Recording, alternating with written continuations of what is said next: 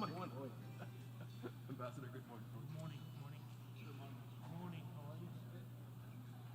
So our Undersecretary General will be assisting you. Okay. And you know the drill. Yeah. Any changes? No. No. And if some change happens during the meeting. Can I have phonetics? Oh yes. Yes.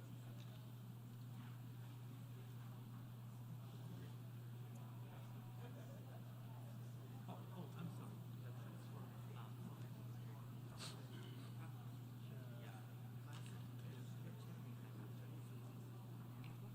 It's 10.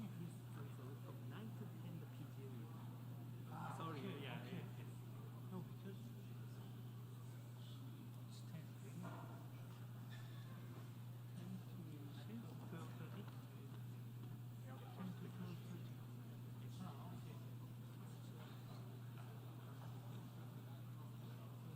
When the PJ from 10 9 o'clock. Yes. It's 10, yeah. I saw it when I saw you, Ambassador, but I was like, maybe something changed and I didn't see the email. I thought this morning, but yeah, it's 10. So still have 1 hour. 1 hour too. Yeah.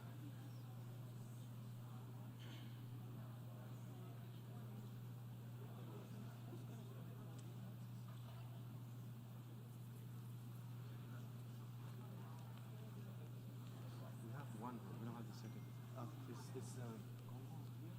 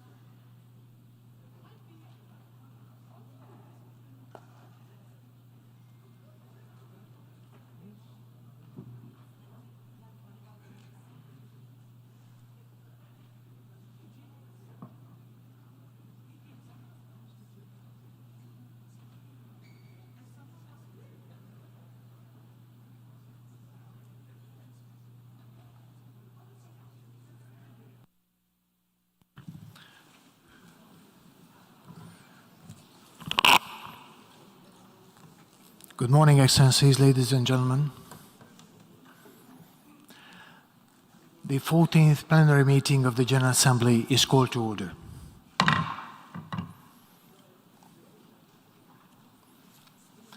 Before proceeding further, I would like to remind members that masks are to be worn by all attendees at all times when indoors, except when directly addressing a meeting. We shall now continue the general debate. I now invite and give the floor to His Excellency Faisal Magdad, Minister of Foreign Affairs and Expatriates of the Syrian Arab Republic.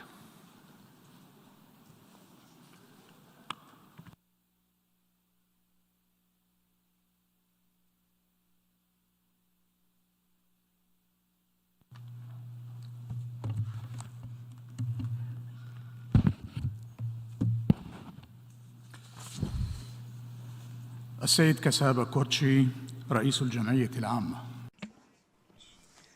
Mr. Saba Kursi, President of the General Assembly, I congratulate you on your election to preside over the current session of the General Assembly. I thank your predecessor, Mr. Abdullah Shahid, for his presidency over the past session. I would also like to thank the Secretary General for his efforts during his mandate in accordance with the provisions of the UN Charter. Mr. President, today we find ourselves at a critical, dangerous point in international relations. Conflicts, wars, and threats to international peace and security are on the rise. Terrorism and chaos have been spreading. The global economy and food security are under threat. Climate change has increased.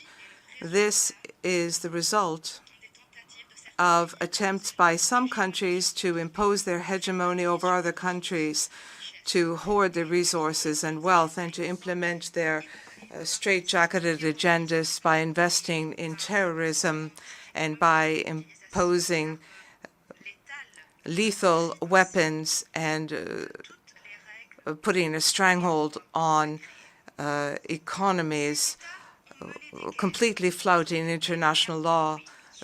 There has been occupation, there have been wars,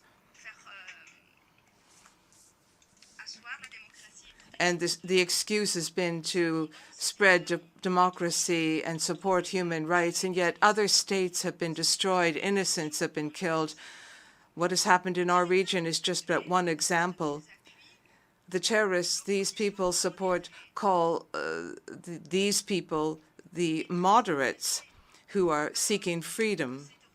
And yet these terrorists were actually tools used to destroy other countries and which are not subject to their agendas. They have called for smart sanctions, knowing that these sanctions are simply methods for collective punishment and for killings against people who are supporting their own homeland, calling for sovereignty. This is what's happened in Syria by undermining access to medication, to food, to fuel, to basic goods. The Syrian people, as I say, are just one example. Ladies and gentlemen,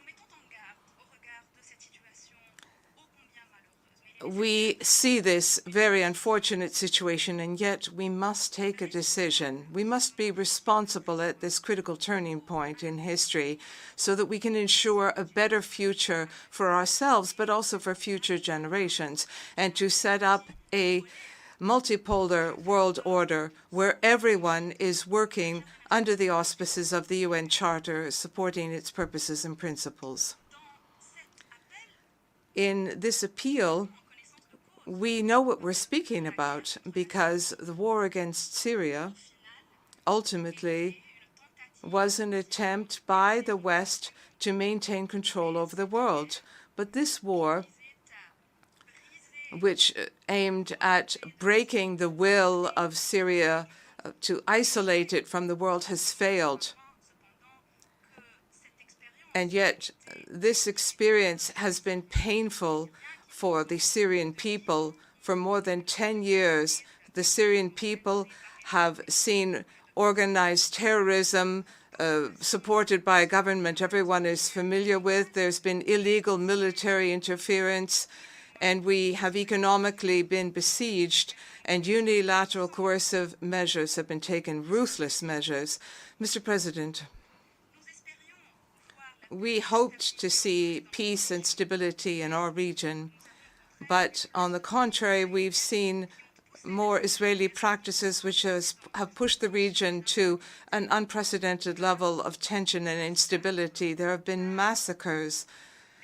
There's been an escalation of military aggression against the Palestinian territory and against civilians, and there have been settlement policies, Judaism policies, besiegements, arbitrary detentions, forced displacement, and racial discrimination. These Israeli practices are crimes, and it is unacceptable for these crimes to go unanswered, and those who are responsible should be held accountable. We stand by the brotherly Palestinian people as they fight to free their occupied territories and to establish their sovereign independent state throughout their territory with Jerusalem as capital, but also to guarantee the right of Palestinian refugees to return home under international law and General Assembly resolutions. We also support the Palestinian approach to become a full-fledged member in the United Nations. This is something we have looked forward to for a long time, and we hope that some members of the Security Council will not undermine these efforts. Mr. President, since the occupation of the Syrian Golan in 1967 and until today, Israel has exerted the worst serious systematic violations of human rights and international humanitarian law, including by settlements, by changing the demographic composition, by imposing Israeli nationality and ownership documents by force over the Golan population. There's also been the plundering of natural resources in the Golan, where Israel has buried nuclear waste and where Israel has taken over land to set up wind farms. All of this is well documented. Israel has added a new chapter to this dark chapter by supporting terrorist organizations, including the Al-Nusra Front and the Al-Qaeda and Daesh groups, but also through repeated aggressions against the Syrian territory. Yes, Israel has supported Daesh and the Al-Nusra Front. Israel has targeted civilian installations repeatedly and methodologically, including civilian ports. This undermines the peace and security in the region and in the world, and it endangers the lives of civilians, but also the safety of civil aviation in the region and in the world. The Israeli leaders who have committed war crimes and crimes against humanity do not have the right to declare that they question these civilian and humanitarian rights in international courts, continuing to support and to say nothing about Israeli practices. And those who claim to be the guardians of international humanitarian law and international human rights law have been accomplices in these crimes, and they show the double standards applied. Syria will exercise its legitimate right to defend its land and its people in every possible way so that the authorities of the Israeli occupation are held accountable for their crimes. The occupied Syrian Golan is in the heart of every Syrian. Our right to recover the entire Golan territory up to the 1967 border is an undying right. It is guaranteed in accordance with international law and relevant UN resolutions, including Security Council Resolution 487 of 1981. Ladies and gentlemen, illegal military presence on Syrian territory runs counter to international law and the UN Charter. This presence must cease immediately. Combating terrorism in all its manifestations and ultimately, uprooting terrorism can only take place through cooperation and coordination with the Syrian state, respecting its sovereignty, its independence, its territorial integrity and unity. We cannot combat terrorism through international illegal coalitions which violate the sovereignty of states, which destroys villages and cities, which carries out massacres against civilians, which plunders national law or national wealth and supports terrorists. We cannot combat terrorism by occupying other territories and applying forced displacement and changing the demographics, nor setting up so-called safe zones and working with terrorists, or by collectively punishing people by cutting water off to civilians. The separatist militants who still cherish these ideals must be aware of the reality, and they must abstain from counting on foreign support.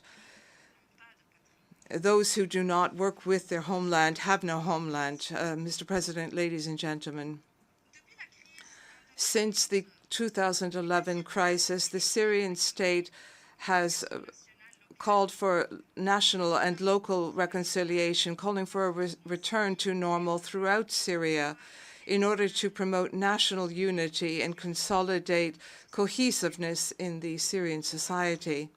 In this way, 21 amnesty decrees have been published, particularly the Legislative Decree number 7 of 2022, decreed by President Bashar al-Assad, President of the Syrian Arab Republic, an amnesty for terrorist crimes committed by Syrians, with the exception of crimes which have led to deaths. This amnesty is particularly important because of its legal, political, and social nature. It is an effort by the Syrian state to ensure national reconciliation, to have a social agreement, and to ensure lasting stability. Syrians will continue their efforts through this approach. It has been effective on the ground, and it has enabled the return of many Syrians to a normal life alongside all other Syrians. Despite these difficult circumstances which Syria has known, my country has honored constitutional deadlines. A few days ago, and before coming to New York, we held democratic elections for local councils with 59,000 candidates.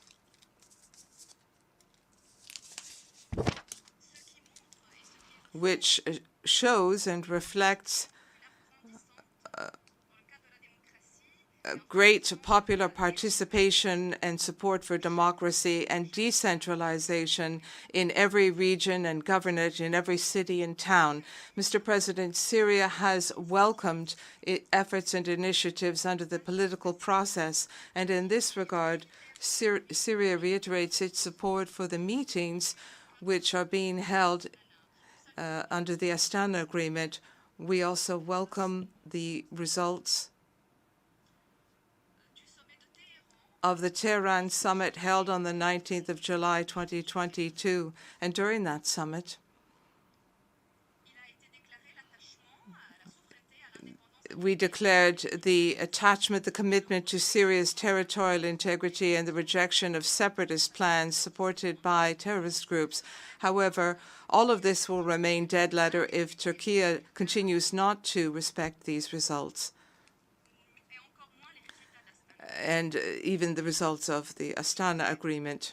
Moreover, Syria is following with interest the work being done by the Constitutional Committee, which was set up through the Sochi National Dialogue in 2018.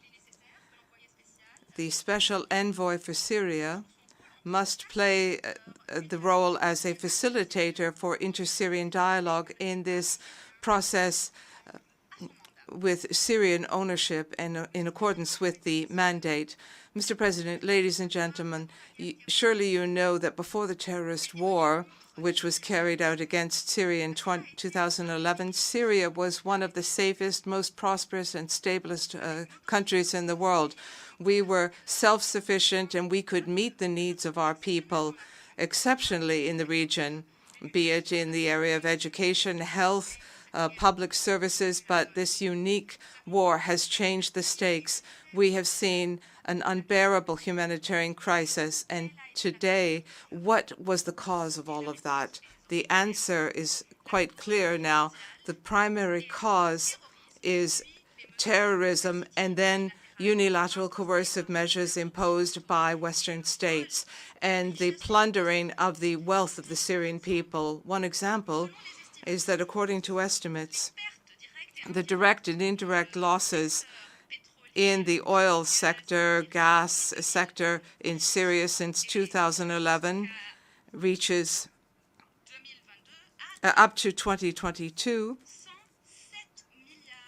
has reached 107 billion American dollars. Let me repeat that, 107 billion American dollars. We are seeking compensation for those damages.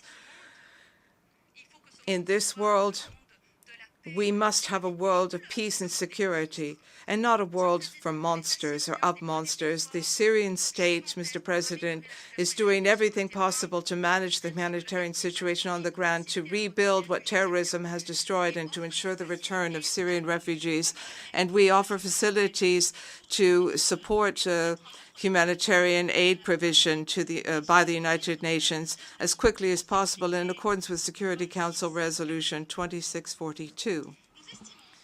We estimate, despite all of our reservations, that these resolutions may be an additional step towards improving the humanitarian situation in Syria and to bolster the access to basic services. However, this will depend on the implementation by Western states of the provisions of the resolution, in particular increasing humanitarian aid and quick reaction projects for water, for sanitation, for housing, education.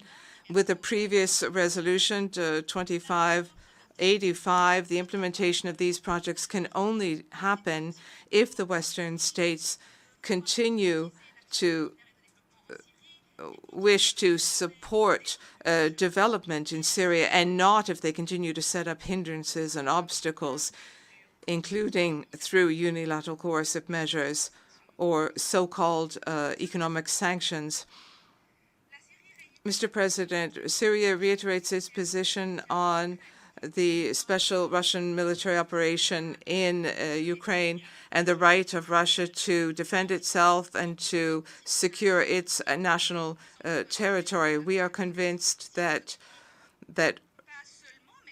the Russian Federation is defending not only itself, but justice and the rights of humanity, the rights of everyone to reject unipolar hegemony. We support the return to the nuclear agreement for Iran, which the United States illegally withdrew from unilaterally. We also support the constructive approach adopted by Iran on this matter. And we call upon the Western authorities to satisfy the legitimate requests of Iran. We continue to support the principle of a united China and support China's position with regard to foreign interference in its domestic affairs in Taiwan, Hong Kong, or Xinjiang. We insist on the inalienable right of China to take necessary measures to defend its sovereignty, in particular with regard to the unprecedented escalation and the policy of provocation carried out by the United States of America. My country condemns the embargo against Cuba, which has gone on for decades, including the bill on trade with the enemy. I don't know whether or not the Cuban or the Syrian people or the Russian people, I don't know why that law was promulgated. but we also call for an end to the American military maneuvers on the Korean Peninsula, which has exacerbated tensions. We also call for a lifting of all unilateral coercive measures imposed by the West on Russia, Iran, Venezuela, Belarus, Nicaragua, the DPRK, Zimbabwe, Eritrea, everywhere in the world, including my country, Syria. This is economic terrorism, and in its brutal nature, it is equal to armed terrorism, either legally or in terms of the inhumane consequences on our people. We call for an end to the attempts to become involved in the internal affairs of these countries and to respect their sovereignty in accordance with international law and the UN Charter. Mr. President, in conclusion, our world has known exceptional circumstances in the past few years. There have been considerable challenges in terms of politics, economics, health, climate change as well. Today, we are seeing tensions and an escalation internationally of those tensions and threats. The world is headed into the unknown if we do not meet these challenges together, if we do not respond to the aspirations of our people, and if we cannot ensure security and stability, prosperity and sustainable development everywhere. The purpose of leaving no one behind should not be an empty slogan.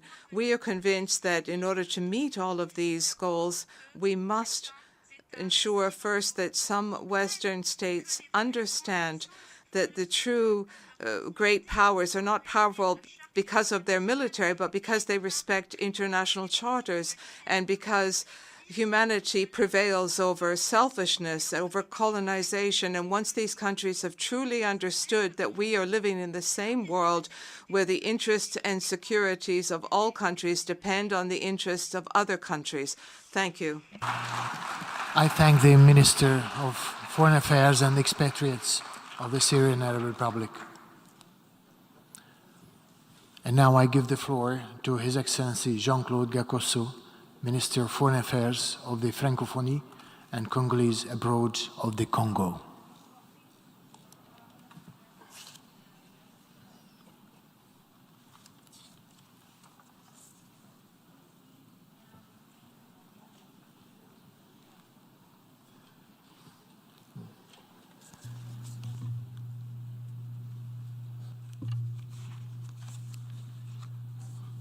Monsieur le Président, President of the General Assembly, Secretary General of the United Nations, heads of state and government, ladies and gentlemen. The universal premise that is multilateralism, this premise that our organization has embodied since its creation, has never been as severely undermined as it is today before our very eyes. Indeed, we bear witness to an unprecedented intensification in crises throughout the world. We see an increase in the number of conflicts, which are becoming ever more complex in nature. We are seeing unprecedented food insecurity. We are seeing dangerous threats to biodiversity. We are even witnessing attempts to reassess those commitments made that collectively and ratified on this very spot in this room to protect the environment and to preserve the planet, which is our common home. And if this wasn't enough, we see an exacerbation in the disagreements and hostilities between permanent members of the United Nations Security Council. The Council, whose primary vocation is to maintain peace in the world by working together. Faced with this situation, which is exacerbating our common weaknesses and which shed light on our collective vulnerabilities. Only a consensual and inclusive approach, a peaceful and coordinated approach, can help us to find the right answers to these problems. I believe that the theme of our general debate provides us real possibilities. Indeed, by calling for transformative solutions, this debate appeals strongly to our collective conscience regarding these ever more numerous challenges besieging us on a daily basis, and which at times take a dramatic turn. One needs only to think of the current war in Ukraine, to these apocalyptic projections, which are not without reason, that are being made today by strategists and other military experts about a possible tragic turn of events. Mr. President, because of the considerable risk of a nuclear disaster that these events are causing for the entire planet, not only those involved in this conflict, but also those foreign powers who could influence the course of events by appeasing them, should all temper their zeal. They must stop fanning the flames, and they must turn their backs on this type of vanity of the powerful, which has so far closed the door to dialogue. Under the auspices of the United Nations, we must all commit without delay to peace negotiations. Just, sincere, and equitable negotiations.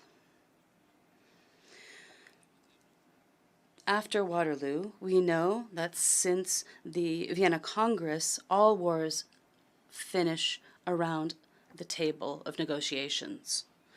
The world urgently needs these negotiations to prevent the current confrontations, which are already so devastating, to prevent them from going even further and thrusting humanity into what could be an irremediable cataclysm, a widespread nuclear war beyond the control of the great powers themselves. This war, about which Einstein, the great atomic theorist, said solemnly that if it was to be fought, it would be the last battle that humans would fight on Earth. Mr. President, Nelson Mandela, a man of eternal forgiveness, said that peace is a long road, but it has no alternative. It has no price. In reality, the Russians and Ukrainians have no other choice but to take this path, the path of peace. Moreover, we too should go with them, because we must, throughout the world, be legions working together in solidarity, and we must be able to impose the unconditional option of peace on the war lobbies. Now, I wish to be direct and specifically address you, my dear Russian and Ukrainian friends. Too much blood has been spilt. Too much blood, the sacred blood of your sweet children. It's time to stop this mass destruction. It's time to stop this war. The entire world is watching you. The time has come to fight for life, just as you courageously and selflessly fought together against the Nazis during World War II, in particular in Leningrad, in Stalingrad, in Kursk, and in Berlin. Think about the youth of your two countries. Think about the fate of your future generations. It is time to fight for peace. It's time to fight for them. Please give peace a real chance today, before it is too late for us all. I humbly ask this of you.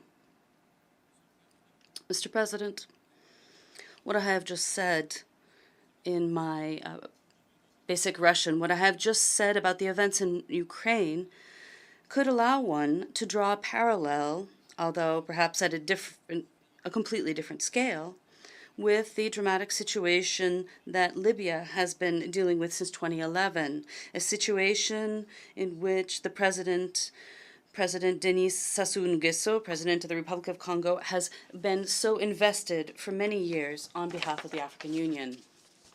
The peace efforts that he is carrying out in this on this thorny issue have continued recently on the 14th and 15th of July, 2022, in Brazzaville, during consultations which brought together several actors who represent the core of the Libyan social and political views. The goal here is to encourage the protagonists here to speak together, to bring their understandings of the challenges their country has been facing since the failed elections on the 24th of December 2021, to bring their understandings closer.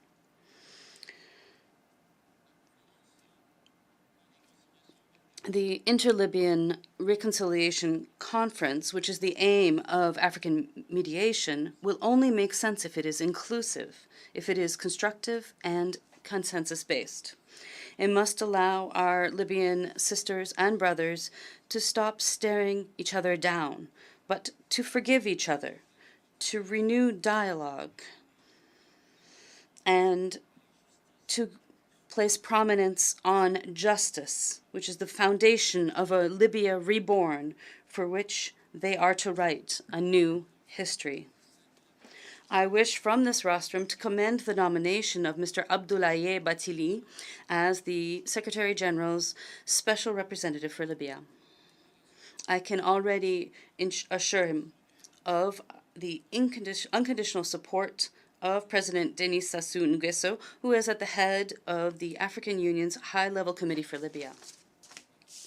Mr. President, the forests of the Congo Basin are the second largest environmental reservoir on the planet.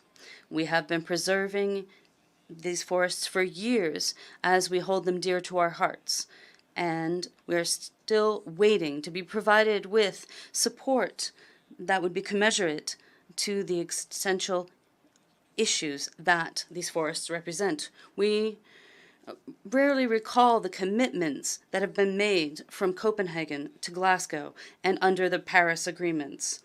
All those commitments that were made with enthusiasm, but to this day remain unfulfilled by rich countries, those who are responsible for 80% of greenhouse gas emissions. Despite this, however, as we prepare for COP27, which Africa will host next November, we hope that at least this time, far from these statements of commiseration that we are used to, these conventional formulas and commitments in words alone, this time we hope that finally significant resources will be mobilized for poor countries who have become even more vulnerable due to climate disruptions. In all events, with the lowest deforestation rates in the world of only 0.06%, my country, the Republic of Congo, is doing its part and will continue to do so on behalf of environmental preservation, on behalf of the survival of humanity. The establishment of a blue fund for the Congo Basin participates in the regional plan for this commitment that we have made, and in cooperation with the government of the United Kingdom, who presides over COP26, the government of my country plans in the next few weeks to launch a political forum entitled Leaders Partnership on Forests and Climate. Mr. President, ladies and gentlemen, I could not conclude my statement and leave this rostrum without mentioning two situations which should unceasingly appeal to our conscience. Two situations that we morally cannot give up on. The first situation concerns the United Nations Security Council reform, which has become a sort of broken record that everyone glosses over and whose conclusion seems every day to move further away from its noble goals, while the inclusion of Africa in the management of world affairs is self-evident today. Africa must indeed take its place in the community of nations. To think otherwise is simply to exhibit selfishness and to row against the current of history. Continuing to prevaricate over the idea of admitting 2 African countries as permanent members to the United Nations Security Council is nothing more than willingly choosing to discredit our prestigious organization.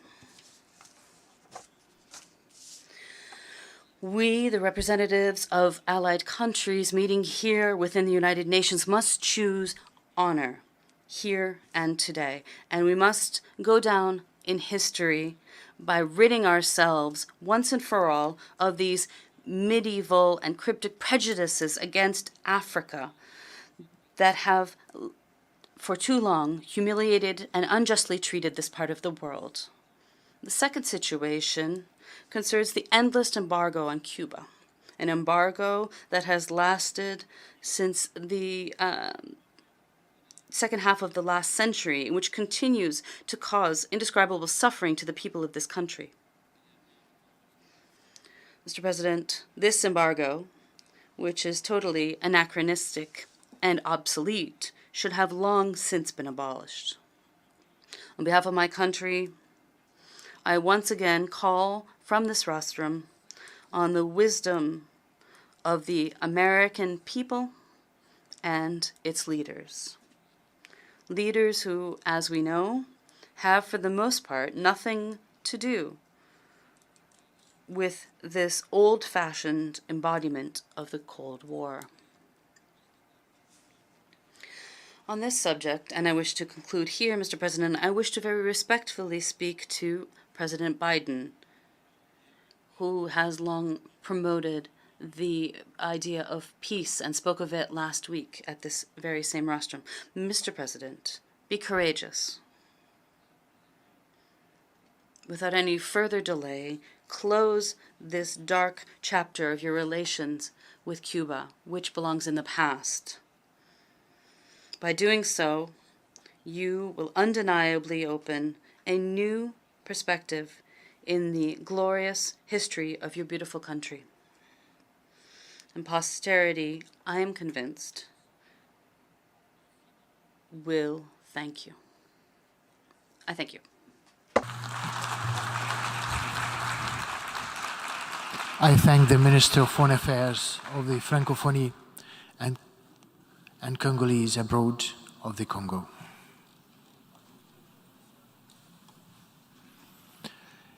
Now I give the floor to His Excellency Osman Saleh Mohammed, Minister for Foreign Affairs of Eritrea.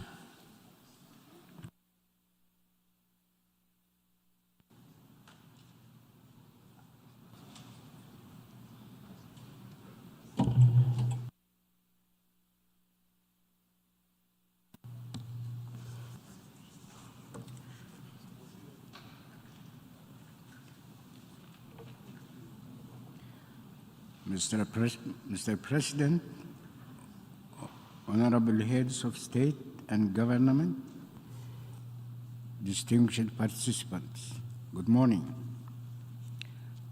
Allow me first to express our congratulations for your election as President of the 77th session of the General Assembly. I also want to congratulate His Excellency Abdullah Shahid for his successful stewardship of the Assembly during his presidency of hope. in the 76th session. The annual session of the United Nations General Assembly held under the fitting theme, Watershed Moment, Transformative Solutions to Interlocking Challenges, is taking place at an exceedingly preoccupying time of profound, intertwined, and multiple crises of epic proportion. These calamities have adversely impacted all corners of our global village. In the past 2.5 years, the COVID-19 pandemic had exacted a huge human toll in the global terms. It also inculcated chronic economic difficulties and structural setbacks through domestic economic downturns and disruption of international supply chains. And while this scourge persists, we are confronted these days with equally perilous fallouts of climate change and global warming, which are exacerbating the already precarious situation. Furthermore, cyclical conflicts, which have assumed an exceptionally dangerous and almost apocalyptic dimensions with the war in Ukraine, have ratcheted up the impending crisis to unprecedented levels.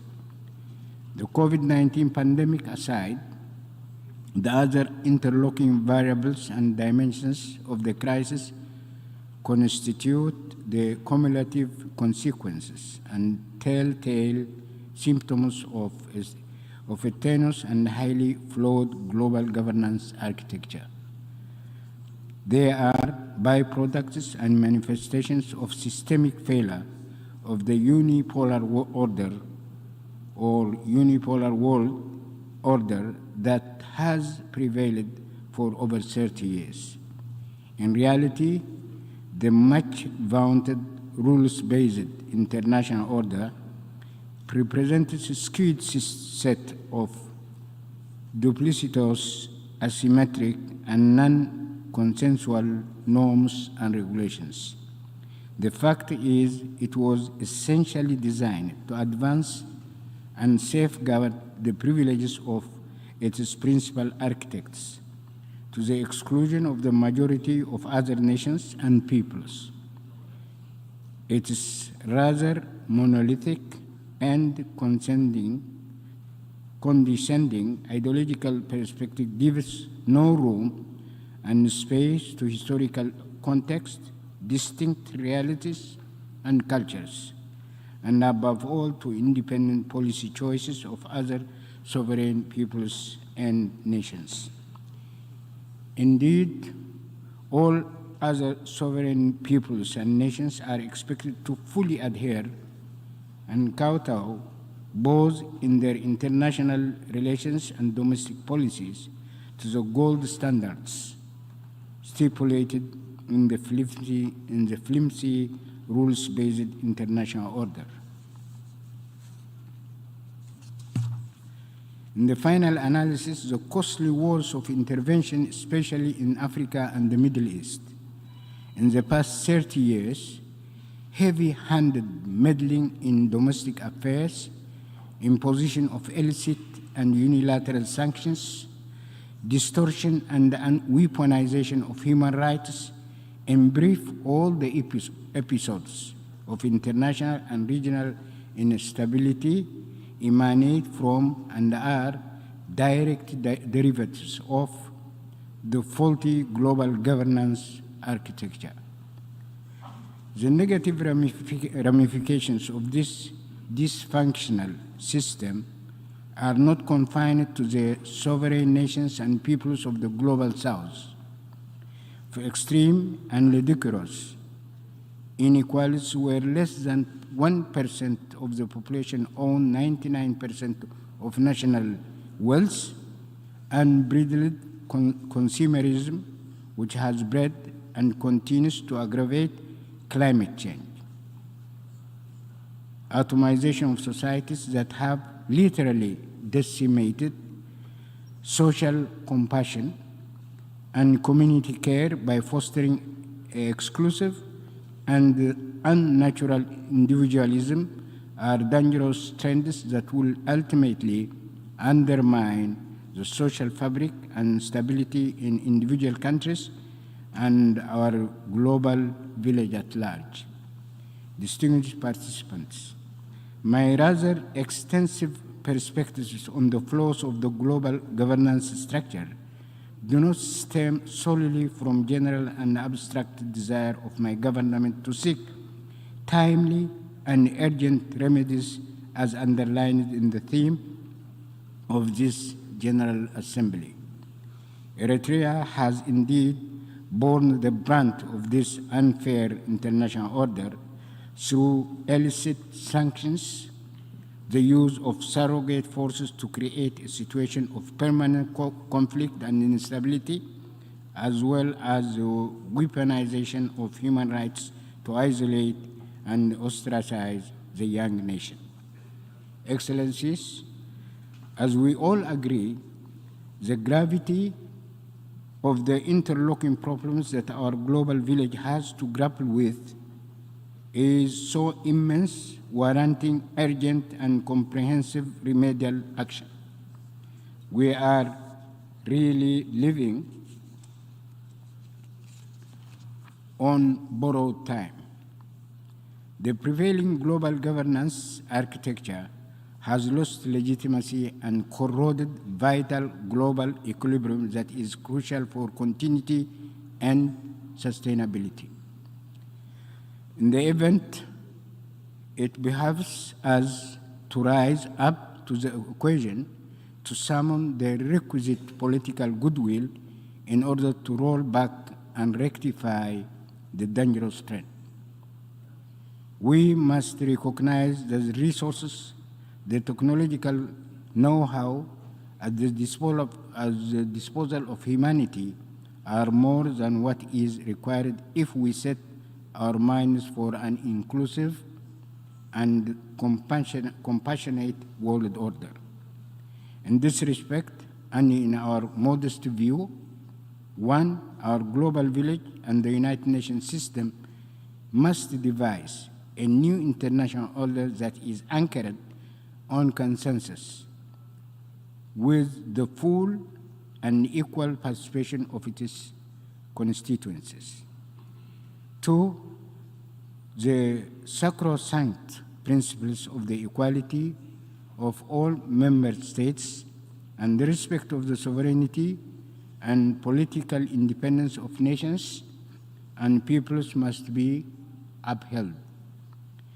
Three, equitable representation of all member states in all decision-making international bodies must be guaranteed through viable and sustainable modalities and mechanisms.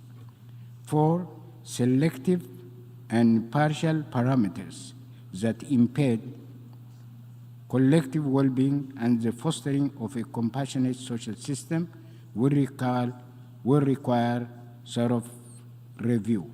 I thank you. I thank the Minister for Foreign Affairs of Eritrea.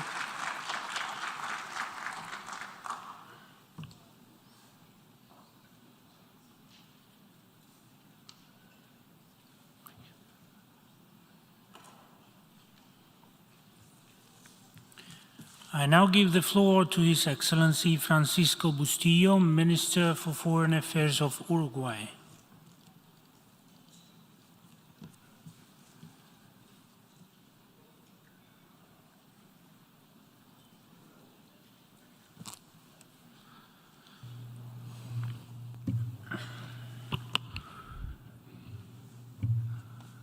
Señor Presidente.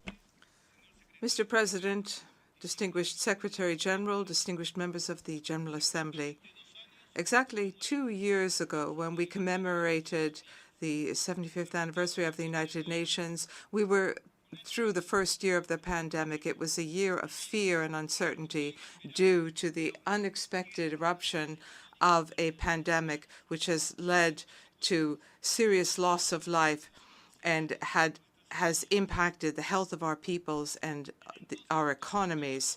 The international situation has not improved. There seem to be new sources of tension, which has made it difficult for us to recover economically, and we are having trouble paying the high cost due to the pandemic. There is the unjustifiable invasion by Russia in Ukraine. My country has called this a clear violation of purposes and principles of the Charter for which this organization was established, and it should be recognized by all members of this organization. We call on Russia to withdraw from the territory of Ukraine and to cease all hostilities immediately. The parties in this conflict should do everything possible to return to the negotiating table to resolve their dispute peacefully in accordance with the UN Charter.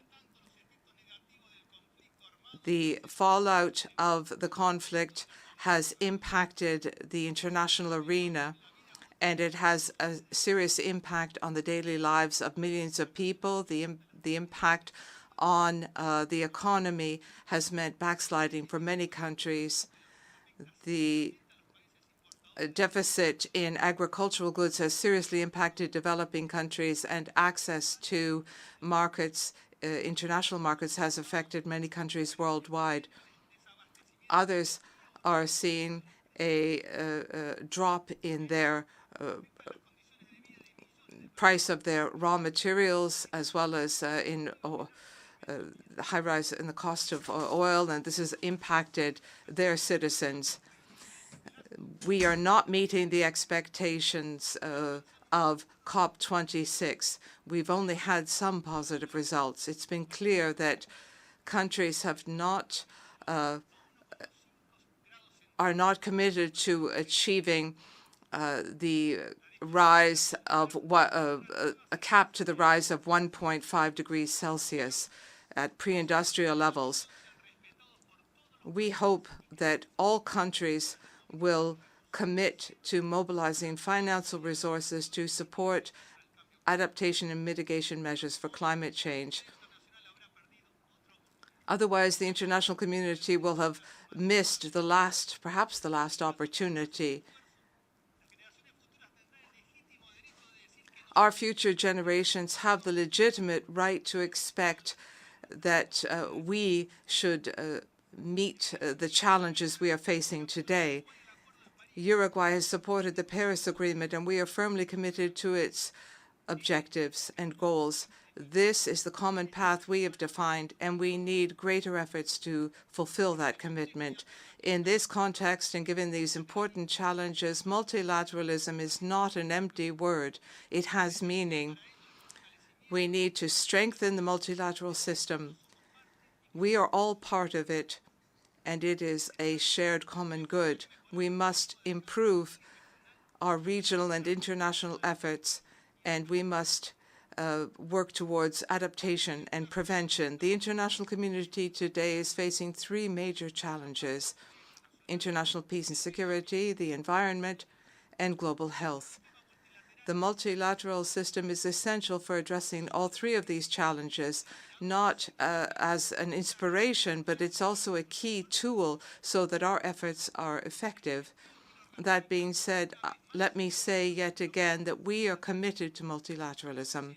Mr. President, despite the adverse circumstances, 2022 should also be a landmark for achieving the achievements of Sustainable Development Goals. We have gone through the decade of action, and we must now move to furthering those actions.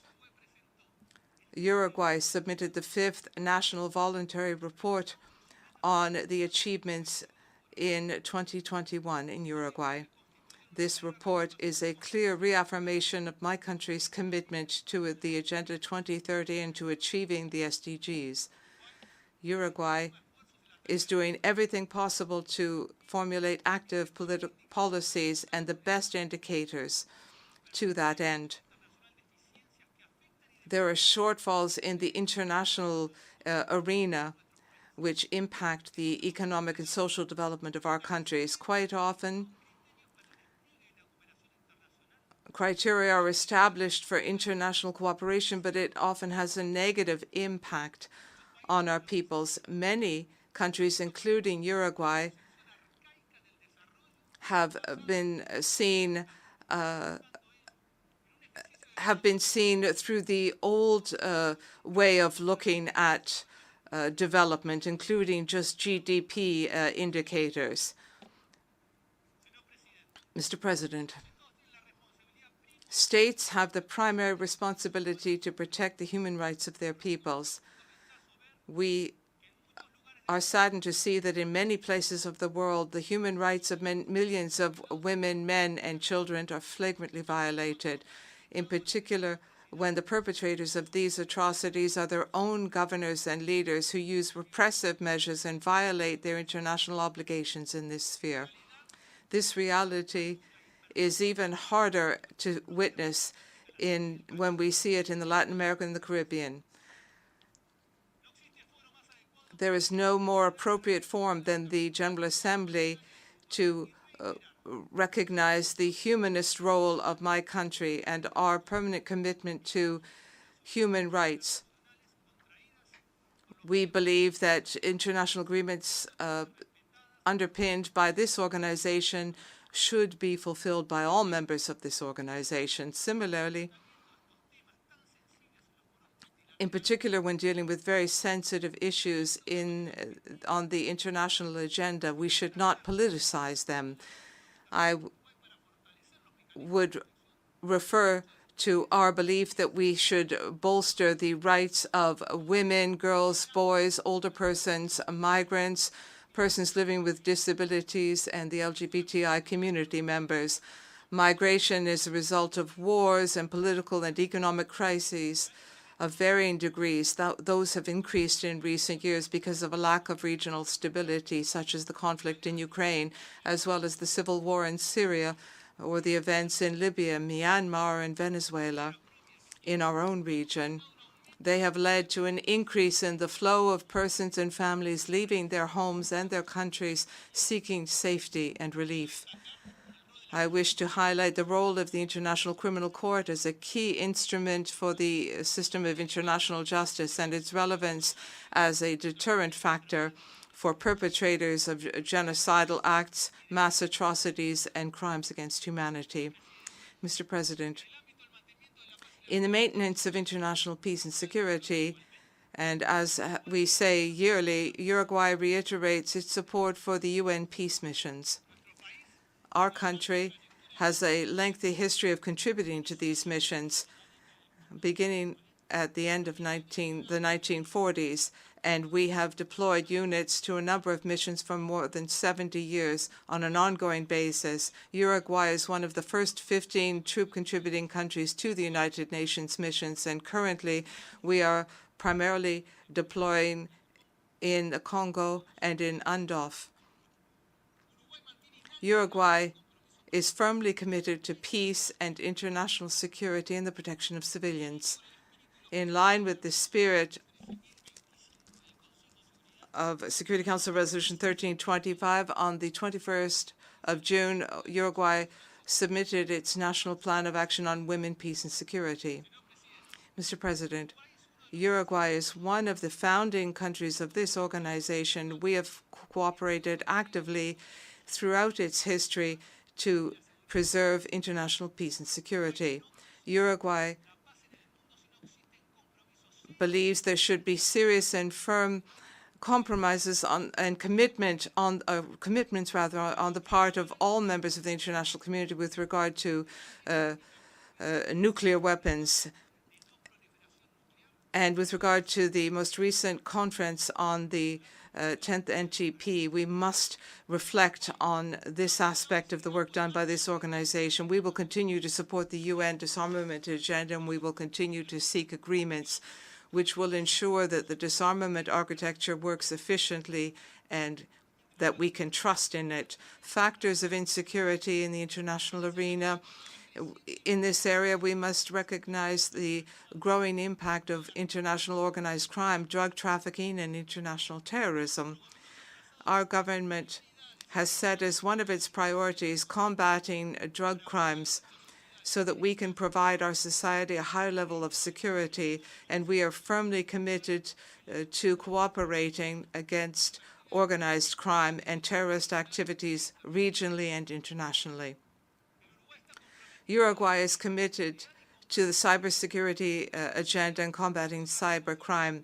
This organization has a key responsibility in this area, and Uruguay will participate actively in the fora taking place. Additionally, and currently, Uruguay has formalized its request to the Council of Europe to ratify the Budapest Convention on Cybercrime and to have the most modern legislation so that we can combat cybercrime.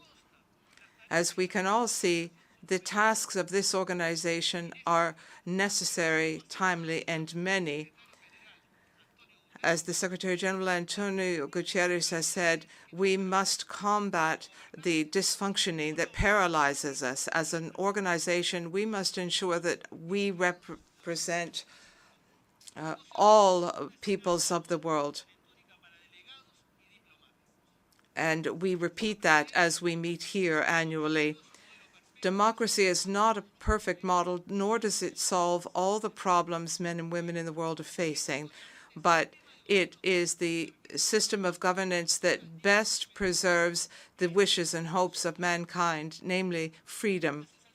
Democracy is the political system which best reflects the human condition, our expectations, our spiritual and material desires, and the enjoyment to and the right to elect our leaders. Social and political order in a country should reflect the genuine will of its own citizens. However, democracy, its principles and values are systematically rejected in many places in the world. For Uruguay, the democratic system is part of our history and our best traditions.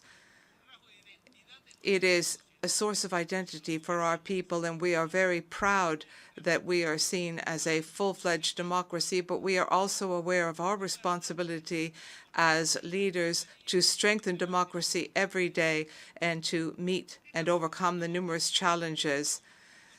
Supporting democracy and its values, our democracy, our rule of law, all of that has meant that the voice of Uruguay is not just heard but respected internationally. This has been and will continue to be a founding pillar for the contribution of my country to the international arena, and on that basis, Uruguay once again renews its commitment to the international system of nations. Thank you. I thank the Minister for Foreign Affairs of Uruguay. I now give the floor to His Excellency Mohammed Salem Ould Merzoug, Minister for Foreign Affairs and Cooperation in Mauritians abroad of Mauritania.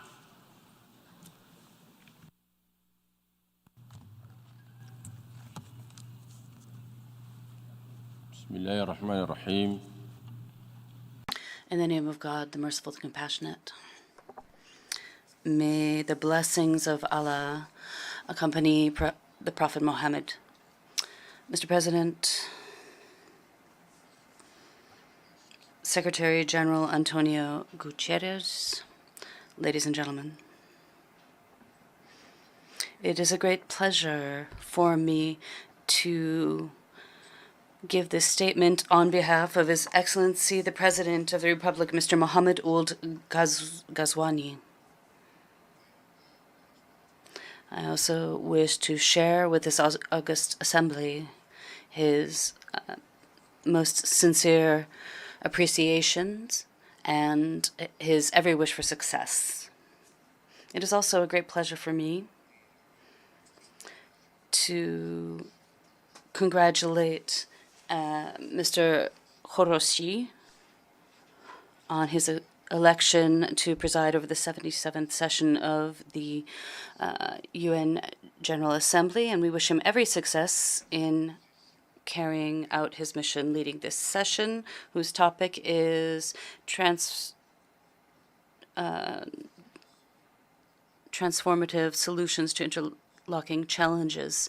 I also wish to commend His Excellency Mr. Sahed for the dexterity with which he led the work of the 76th session. We also wish to express our thanks and respect to Mr. Antonio Gutierrez for his diligent efforts aimed at promoting the United Nations and bolstering its role. Mr. President, ladies and gentlemen, this meeting is being held in very difficult and complex international conditions. This includes the war in Ukraine and COVID-19, as well as terrorist threats of various natures, natural disasters, which are brought upon by climate change. Indeed, these crises confronted by the world today and the economic and social and humanitarian repercussions of these crises are unprecedented. This, therefore, represents a challenge to all sectors of life and to international food insecurity in particular.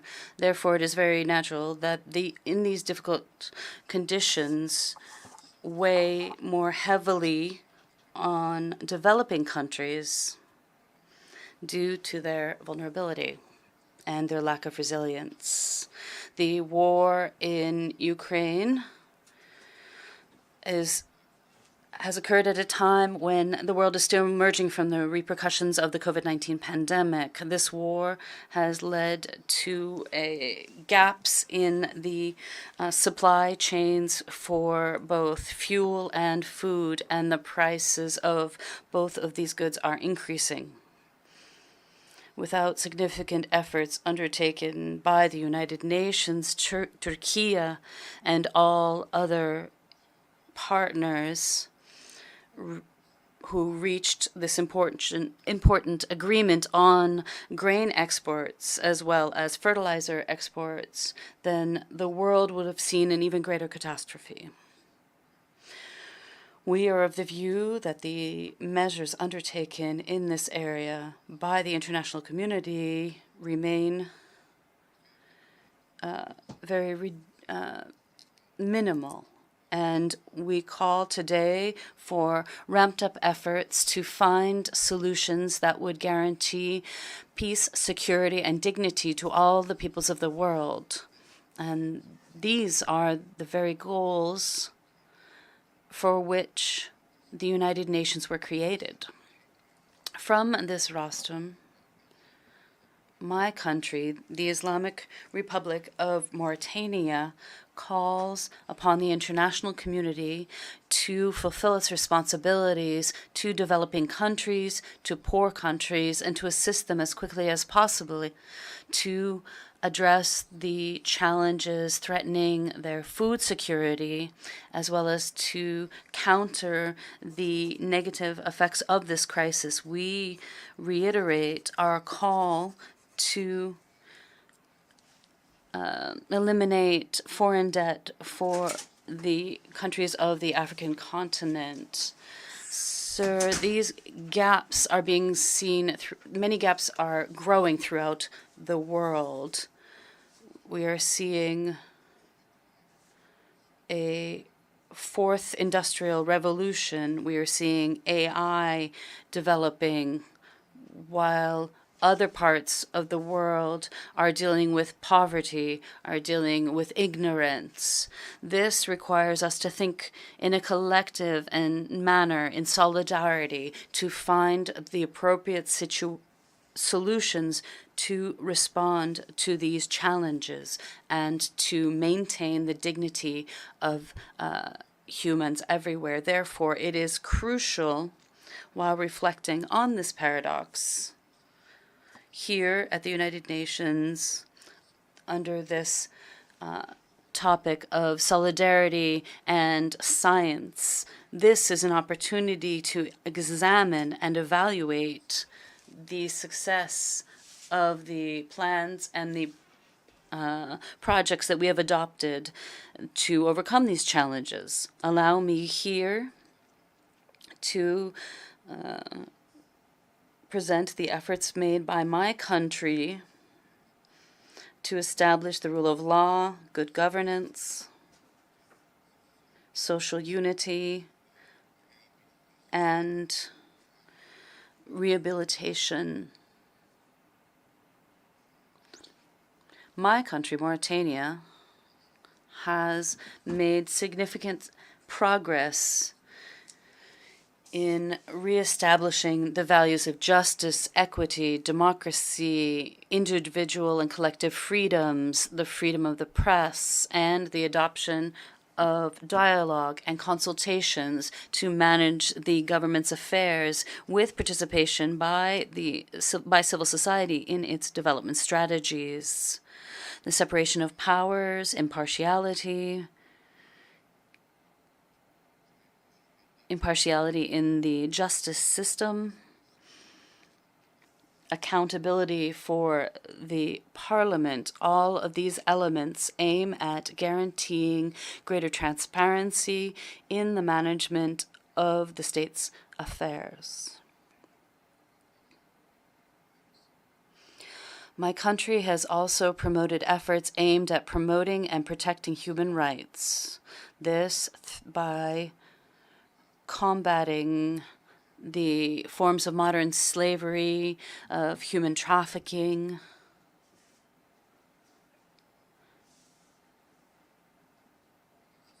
and illicit migration. When speaking of social cohesion, my government, under the leadership of the president, have established significant programs that will bolster national cohesion and that will support and assist the poorer groups in society. The goals here include creating schools, healthcare centers, providing drinkable water. This has helped 15% of the Mauritanian population. My country has also provided the necessary assistance to 85,000 refugees from our brother country Mali under the Ambara Agreement in the southwest of Mauritania, and this is in cooperation with UN entities. Regarding investment in human resources, we have prepared programs to train youth and to empower youth so that they will be positive elements when joining the labor market. We have also worked to promote women's participation in political life. In the same vein, my country has launched a reform program for the educational system based on a precise analysis of the gaps that exist. Experts and all stakeholders in society participated in this analysis. In healthcare, my country is ramping up its efforts to ensure healthcare for its citizens by expanding its services at all levels. While significant efforts have been carried out to promote the national economy, to diverse it, and to make it stronger, more resilient, more resistant to various international shocks, my country, Mauritania, has always taken care to establish an interlocking approach to combating terrorism in all its forms, violent extremism, and in taking into account such areas as the economy, social issues, and security sector. We're working with regional and international partners to increase negotiations and coordination in implementing these plans, all while respecting human rights. We believe that the countries of the Sahel represent a key force to resist terrorism and to establish development throughout the region. Here, we call for support for this group of countries as we move and overcome those obstacles that they face today. Sir, we are committed to the environment and to sustainable development through clean and renewable energy. 40% of the energy consumed in Mauritania will be focused on renewable energy. We are working to increase this percentage of clean energy in our country.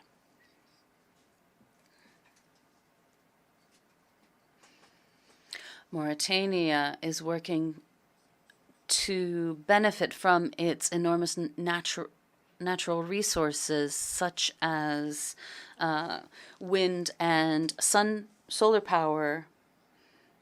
Thus, we will support local industries and provide for the economic and social development of the country. Mr. President, we have also achieved significant results under our efforts to address desertification through agricultural reforms in those areas that have been affected by droughts. We're working to improve our use of water resources and to protect biological diversity. Here, we are very hopeful about the COP27, which is to be held in Egypt from the 6th to the 18th of November. And we hope that all states will respect their commitments there. My country, Mauritania, would like to reiterate its unwavering position as a defender of all just causes, and this is why here I wish to state the following. The right of the Palestinian people to sovereignty and dignity as an independent state with Al-Quds al-Shari as its capital in accordance with the peace initiatives and relevant resolutions. We wish to reiterate our condemnation of the continued violations of by Israel of the rights of Palestinians and all other Arab-occupied territories.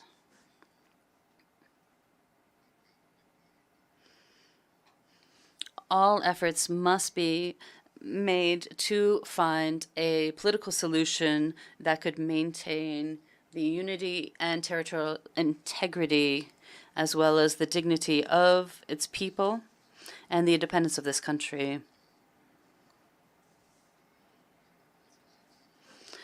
Support must be given to the legitimate powers in our brother country, Yemen.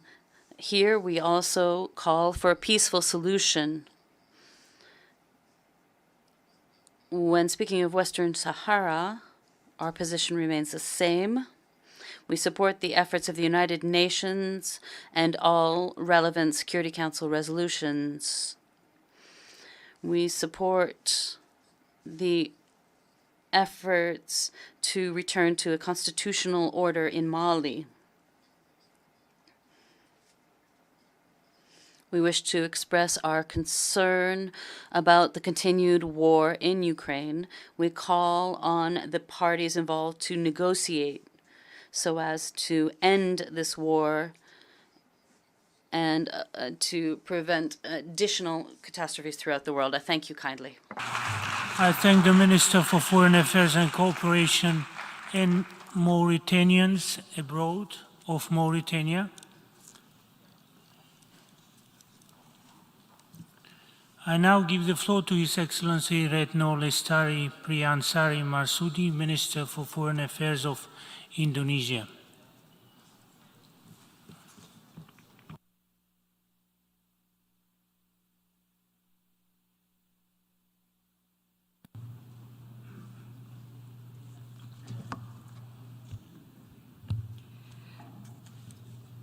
Bismillahirrahmanirrahim.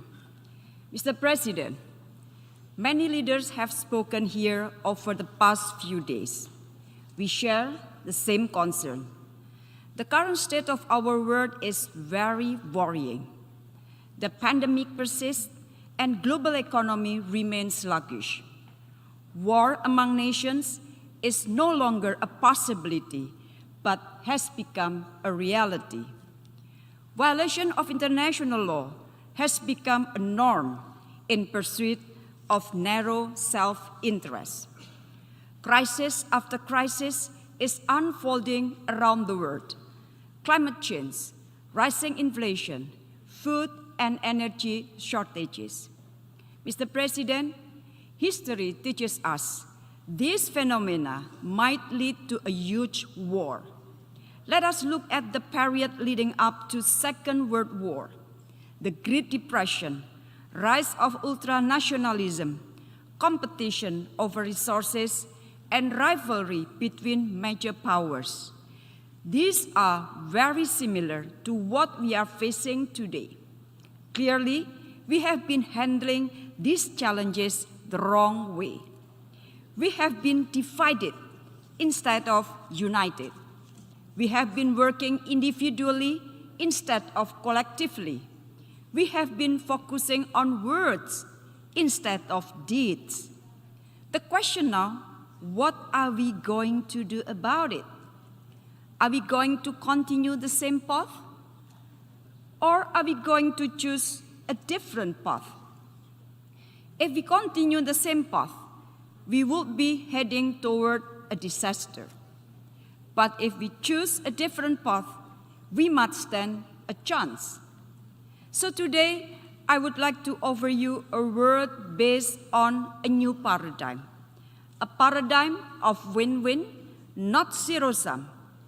A paradigm of engagement, not of containment. A paradigm of collaboration, not of competition. This is the transformative solution that we need. Mr. President, allow me to share you why we need this new paradigm. First, to reignite the spirit of peace. Trust deficit breeds hatred and fear and may lead into a conflict. We witness these phenomena in many parts of the world. We must turn trust deficit into strategic trust. And it starts with upholding respect for international law. The fundamental principle of sovereignty and territorial integrity are non-negotiable. I repeat, the fundamental principle of sovereignty and territorial integrity are non-negotiable. This principle must always be upheld. Meanwhile, peaceful solution is the only option to settle any conflicts. Habit of dialogue and cooperation would nurture strategic trust. These are the rules of the game that we must maintain if we truly want peace. It is our responsibility to apply them consistently, not selectively or only when we see fit. My president confided these messages of peace in his visit to Kyiv and Moscow last June. We must also apply this new paradigm to make a breakthrough in Palestine and Afghanistan. For far too long, the people in Palestine have suffered and long for peace. Until Palestine can truly become an independent state, Indonesia will stand firm in solidarity with our Palestinian brothers and sisters. People in Afghanistan also deserve a peaceful and prosperous life, where rights of all peoples, including women, are equally respected, and where access to education for women and girls is granted. Without this new paradigm, peace would remain an elusive dream. Second, revive our responsibility for global recovery. We are concerned that global solidarity is fading away, whereas injustice and selfishness abound. The weak stand small and the mighty takes all. We are seeing the symptoms every day. Trade discrimination is running rampant. Monopoly in global supply chain persists. Global economic governance is used to justify the rules of the strong. The pandemic teaches us a valuable lesson that no one is safe until everyone is. This lesson shapes the priorities of Indonesia G20 presidency. The whole world is pinning their hope on G20 to be catalyst of global economic recovery, especially for developing countries. G20 must not fail. We cannot let global recovery fall at the mercy of geopolitics. We must act urgently to address food and energy crisis and prevent a fertilizer crisis from happening. Otherwise, billions more people will be at risk, particularly again in developing countries. We also need a new paradigm as we move beyond the recovery. A new paradigm would instill a collective responsibility to attain the 2030 agenda and fight climate change. Without this new paradigm, there would not be a strong recovery for all, and many of us would be left behind. Third, to bolster regional partnership. Mr. President, in many places, post-war regional architecture was built as a tool for containment and alienation. This phenomenon continues today with unilateral groupings. Many become part of a proxy war between major powers. This is not what regional architecture should be. It must serve as the building block for peace and stability rather than undermining them. ASEAN was built exactly for this purpose. We refuse to be a pawn in a new Cold War. Instead, we actively promote the paradigm of collaboration with all countries. This paradigm will also guide Indonesia's chairmanship in ASEAN next year. It is the commitment of Indonesia to forge ASEAN centrality in shaping regional order in the Indo-Pacific, to reinforce ASEAN unity as a locomotive for peace, stability, and prosperity in the region, and to ensure ASEAN matters for our peoples, for the region, and for the world. ASEAN will also continue to address seriously the situation in Myanmar. Indonesia is deeply concerned by the military junta's lack of commitment to implement the 5 points of consensus. ASEAN must move forward and not be taken hostage by the situation in Myanmar. The support of the international community in particular the neighboring countries of Myanmar. It's very important to bring back democracy in Myanmar. On Pacific, Indonesia will continue to strengthen our cooperation with the Pacific countries. We will work together to address our shared challenges, including on climate change. As a Pacific nation ourselves, we want to see the Pacific as an integral part of peaceful, stable, and prosperous Indo-Pacific. Mr. President, the new paradigm of collaboration must be the spirit of the UN. Inclusive, meaningful engagement must trump above take it or leave it approach, whereas the voices of all countries, big and small, developed and developing, equally matter. This is the very foundation of multilateralism. That is why we need a strong and reformed UN. That is why we need a renewed multilateralism that is fit for purpose and that is fit for its time. That is why we need a multilateralism that delivers. I repeat, we need a multilateralism that delivers. I believe by working together and adopting a new paradigm, we can create a better world for all. It is no longer time to talk the talk. Now is the time to walk the talk. I thank you very much. I thank the Minister for Foreign Affairs of Indonesia. I now give the floor to His Excellency Ramtane Lamamra, Minister for Foreign Affairs and National Community Abroad of Algeria.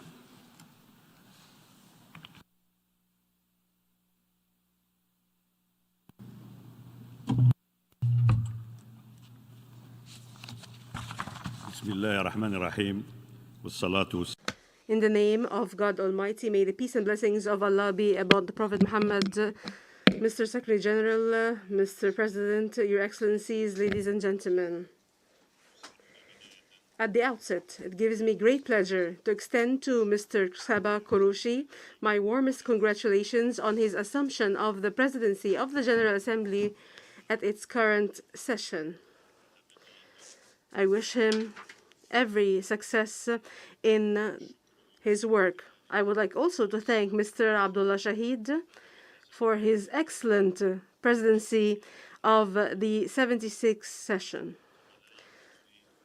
I would also like to reiterate to the Secretary General of the United Nations, Mr. Antonio Guterres, our full support for his efforts and endeavors aimed at improving the functioning of our organization and strengthening its role in accordance with the 3 pillars of the United Nations Charter, namely security, development, and human rights. Mr. President, this session is held as the world is witnessing increasing tensions that threaten to have serious repercussions on the system of international relations, especially in light of the resurgence of the phenomenon of polarization, as is the case in the Ukraine crisis and its negative repercussions, which would double the existential challenges in vital areas.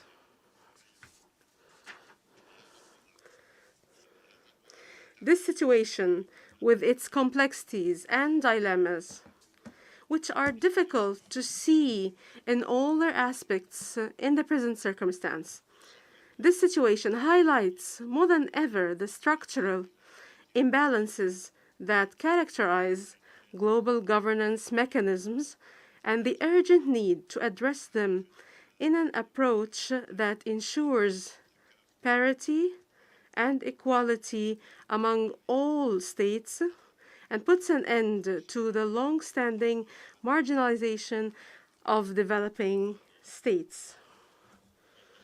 In that spirit, the profound transformations we are witnessing today, despite the difficulties they entail, these transformations provide us both with opportunities to set the course straight and to work to uphold the principles and objectives on which our organization was founded.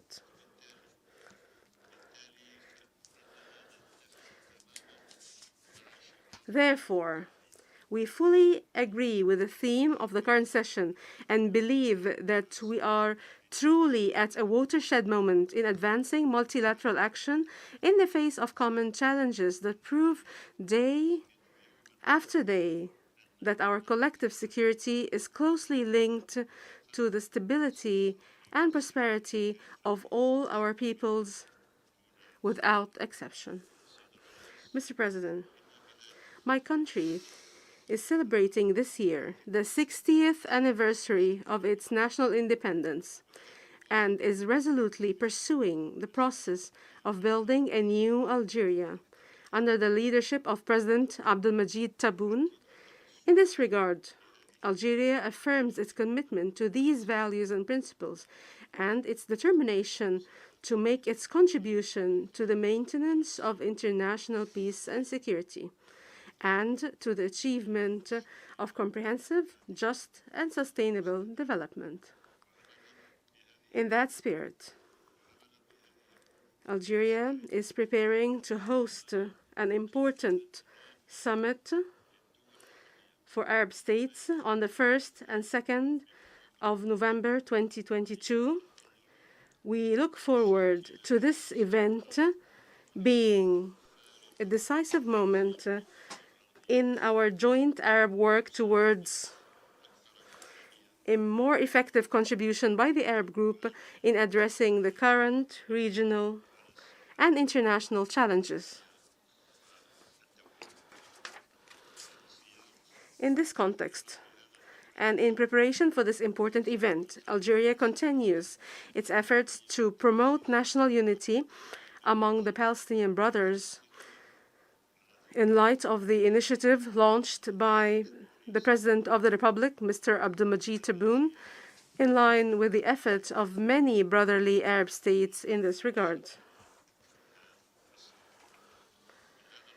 From this rostrum, I reaffirm that addressing the question of Palestine remains the key to restoring security and stability in the Middle East region by stressing the right of the brotherly Palestinian people to establish their independent state on the borders of the 4th of June 1967 with Jerusalem as its capital, and ending the occupation of the Syrian Golan in accordance with the relevant United Nations resolutions and the Arab Peace Initiative. In this regard, Algeria affirms its support for the request made by the State of Palestine for full membership of the United Nations.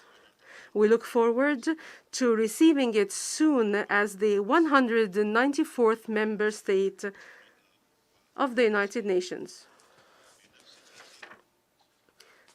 With the same determination, Algeria reaffirms its support for the right of the brotherly people of Western Sahara to end the occupation of its territory and to exercise their inalienable right that is not subject to the statute of limitation.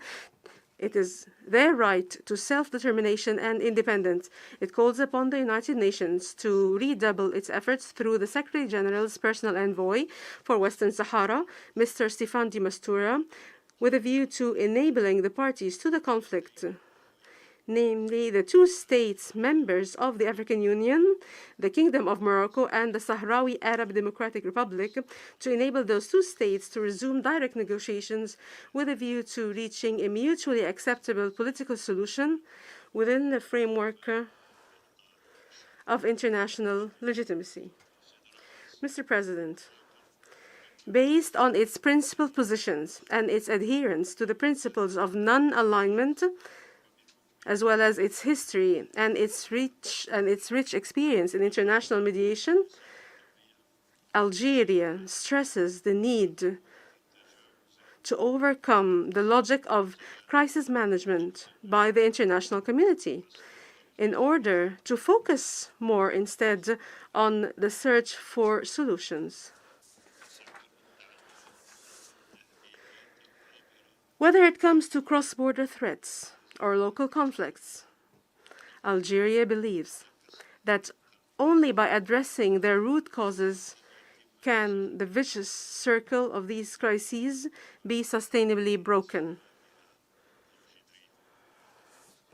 In this context, and in view of its leadership of the international mediation process and the chairmanship of the Commission for the follow-up of the implementation of the Algiers Peace and National Reconciliation Agreement in the Republic of Mali, that is the result of the Algiers path, my country calls upon the international community to support the Malian parties with a view to accelerating the implementation of all their commitments under the delicate transitional period that this fraternal country is undergoing. In our neighboring Libya, we reaffirm the need to address the essence of the crisis by ending all forms of foreign intervention in the affairs of that fraternal country. We stress the need to accompany the Libyan parties towards reaching the necessary agreements to advance the goals of national reconciliation and holding free and fair elections that meet the aspirations of the Libyan people to build a democratic and modern state.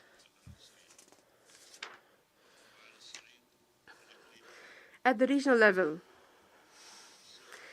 the Sahel-Sahara region continues to be vulnerable to the challenges posed by the proliferation of terrorist threats, as well as cross-border crime against the backdrop of the expansion of institutional instability, the aggravation of development problems, and the effects of climate change.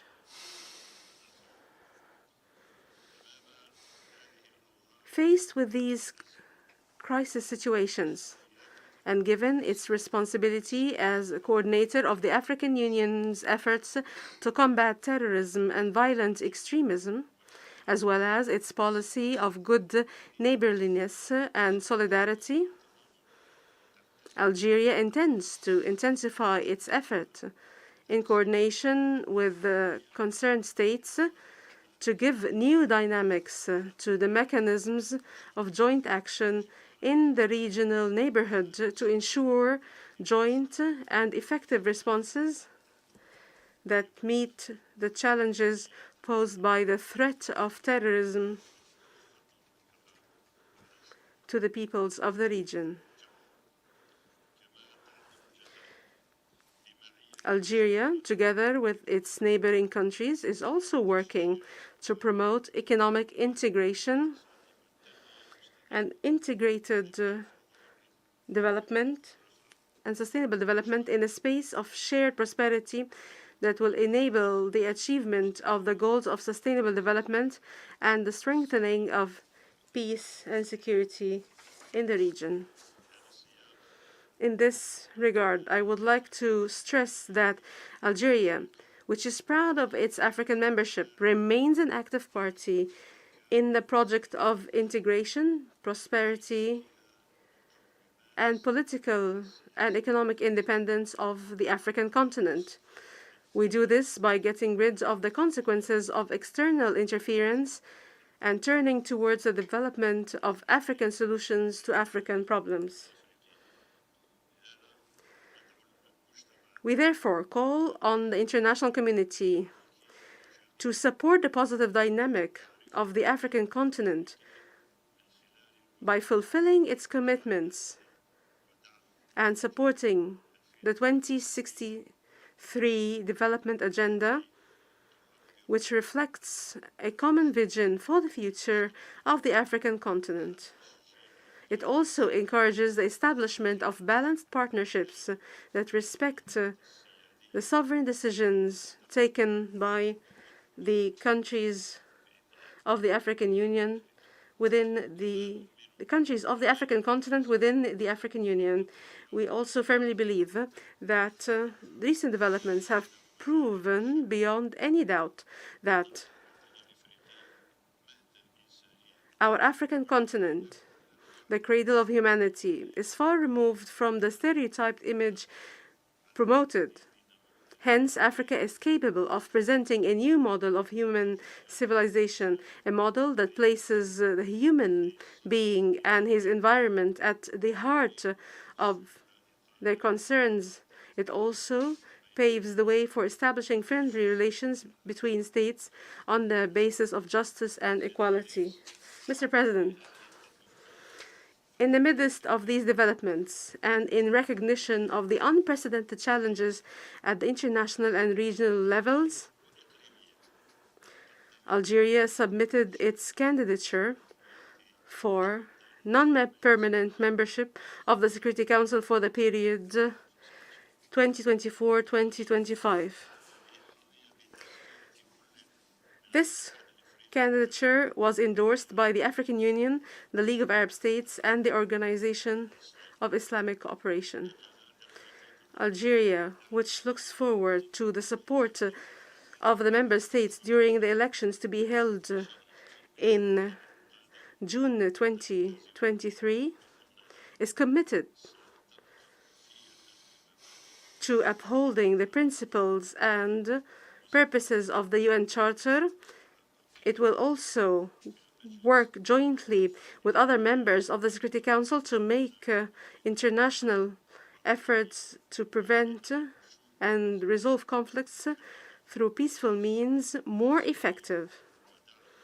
This is in addition to supporting the role of regional organizations, as well as promoting the prominent participation of women and young people in the resolution of crises, as well as ensuring necessary protection is provided to all vulnerable groups. Mr. President,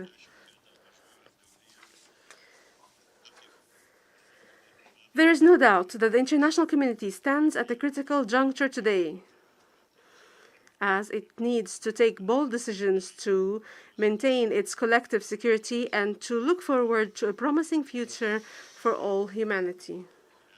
In this context, Algeria calls for the need to avoid the mistakes of the past and their consequences.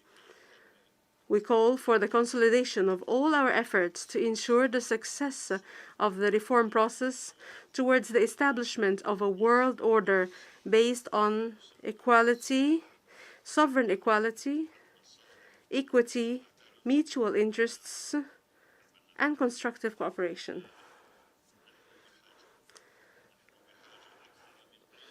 Now, more than ever, we need to work together and to be guided by the principle of our common fate to avoid sliding into dangerous paths that threaten the return of the darkest chapters of contemporary human history. I thank you for listening. May the peace and blessings of Allah be upon you. I thank the Minister for Foreign Affairs and National Community Abroad of Algeria.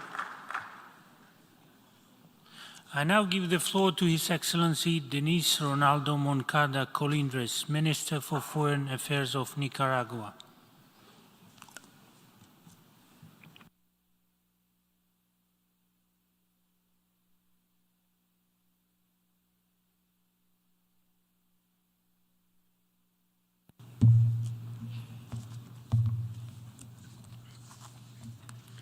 Señor Presidente, Mr. President, Distinguished Secretary General, we come to this 77th UN General Assembly at a time of extreme vulnerability and danger,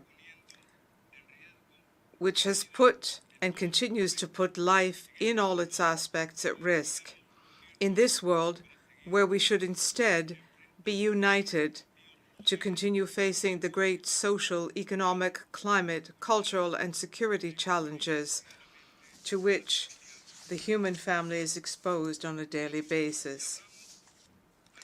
We come to speak on behalf of a heroic, dignified, sovereign, free people who, together with so many other heroic, dignified, sovereign, and free peoples of the planet, have been demonstrating and exercising our national dignity and sovereignty, faced over centuries with the avarice, the colonial and imperial greed, which from Europe and from the north of this wounded continent has raged, attacking, intervening, invading, and occupying our sacred lands. The invaders have been expelled from Nicaragua and defeated by the bravery of Nicaraguan patriotism. Our own courage has also been inspired by the great revolutionary and evolutionary liberation struggles of the admirable peoples of this world. In these times of brazen and violent, greedy, ambitious, avaricious practices, of absurd political pretense, and notorious spiteful media farces, people seek to seize our freedoms, our natural and cultural heritage, so as to impose something that they will never be able to achieve, namely a global society governed and administered by those who have committed and shown off their criminality with horrifying and stunning shamelessness and the most tremendous looting of the riches of our common home. The assault, the robbery, the disgraceful, abominable depredation, the looting and the genocides unleashed by the colonialists and imperialists of the earth are real crimes, such that they are the real criminals against humanity. And we denounce this. As we appear on this last day of the 77th General Assembly session, we do so with our heads held high and our hearts full of freedom-loving, fraternal solidarity, espousing lasting justice and peace and sovereignty and independence that must be respected. And we have a great deal of character, a great deal of resilience, a great deal of heart to defend what is ours. We speak the language of a human community that demands recognition of our particularities, our models, and our ways of life, our creeds and beliefs. In accordance with our own history, tradition, and aspirations, which we must make victorious, because life is made up of efforts, of anxieties, of searches, of demands, of respect from everyone, for everyone. It is time to do more to make a reality the right of the peoples to a United Nations organization that represents us all, and one that does not submit to the designs of any imperialist power. It is time to assert a world of dialogue and peace, of justice and solidarity, of brother and sisterhood, and genuine, true goodwill, coming together despite our differences, and thus enriching our consensus.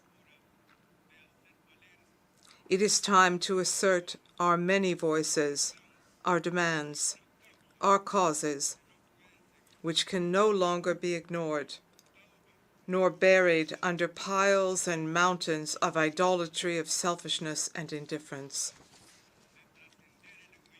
It is time to transcend the selfishness that murders, that kills millions of human beings in the world, subjecting them to the cruelty of poverty and extreme poverty, out of the barbaric, animal-like instincts of the great powers, who seek to sustain and even perpetuate their domination at the cost of hunger, ill health, climate destruction, ignorance, war, and all the darkness derived from hatred. It's time to continue to reject criminal blockades, all of the so-called illegal, arbitrary, illicit, aggressive sanctions which make self-evident the perversion of an imperialist and capitalist system and model which prevails and seeks to continue imposing punishments, bleeding the world dry, in full view and with the patient complacency of the organisms that should defend it. It's time to say enough. Enough to the lack of common sense, compassion, and spirituality, to the appalling and utter disregard of the human condition and soul. It is time to say enough is enough, to rebel and continue to rebel against the innate evil of capitalism, which suffocates the majority while brutally enriching the few. It is time to say enough. It is time to say enough to the hypocritical imperialism that politicizes, falsifies, and denigrates the very human rights which they themselves violate and deny on a daily basis. Imperialism and its coercive actions against life in all its spheres, which are contrary to international law in and of themselves. It is time to stop, with the help of everyone, invasions, aggressions, and occupations affecting so many territories made for the glory of God in terms of the right to a safe, harmonious life, with rights, with decent work, with food and sustainable and viable means to be able to affirm the well-being and happiness that we deserve. It is time to denounce and put an end to the capital sins used to justify intervention and interference in the internal domestic affairs of each country. And it is time to assert the freedom to be ourselves and not what others want. Those who demand, who wage war, seeking to displace us and continue to occupy us so as to plunder our cultural and natural riches. It is time to enforce the principle of the sovereign equality of states in all international organizations and fora, so that this multipolar, non-aligned world, which we have worked so hard to bring about, becomes a reality, is strengthened, and grows while taking all of us into account. It is time to ensure that the UN Charter and so many organizations that should serve to bring us together are valid for everyone and respect the rights of everyone. Now is and should be the time of the people. Countries that have lived through all the fires of greed, avarice, selfishness, the vainglory of vanities, and the search for absolute dominion by others over a world that does not belong to them. We must all strengthen and consolidate our identities and consensus, together defending culture, justice based on respect and peace in all the relevant spaces. Our solidarity and committed embrace with the dignified and brave Venezuela, with heroic Cuba, with the historic and noble battles of the Palestinian people, with the Islamic Revolution of the Iranian families, the continuing great battle of the Russian Federation against fascism for security, integrity, and peace, which will continue, we have no doubt, to gather victories. Our embrace of solidarity to the admirable resistance and just development of the People's Republic of China, which generates so much discomfort, concern, and envy among the enemies of the common good. It is time to remain united with Syria, with the Saudi Arab Democratic Republic, with Belarus, with the peoples of Asia, of Africa, and of our America and the Caribbean, fighting all the magnificent, momentous struggles that we are sure will result in the most sublime and supreme triumph of all time, another world that is now indispensable and cannot be postponed.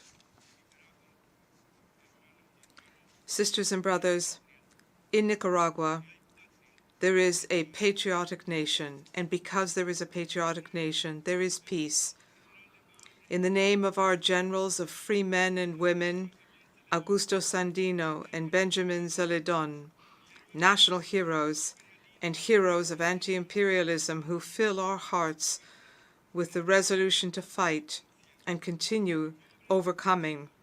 In the name of our infinite Father of metaphor, of dreams and realities, both worldly and heavenly, our magical teacher, the great Rubén Darío, we greet each and every one of you and call on all of us to continue fighting for justice, peace, and the inalienable rights of our peoples to life, to health, to strength, to hope and faith for the future. A better world, multipolar, just, ethical, spiritually and materially, is already being brought about. And we are here to continue to create it and to defend it. Mr. President, distinguished friends, the sovereignty of a people is not a matter for discussion, but one to be defended with love and the sacred flames of celestial hopes. Thank you very much. I thank the Minister for Foreign Affairs of Nicaragua. I now give the floor to His Excellency Othman Gerandi, Minister for Foreign Affairs, Migration and Tunisians abroad of Tunisia.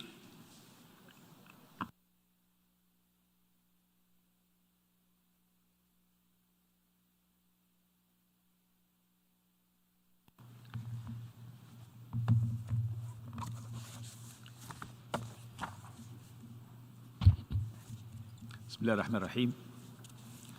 السيد In the name of God, the merciful, the compassionate, Mr.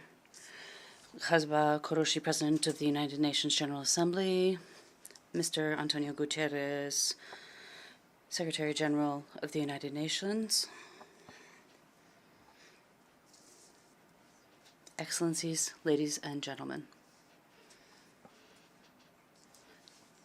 At the outset, I wish to congratulate you, Mr. President, and our friendly country of Hungary on your election to lead the 77th session of the United Nations General Assembly. Tunisia supports the themes that you have listed because solidarity, resilience, and science are indeed essential elements for the solutions that we are seeking.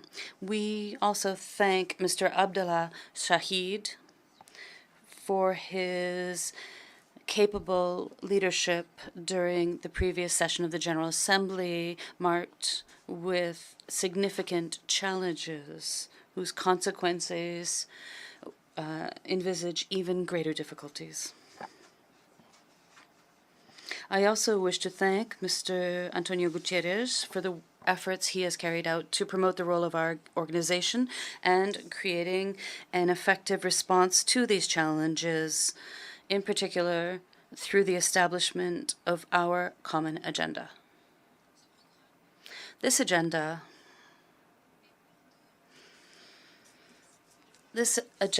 is a ray of hope for the international community, and this at a time when we began to think about whether it would even be possible to overcome the consequences of the pandemic, the healthcare and economic and humanitarian consequences.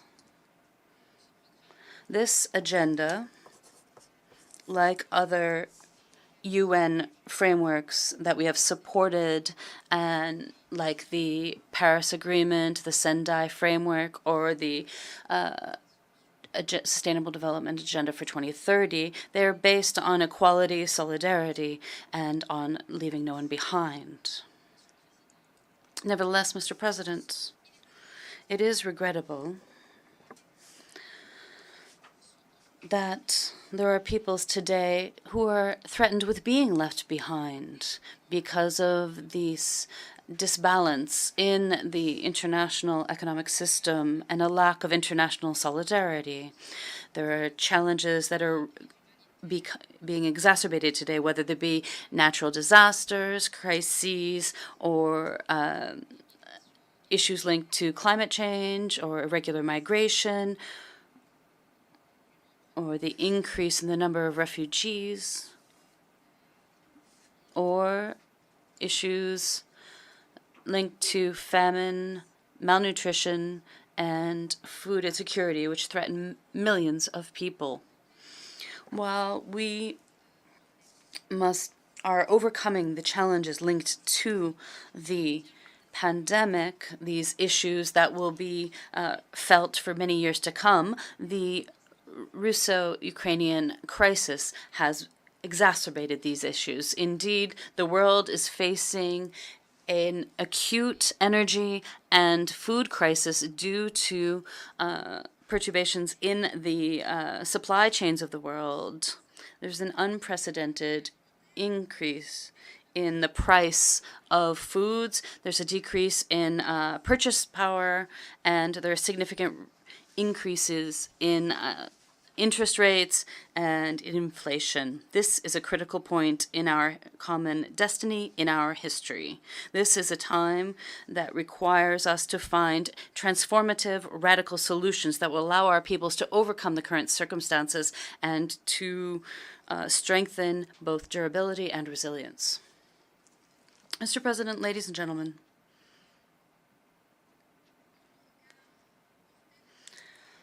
our peoples are watching us and are wondering whether the international community will be able to find these transformative solutions and whether they will show the required political will to overcome these global crises that continue to worsen. At each session, new issues are added to those that remain. Today, we must find the solutions so that they do not become the problems of tomorrow. Are we able to address the issues and solve these problems for the generations to come? We must find these solutions. This is only possible if we lay aside traditional policies and solutions. My delegation reiterates that crises must be addressed from the roots. If not, then it is but a temporary solution. We have not seen effective or innovative solutions to crises that have faced us. We must find new, just solutions as proposed in our common agenda, the Secretary General's proposal. The consequences of the COVID-19 pandemic and the crisis in Ukraine has forced us to re-examine our approaches. We must save the SDGs before it's too late. This is also an issue raised by the Secretary General. I wish to reiterate the following points. Firstly, these solutions can only be developed through multilateral action and in the spirit of solidarity in coordination with the United Nations while preserving the other frameworks and mechanisms as vectors for this coordination. These frameworks and mechanisms complement and complete this coordination without competing with it or weakening it. This is what my country has noted while welcoming on the 27th and 28th of August this year, while hosting the 8th session of the Tokyo Conference on the Development of Africa, TICAD 8. Here, we were able to discuss many of the items inscribed in our agenda, including achieving sustainable development through approaches that take into account the economy, security issues, and humanitarian issues. Secondly, there must be an economic model developed that focuses on quality and not on speed of economic growth, in particular through investment in modern technology and science. In the island of Djerba in November, Tunisia will host a summit of the Francophonie on digital issues as vectors for diversity and innovation. This summit should allow us to achieve our common goals in digital aspects as well as in development. Thirdly, it is time to move forward on debt management through new approaches. They must adapt the international monetary order or financial systems. This must be based on national specifics and on national needs, in particular in developing countries and the countries of Africa, those who have not found the support expected in their efforts to overcome the challenges and to promote growth and achieve the Sustainable Development Goals, something that the Secretary General has confirmed by describing an international financial system that has disappointed developing countries. My country is restructuring its debt and creating projects that would generate wealth. Peoples must be able to regain the resources that have been stolen from them. Fourthly, we must focus on commitments to Africa on the basis of equal partnerships, equality, and there must be better development of the African continent. Fifth, we will not be able to overcome the current challenges without bolstering international peace and security on the basis of the rule of law and international legitimacy. We must work together to overcome these disputes through peaceful means. We must end these absurd conflicts. We must refrain from creating or causing crises, and we must find solutions to these just causes. First and foremost, the Palestinian question, which requires the end of occupation and the creation of an independent Palestinian state with Jerusalem as its capital. Sixthly, it is important to recognize that each country has its own challenges, its own problems, and its own characteristics. There is no universal model that would be one size fits all. There are principles and values that unify us that we must respect. However, the details and the choices are incumbent upon each state in its sovereignty. Democracy for Tunisia is a national choice, one that it will not deviate from.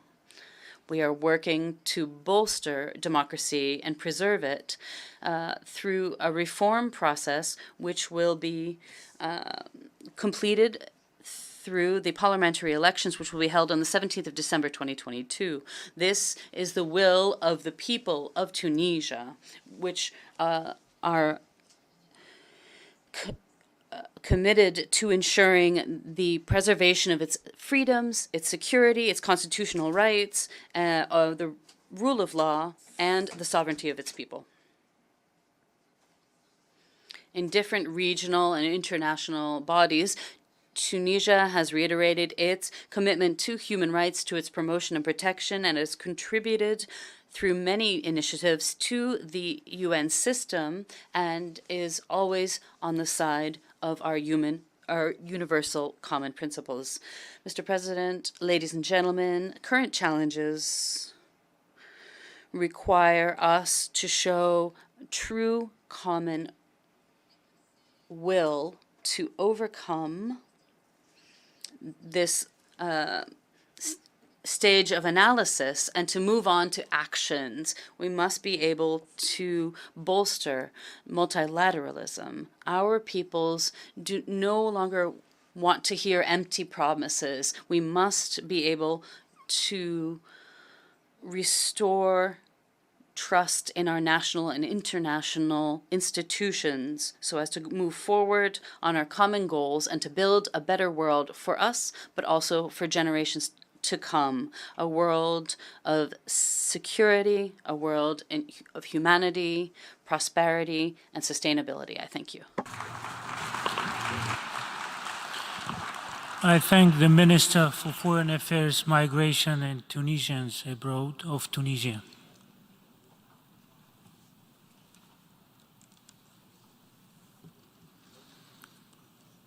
I now give the floor to His Excellency Thandi Dorji, Minister for Foreign Affairs of Bhutan.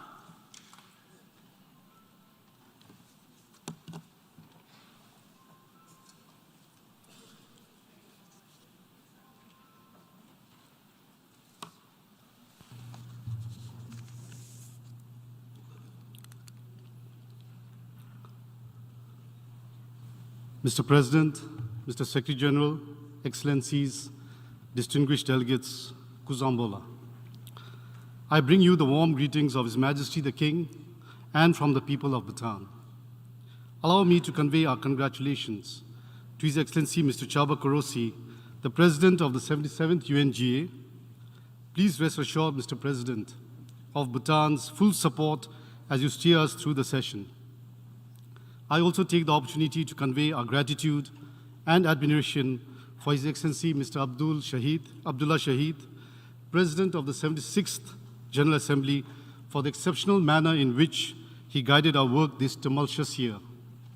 Our appreciation is also due to the Secretary General, Mr. Antonio Guterres, who in a most challenging year for our organization, coinciding with the first year of his second term, has continued to serve as a compelling and valiant advocate for peace, people, and the planet. Mr. President, I arrived in New York last week with a vastly different prepared text for delivery today. In recent days, however, I received a heartful appeal from Chimi, a bright 7-year-old girl in class 2 at Lunana Primary School in Bhutan, which has compelled me to rethink my statement.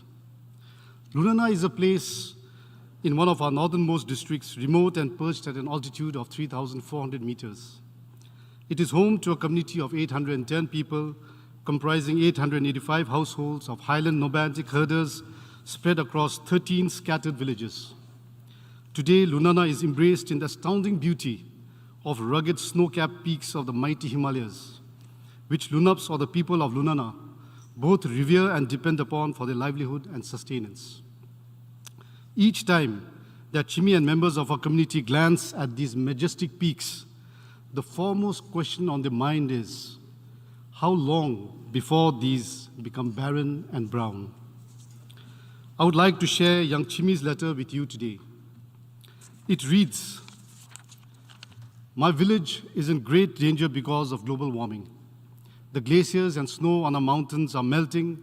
The glacial lakes above our village are getting bigger every day. I'm sure it may cause a big flood in our village at any time, and we have to be in constant fear every day and night. Our innocent people are suffering because of others' evil actions. In near future, we may not see glaciers and snow on the mountains, beautiful glacial lakes and lunaps in this place. Therefore, I would request Your Excellency to kindly convey this small message to the world leaders and big and rich nations to help and save our tiny village from global warming. I'm sure if we all come together, we can not only save our tiny village, but also make our earth safe for all living beings. I think we are not late to fight against global warming now." Chimi's poignant letter evokes the plain truths of communities standing on the front lines of the climate crisis. But this is not limited to Bhutan. We are reminded with far too much frequency that across the world today, Lives and livelihoods are in peril due to the impacts of human-induced climate change, rising sea levels, and natural disasters. The negative impacts of climate change are disproportionately affecting the most vulnerable and marginalized communities around the world, and doing so at a faster pace. The future of our youth and successive generations are under immediate threat. And the great irony is that it is through no fault of their own. But it is not too late. There is still time to undertake course correction. But that window of opportunity is fast closing. This calls for demonstration of greater ambition from developed and larger emitters consistent with the Paris Agreement. We must see deeper emission reductions in keeping with a fair share of global efforts consistent with a 1.5-degree pathway. At the same time, we must see greater solidarity and cooperation from all states to support efforts of the most vulnerable to adapt to the changing climate and deal with its consequences. We must ensure adequate and predictable finance, technological and capacity support for developing countries, particularly the LLDCs, the LDCs, and the SIDs, to enable us to achieve the goals and targets of the 2030 Agenda for Sustainable Development and the Paris Agreement. We need to forge strong international cooperation in coming up with viable projects and partnerships to scale up investments in alternative renewable energy to reduce our dependence on fossil fuel, particularly in the manufacturing and transport sectors. Bhutan hopes that the urgency to move beyond business as usual will be heeded at COP27 this November. Mr. President, in Bhutan, our visionary monarchs have long recognized the importance of conserving our natural environment and living in harmony with nature. Although small, we have made bold commitments to safeguard nature and protect our environment, most significant of which is the constitutional requirement of maintaining 60% of our total area under forest cover, whereas in reality, more than 70% of our territory is forested. Our forests are net carbon sinks, absorbing 2/3 more carbon than we emit. Bhutan is not just carbon neutral, we are carbon negative. In a world heading towards a water, food, and energy crisis, investing in sustainable mountain development should be a global priority. We need to build resilience of our communities, offer mountain communities practical and sustainable alternatives to enable them to continue living in harmony with nature and their surroundings. We must continue to foster sustainable mountain development with special emphasis on mountain agriculture, sustainable mountain tourism, and opportunities to tap renewable energy that the mountains provide. The adoption last year proclaiming 2022 as the International Year of Sustainable Mountain Development brought the spotlight on sustainable mountain development, its conservation and sustainable use as integral means of protecting the common heritage of our planet. To put focus and raise awareness, we are organizing an annual ultra-marathon event known as the Snowman Race that will take elite athletes from around the world to run across our Himalayas at elevations of 5,000 meters above sea level. We hope that this will generate more action and enhance greater partnership. Mr. President, we are at a watershed moment in history. The world today faces an unprecedented series of interlinked and cascading crises. The human race continues on a collision course with nature, battling with the climate, biodiversity, and pollution. At the same time, the pandemic that surfaced in March 2020 is still with us, and rather than abate, continues to morph and reinvent itself into new and more virulent strains. Outbreaks of other viral infections continue to occur at alarmingly frequent intervals, threatening the world with another possible pandemic.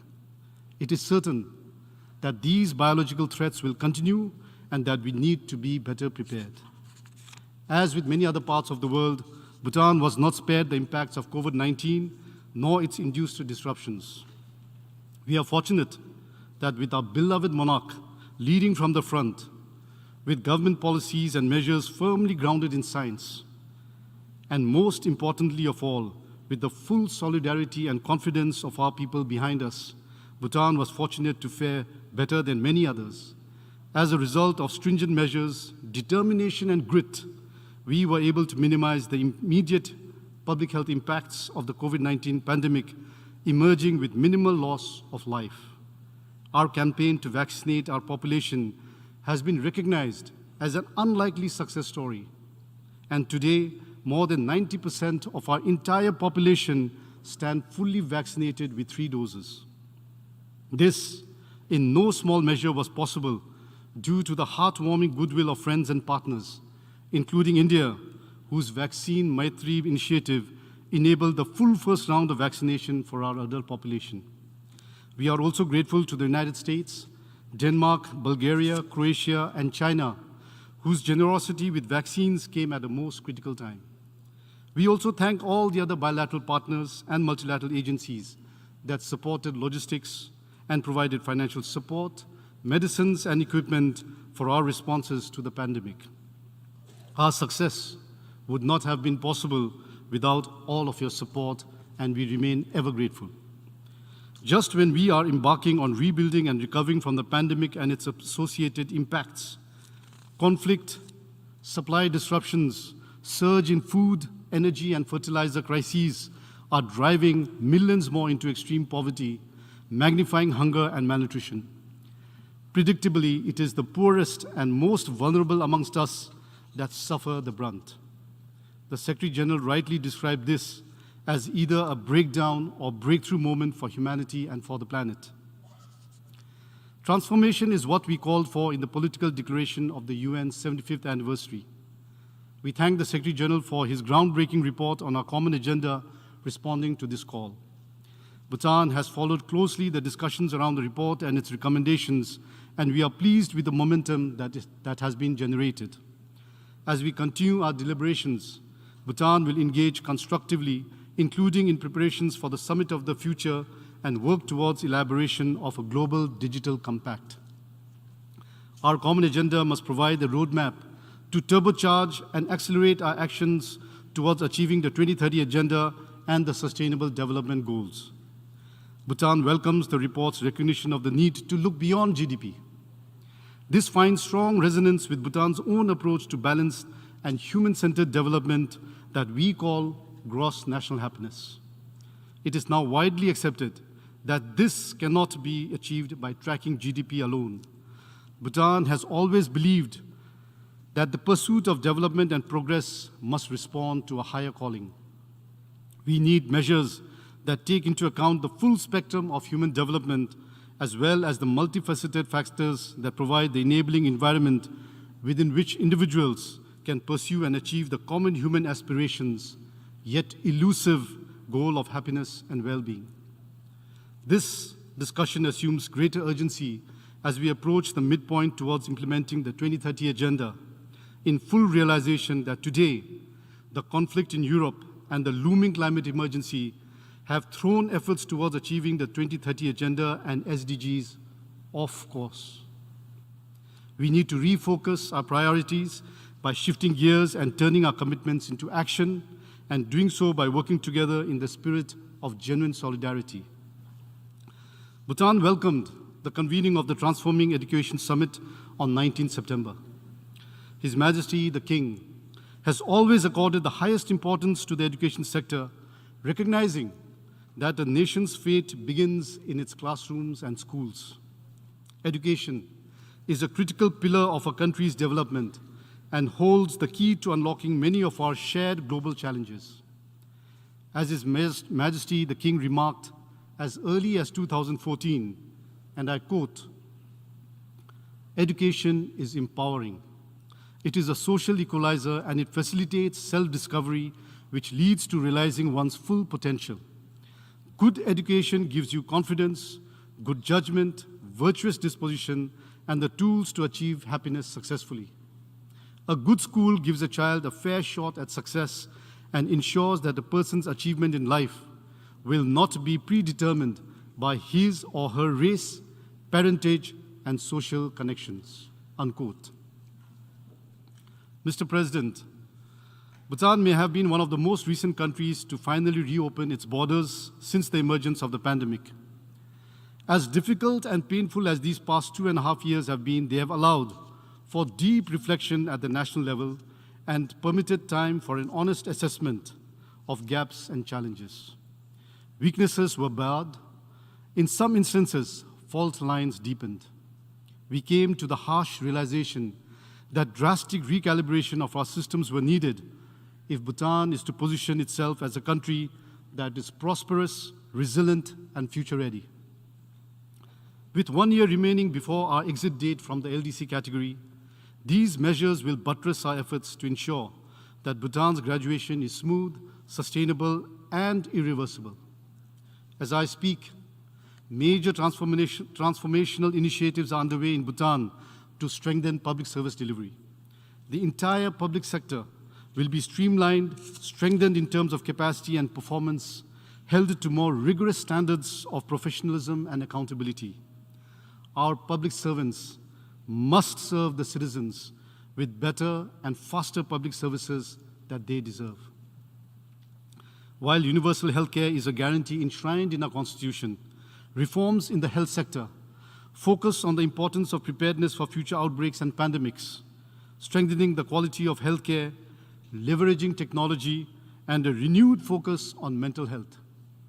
The health sector is being reformed to provide not only primary, but secondary and tertiary healthcare to all people within half a day's travel.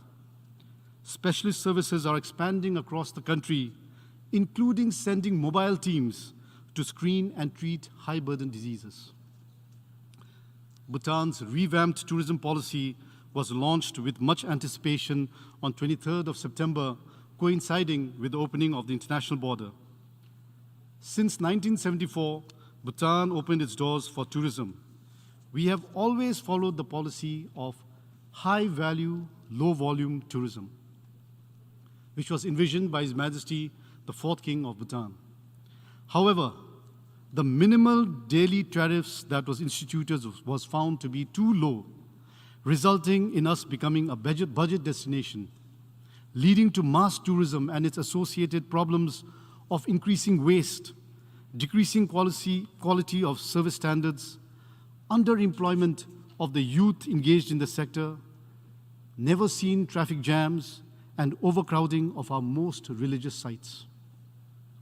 We have always prioritized the well-being of the people, preserving our environment, our tradition and culture over sustainable and mindless development, unsustainable and mindless development. Therefore, in keeping with our development philosophy of GNH, the sector has been restructured and reformed so that it benefits Bhutan not only economically, but socially and environmentally. In the long run, we want to create high-value, authentic, unique experiences for visitors and well-paying professional jobs and businesses for our citizens. Mr. President, the increasing fragmentation, polarization, and growing inequality we witness in the world today only serve as an urgent cry for strengthening multilateralism, for greater political resolve, solidarity, and compassion. It is apparent that no individual, community, or country can overcome contemporary challenges on their own. Interdependence is at the core of our existence, and we must come together through stronger and more effective multilateralism. Bhutan's commitment to multilateralism with the UN at its core remains unwavering. As a small, landlocked, and peaceful country, we remain fully committed to the noble objectives enshrined in the United Nations Charter. Coinciding with the 50th year of membership in the organization, which we marked last year, Bhutan responded to the call to contribute to the maintenance of peace and security, a key pillar and objective of the United Nations. Since then, Bhutan has prepared for the deployment of its first uniformed military unit, a light quick reaction force to a UN peace mission. This process was set in motion in 2014 when we first joined the ranks of UN troop contributing countries. Our well-trained troops will arrive to serve the cause of peace in MINUSCA in the weeks ahead. And I am confident that they will serve the international community with distinction and honor. It is a matter of great pride, and although Bhutan is amongst the smallest members of the United Nations, with this initial deployment, we would rise to the ranks of the top 60 troop contributing countries from 81 at present. Of particular note, consistent with Bhutan's deep commitment to promotion and protection of the environment, Bhutan considers that pursuit of environmentally responsible practices in operations as a moral imperative. We feel strongly that at the minimum, do no harm ethic must drive all aspects of field operations and conduct, and wherever possible, field presences should on their departure be remembered by local communities for the positive legacies that they have left for the host countries. Bhutan has therefore pledged that when Bhutan's uniformed contingent deploys, we will do so in an environmentally sustainable manner with renewable energy, waste management, and provisions of assistance to local communities whom we will serve. The centerpiece of our pledge is the use of solar panels for lighting purposes in the barracks and the camp area. We will carry out plantation of trees around the company location in accordance with the existing policies of that country. While these pledges are modest, our hope is that they will contribute to the overall environmental efforts of UN peacekeeping and demonstrate that such practices can be emulated and scaled. Contribution to UN peacekeeping is a significant milestone in the progression of Bhutan's engagement with the UN. We are sincerely thankful to the international community for the trust and confidence reposed in our ability to meaningfully contribute towards the maintenance of international peace and security.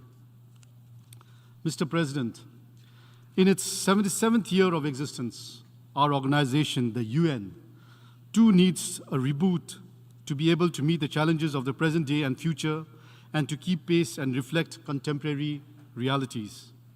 It must be reformed to respond more effectively to changed global realities and to new and emerging threats that confront us today. Nowhere is this more evident nor urgent than in the growing call for comprehensive reform of the United Nations Security Council. Yet, we note that 43 years since inclusion of the subject in the General Assembly's agenda, and nearly 3 decades since the establishment of the GA's open-ended working group on UNSC reforms, we have fallen far short. Lack of progress on UNSC reforms throws into question the relevance and legitimacy of the current global architecture, fragilizes international peace and security, and impinges on the Council's ability to deliver on the purposes and principles of the UN Charter.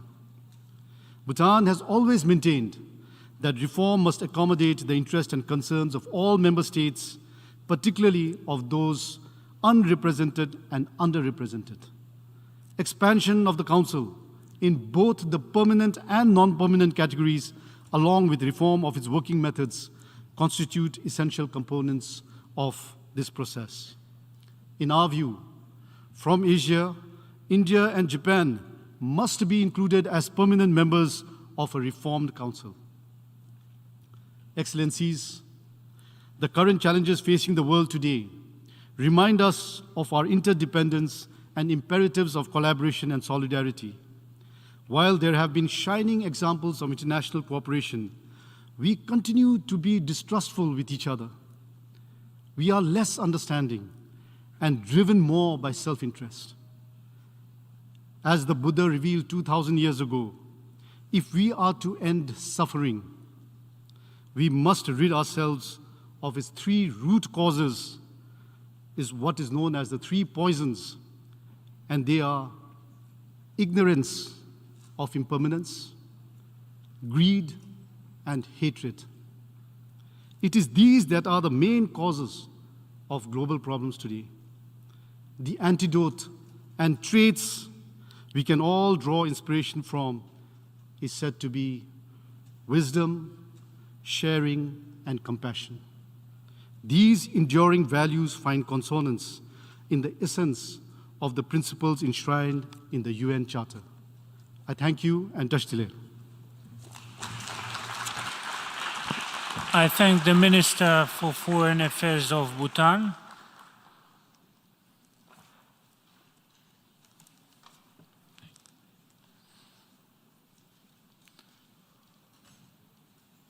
I now give the floor to to Her Excellency Melanie Joly, Minister for Foreign Affairs of Canada.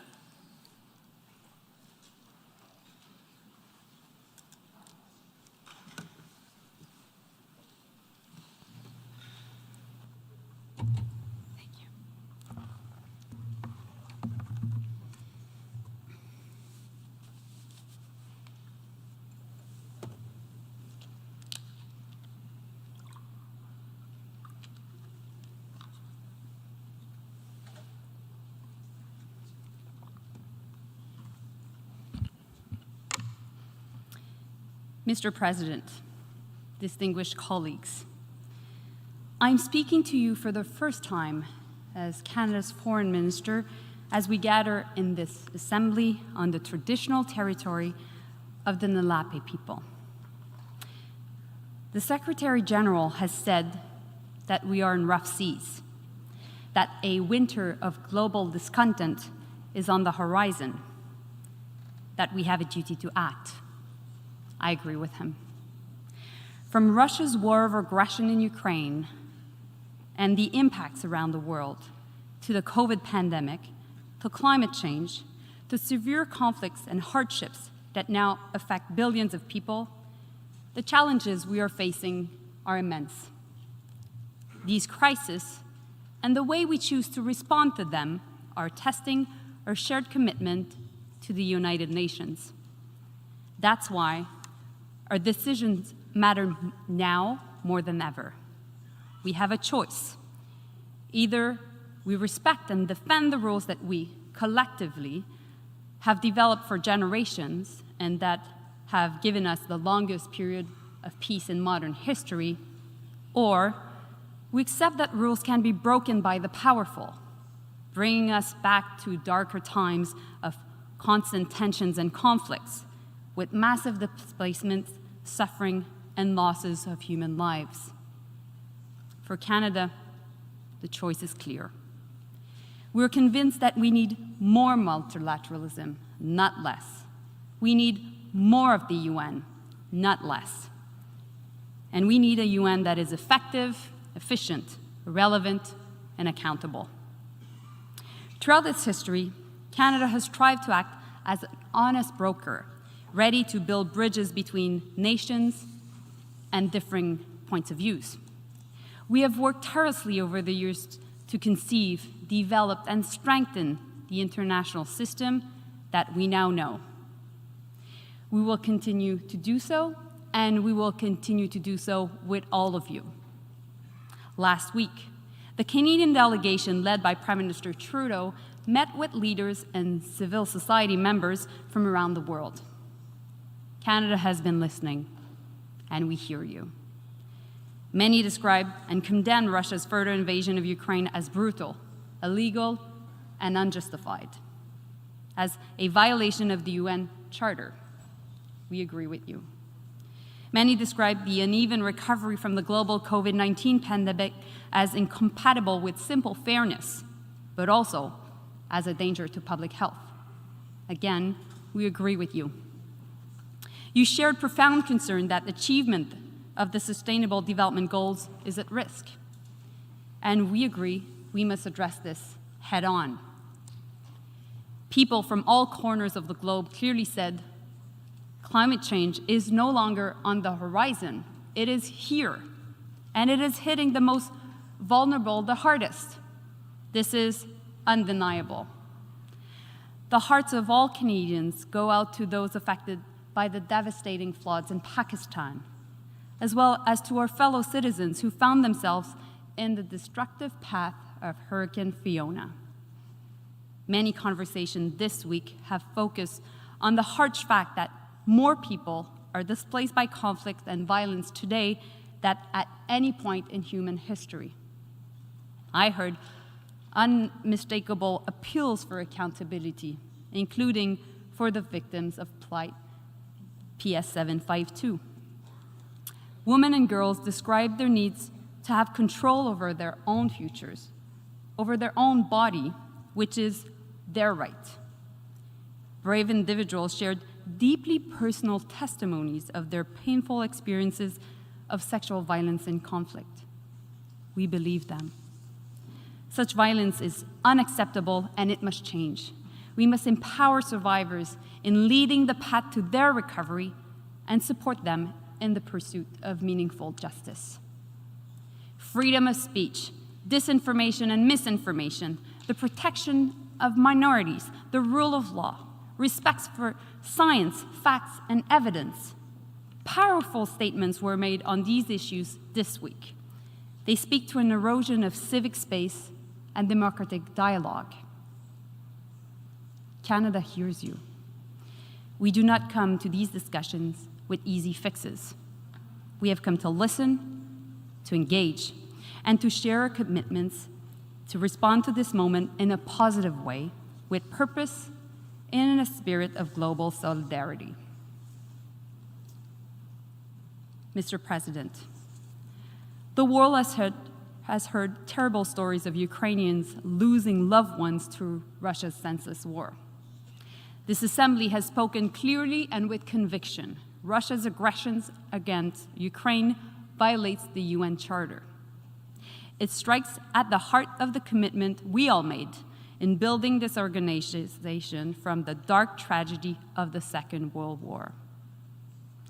Rather than follow this Assembly's decisions and a legally binding order from the International Court of Justice, Russia has doubled down, including with a desperate effort to justify the unjustifiable. While the world gathered here in New York to pursue solutions for the greatest challenges of our time, President Putin informed that he will conscript more young people into his war of choice. He threatened our collective security with reckless and dangerous nuclear rhetoric. For Putin, this is a war to the death. For Ukraine, it is a war for life. Russia's war machine has caused enormous civilian suffering and destruction in Ukraine. The mass graves discovered in Izium are the latest demonstration of Putin's disregard for human life.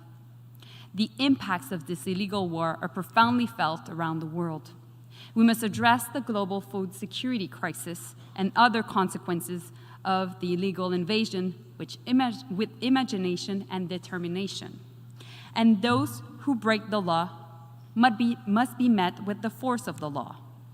A permanent seat on the Security Council is not a license to kill, nor to silence anyone, and it should never guarantee impunity. Monsieur le Président. Mr. President, we are confronting major crises: the COVID-19 pandemic, climate change, and conflicts. Crises which used to be exceptions are now today the rule. These crises throw stark light on our capacity to achieve the goals of the Sustainable Development Agenda by 2030. We must work very hard to change what is underway today. There must be an urgent and global effort to save these efforts. We must rally and work together for the common good. The only way possible to go forward for both Canada and the world is that of achieving our SDGs. From the economic point of view, we have much left to do to reach a true equality between member states. We have closely listened to what our partners and our friends from the countries of the South have told us. We have heard their message clearly. The international financial institutions must be reformed. They must be capable of adapting to today's crises. And Canada will answer this call. No country must be left behind. We are working in lockstep with our partners for just and equitable reform of the international financial system. This is crucial for equity, but also for global peace and stability.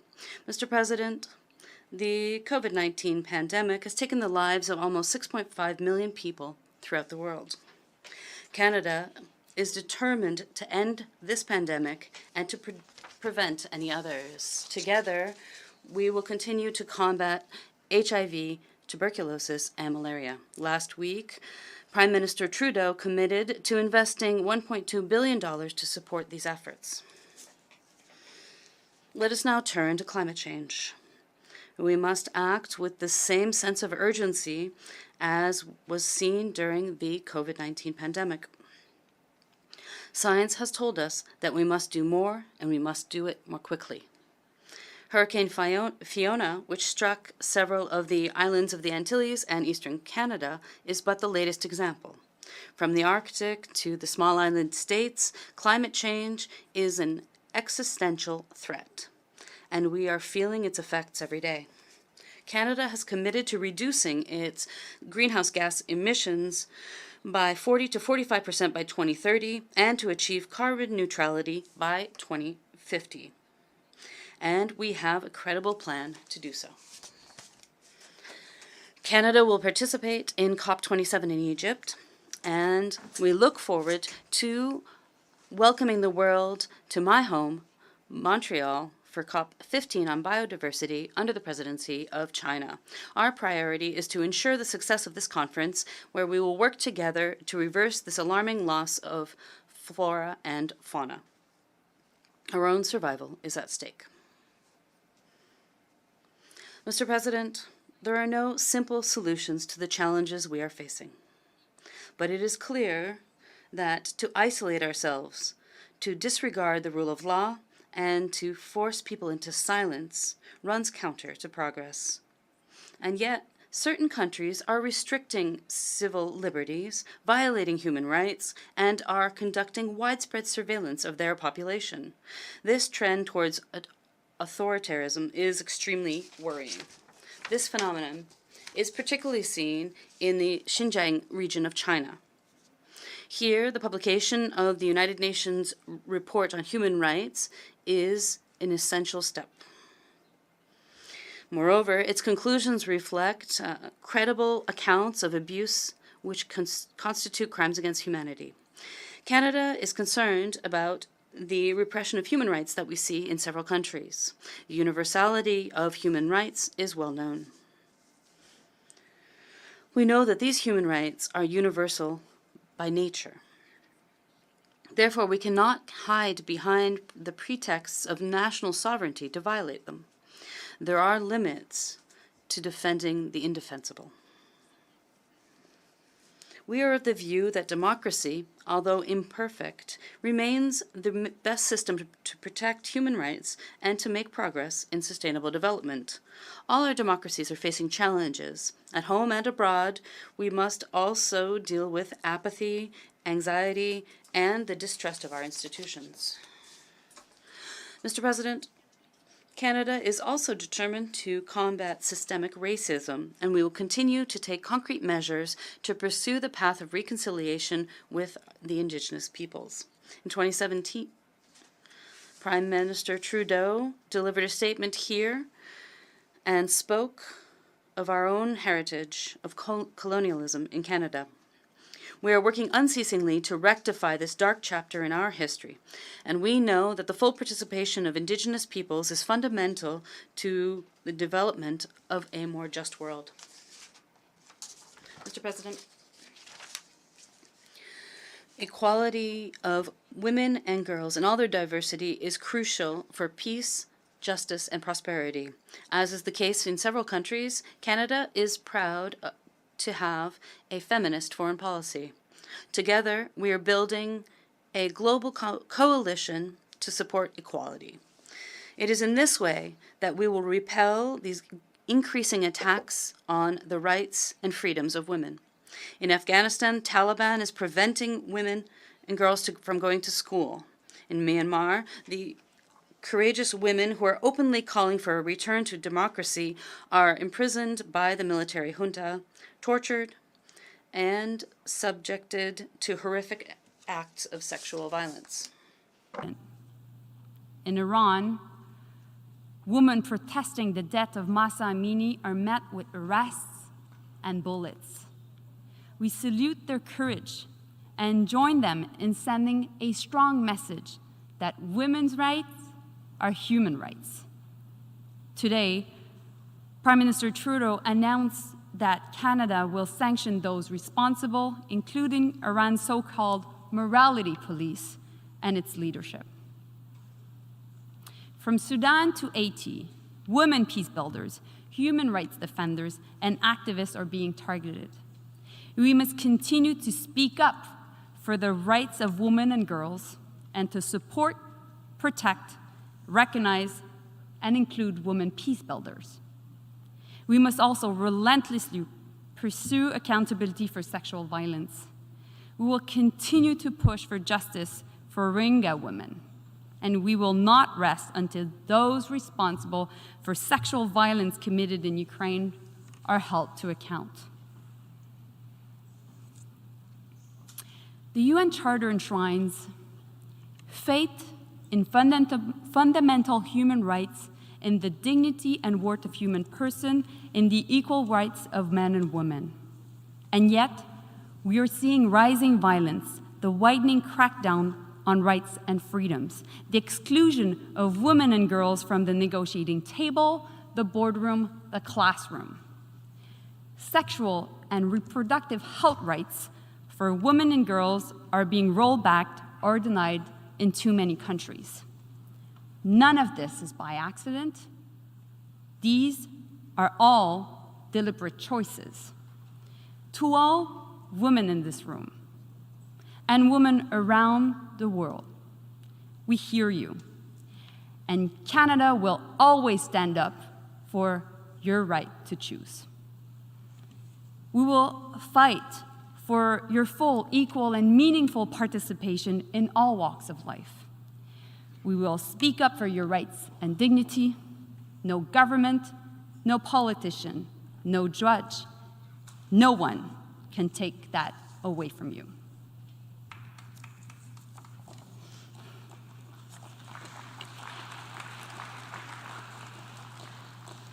Mr. President, as I've said, the world needs more multilateralism, more of the UN, not less.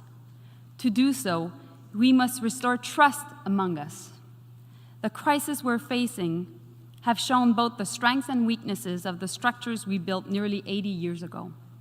We have been able to respond to this more serious hardship with compassion and effectiveness. But we can do better. Political paralysis and the abuse of the veto are undermining the Security Council. We encourage efforts to reduce the power of the veto, to expand membership, and to ensure the voices of all are heard and responded to across the whole UN system. UN peace operations also demand our efforts. Today, peacekeeping faces immense challenges. Canada has long contributed to UN efforts to reduce conflict, and we will continue to do so. Engagement with the United Nations is a core commitment of Canadians. We were there at the UN's creation, and today we are more engaged than ever. We will always engage with candor and directness, because we do not equate diplomacy with deception or global politics with global platitudes. The UN Charter begins with the words, "We, the peoples of the world." We must remember that the fate of billions of people alive today and those yet to be born is at stake in all the work we do. We owe them our best effort of heart, mind, and soul. We can meet the test that time and circumstance have placed before us with hope, with courage, and with a commitment to act for citizens today and for future generations to follow. Thank you, Mr. President.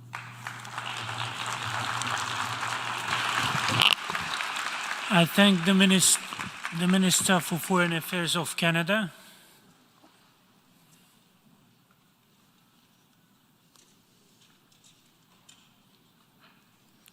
I now give the floor to His Excellency Legion Mbela Mbela, Minister for Foreign Affairs of Cameroon.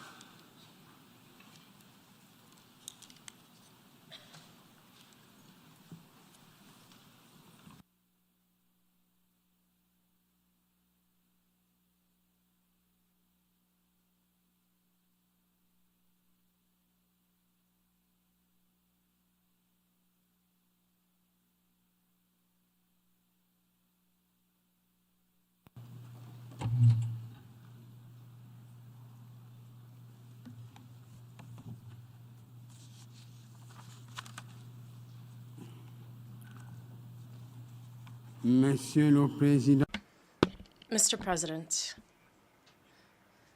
of the General Assembly, ladies, gentlemen, heads of delegations, distinguished Secretary General of the United Nations, ladies and gentlemen, allow me at the outset, on behalf of the President of the Republic of Cameroon, His Excellency Paul Biya, who has granted me the singular honor of representing him at this important meeting, to congratulate you, Mr. President, as well as the other members of your Bureau, on your brilliant election as the President of this 77th session of the General Assembly. I take this opportunity to assure you of the support of the Cameroonian delegation in achieving the objectives that you have set. I would also like to salute your predecessor, Mr. Abdullah Shahid of the Maldives, for the availability and efficiency with which he carried out his mandate throughout the 76th session. Finally, allow me to reiterate our sincerest appreciation to our Secretary General, Mr. Antonio Guterres, who, despite the challenges and the difficult times of the hour, has managed to stay the course and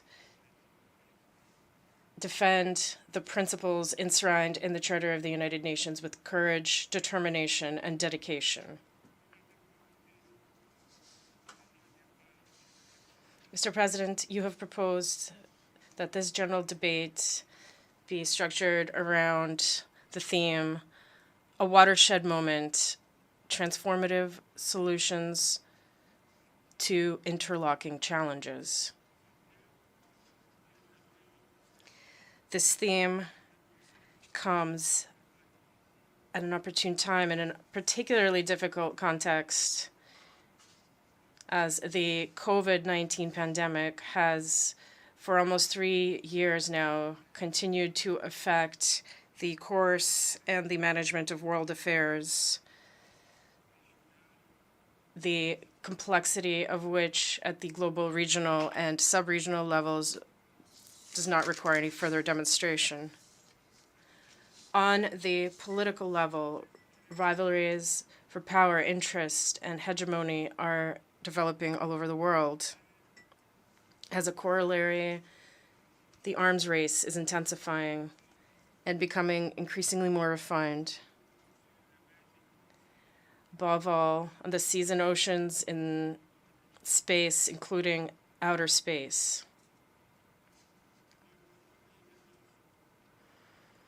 Enemy hotbeds of tension in various regions around the world are serving as theaters of operation for various shocks to play out, and the waves and collateral effects of those are amplifying the threats and the suffering that already weigh heavily on peoples and nations in terms of loss of human life, material losses, migration, environmental degradation, disruption of financial systems, food and energy crises, to name just a few. That is the case in the ongoing conflict in Eastern Europe, which we have been witnessing for over 6 months. Indeed, the government of Cameroon has been closely following the situation regarding the confrontation between Ukraine and Russia. As you are aware, the peaceful settlement of disputes between states has always been one of the fundamental principles of my country's foreign policy. In this respect, Cameroon has, from the very beginning of the crisis, reiterated its position by calling on the two parties to open negotiations with a view to reaching a concerted solution so that the ideals of peace, security, and sustainable development which underpin our organization can triumph. On the African continent, these hotbeds of tension also persist. In our efforts to find solutions, we regrettably see that some of our partners often come with preconceived one-size-fits-all recipes and solution. Given these trends, which continue year after year, it is important for Africa's voice to be heard, to be listened to and supported, especially when that voice comes through the African Union. On the economic, social, and cultural levels, the improvements observed prior to the COVID-19 pandemic are gradually giving way to a slowdown and even decline in the progress and hope born of the bold measures taken multilaterally and nationally since the beginning of the 2000s. On the legal front, international commitments are no longer being respected or are being delivered on in dribs and drabs due to selfishness, insufficient political will, and even the crisis that is currently being observed in multilateralism. In such a context, it is no exaggeration to state that the fate of man and the destiny of humanity are at stake. Mr. President, the first challenge of the hour, one global and urgent in nature, is the climate crisis. It is no secret to anyone that the climate is changing. The cycle of seasons is disrupted. Fires are increasingly taking place, as well as unprecedented floods and hurricanes in various regions of the world. Temperatures are reaching worrying levels, and bodies of water, such as Lake Chad, which are a source of life and prosperity for local populations, are being reduced to their bare minimum levels. This is a place to call for respecting the commitments made within the framework of various international conferences on climate change. Thus, it is more urgent than ever to take action to finalize the rules for the implementation of the Paris Agreement, in particular with regard to mobilizing financial resources for developing countries and raising global climate ambition. COP27, which is scheduled to take place in Egypt at the end of this year, will be of crucial importance in this regard. It must provide urgent and decisive answers for the survival of the planet and better address this concern with innovative technologies. The fight against climate change is everyone's fight. It is a fight for everyone and for every day. It is truly a universal responsibility.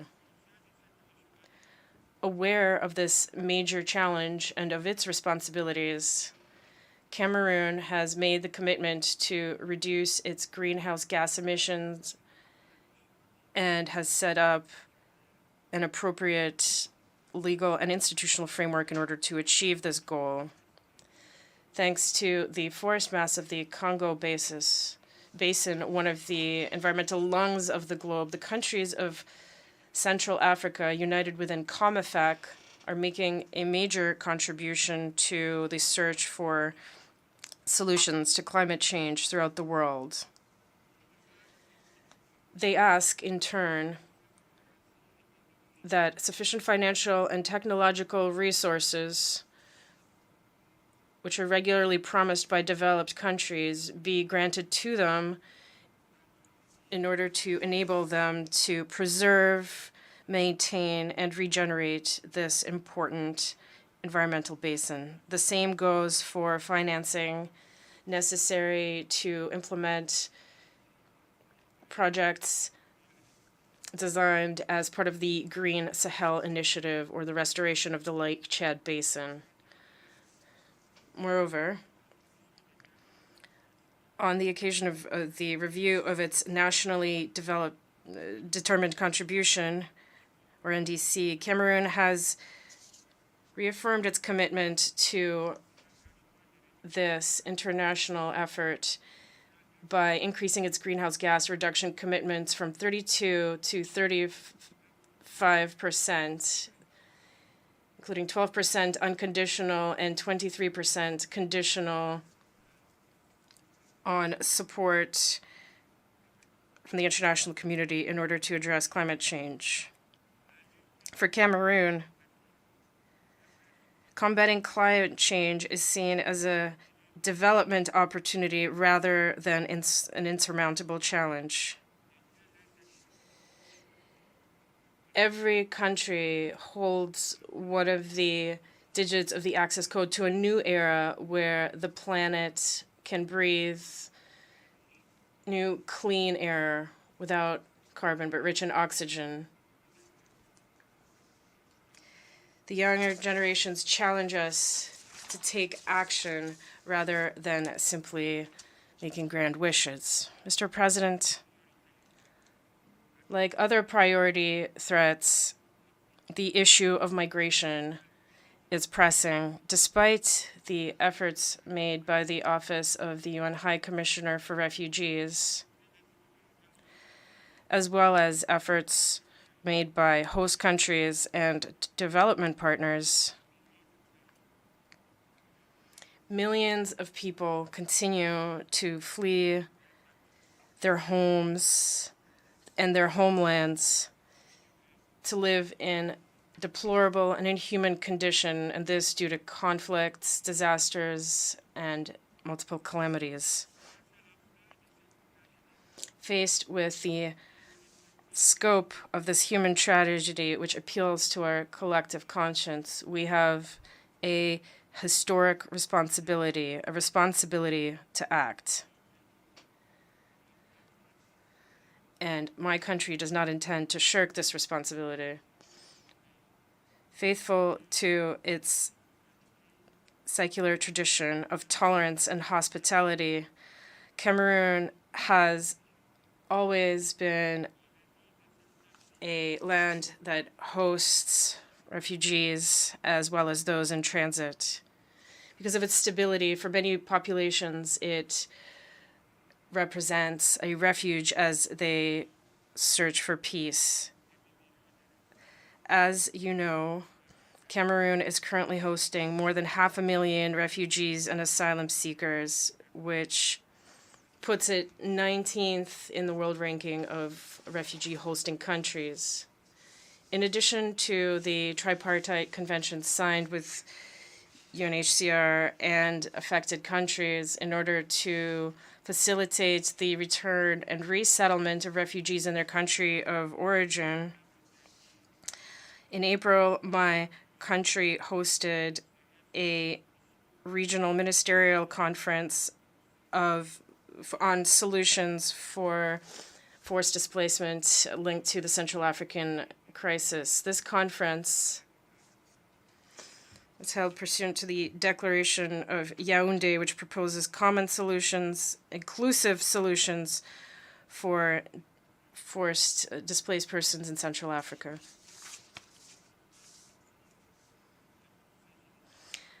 My country is an active participant in all of these initiatives in accordance with the Global Compact on Refugees.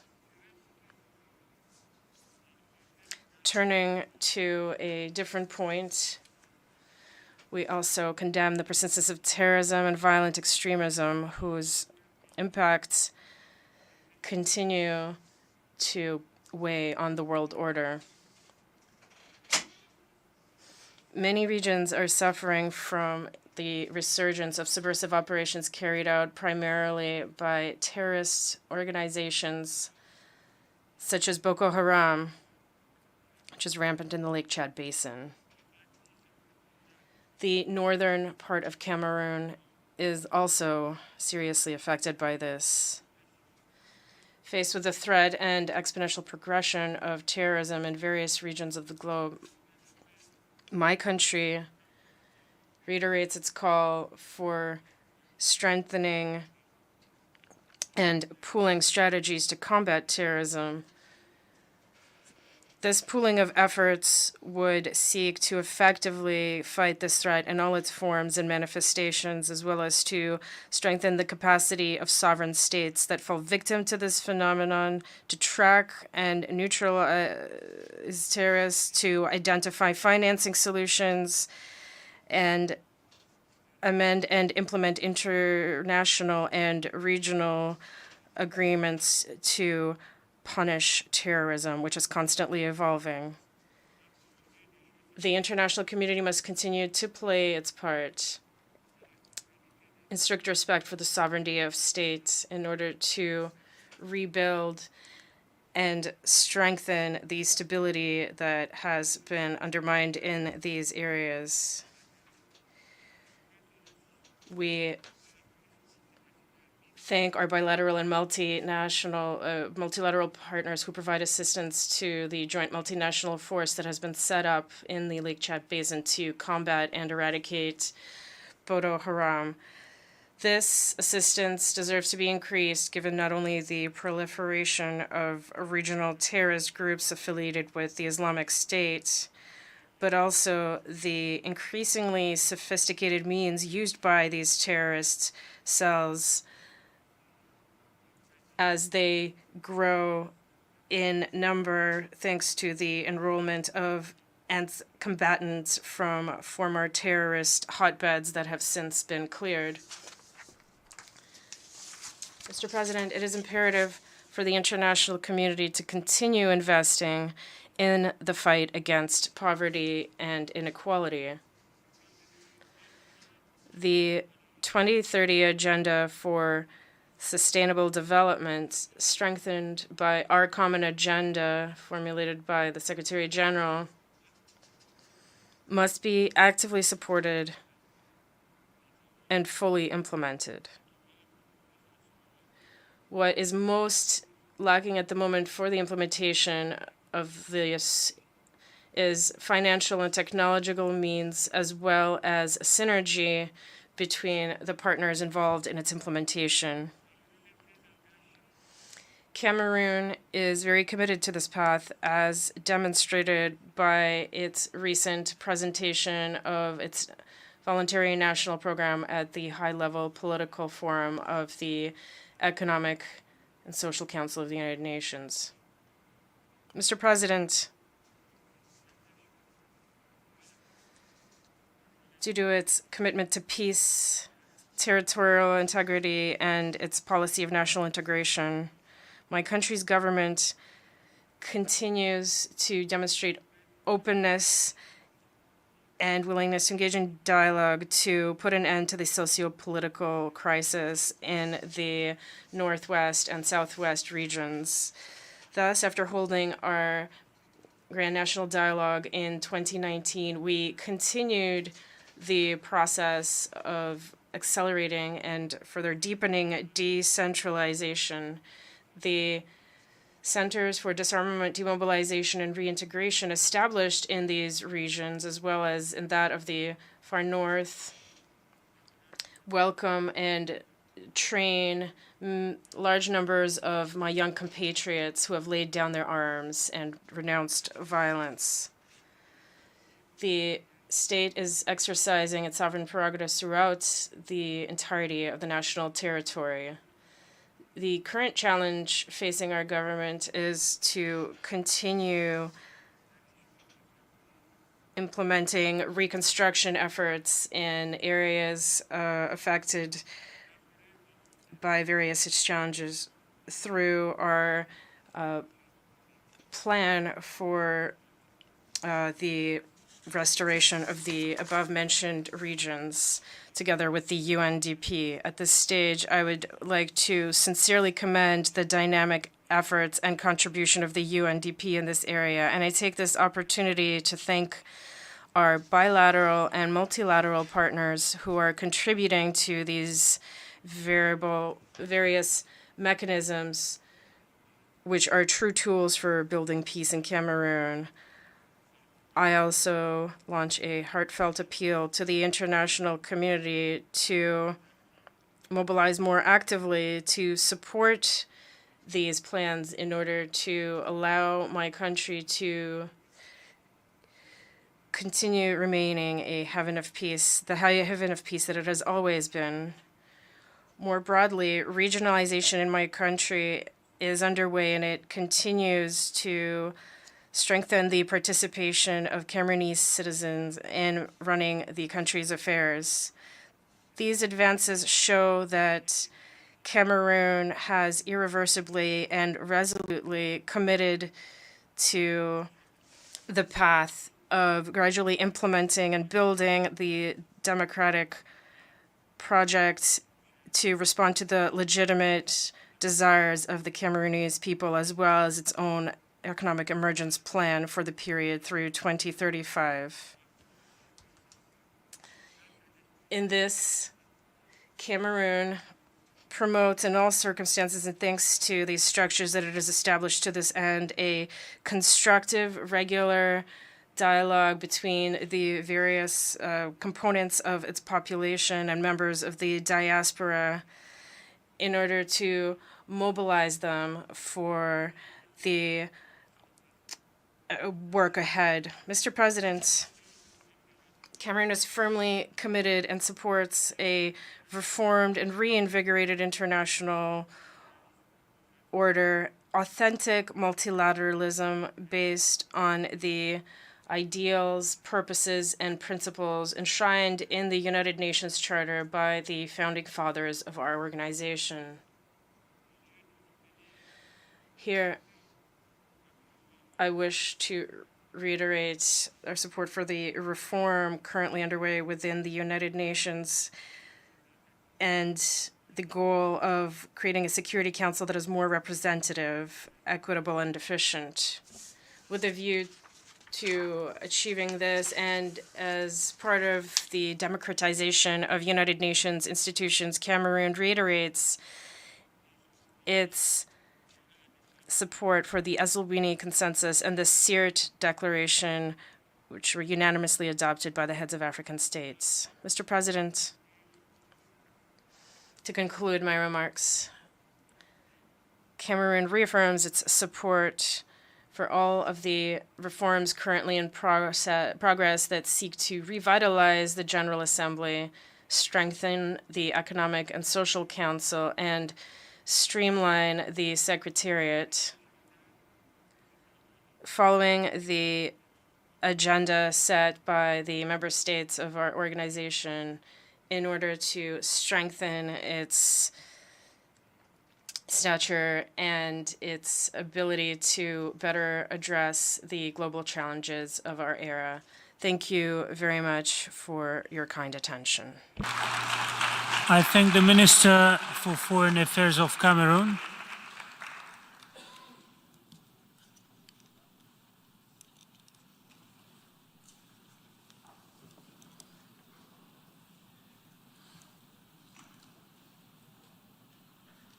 I now give the floor to His Excellency Bharat Raj Paudyal, Foreign Secretary of Nepal.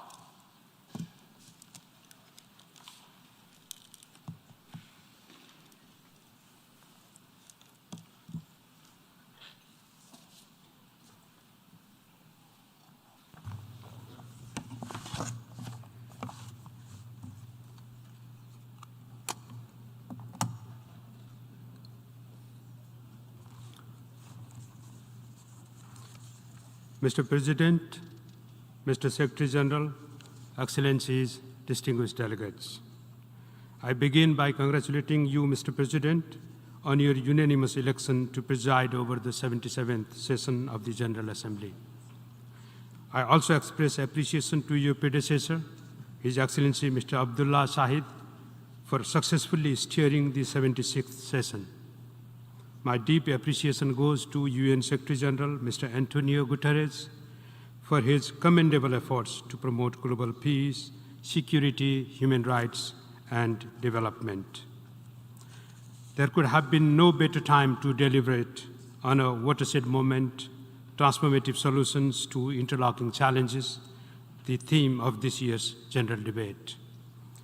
Mr. President, we are living indeed in a watershed moment, a moment when the COVID-19 pandemic, geopolitical tensions, inequalities, and climate crisis threaten our pursuit of peace and prosperity. A moment when the values of solidarity and cooperation are put to test with trust and confidence in short supply.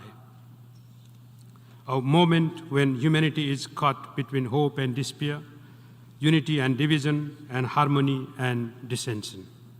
And a moment when the world is striving to forge a new consensus amid competing interests, priorities, and challenges. For the third year in a row, COVID-19 continues to add strain to our lives, livelihoods, and economies. But there is a hope.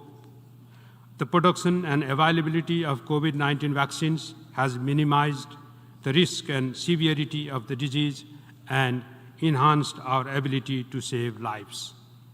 In Nepal, we have been able to fully vaccinate 96% of the target population, with almost everyone receiving at least one dose. We thank our immediate neighbors, India and China, our development partners, and the United Nations system for their valuable support. But this is not the case everywhere. Poor and vulnerable people in many parts of the world have still been kept away from the doors of hope. The pandemic will not end unless it ends for all people in all countries. We must ensure vaccine equity so that no one is left behind. Excellencies, the 2030 Agenda and its Sustainable Development Goals are at risk. The pandemic has hit hard on our march into the decade of action. This has been followed by cascading crises marked by geopolitical divides, disruption of supply chain, and climate emergency. The resulting high food and fuel prices, massive inflation, and debt burden severely hit the limited fiscal capacity of the poorer countries, especially the least developed ones. All these crises have cumulative negative impact on financing of the SDGs. It is more acute in the countries in special situations like the LDCs, LADCs, and the SIDS. As per the pre-pandemic estimate, Nepal would require an average annual investment of $19 billion to achieve the SDGs. With the shortfall of financing, our hard-earned development gains are at risk. At a time, we are preparing to graduate from the LDC status by 2026. However, graduation is our long-held aspiration, and we remain committed to using this opportunity to bring a structural transformation to the national economy. We will do everything possible to make our graduation process smooth, sustainable, and irreversible. For this, we need additional international support in the form of investment, technology transfer, aid for trade, and technical assistance.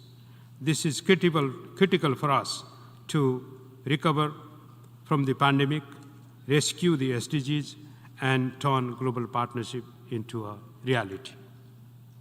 Mr. President, no country can thrive without integration into the global market. The rising tide of protectionism and stalled trade negotiations are delaying the much-needed reform in international trading system, which is tipped in favor of some. The poorer countries are yet to benefit from it. We must ensure open, fair, and transparent trade rules so that all countries can benefit from it. Similarly, the current global financial system has seriously failed the developing world. It is unfair to continue this undemocratic and unresponsive system. We call for the much-needed reform of the international financial architecture for making it inclusive, fair, and equally beneficial to all. The countries under debt stress need urgent debt relief, restructuring, and cancellation. The international community must swiftly help them come out of their debt crisis. Mr. President, in Nepal, we are bearing the disproportionate burden of climate change and facing climate shocks such as frequent landslides, storms, floods, and wildfires. The melting of glaciers and the drying up of snow-fed rivers have been adversely affecting the lives and livelihoods of people downstream and rendering us one of the most vulnerable countries. Our region recently experienced the heartbreaking loss of lives and properties due to unusually heavy downpours, melting of the glaciers, and resulting floods. To combat the climate crisis and address vulnerabilities, we have localized the adaptation plans. While remaining fully committed to the Paris Agreement on climate change, we have set ambitious target of reaching a net zero scenario by 2045, as announced by the Prime Minister of Nepal, Right Honorable Mr. Sherbahadur Deuba, during the COP26. However, climate change is a global problem, and it needs global action. For this, the large emitters, which account for over 80% of all global emissions, must take bold steps to keep the 1.5 degrees Celsius climate goal alive. The commitment of $100 billion of climate financing must turn into a reality. The COP27 needs to move from pledges into action. Distinguished delegates, geopolitics and polarization have pushed global peace and security into peril. The world is becoming more complex with rising transnational challenges such as terrorism, radicalism, extremism, and mass migration. Today, the world faces highest number of violent conflicts since 1945, within and between countries divided by the fault lines of race, religion, ethnicity, and origin. The question that keeps us hunting today is whether enough is being done to protect the people from the scourge of wars, preventing them from happening in the first place.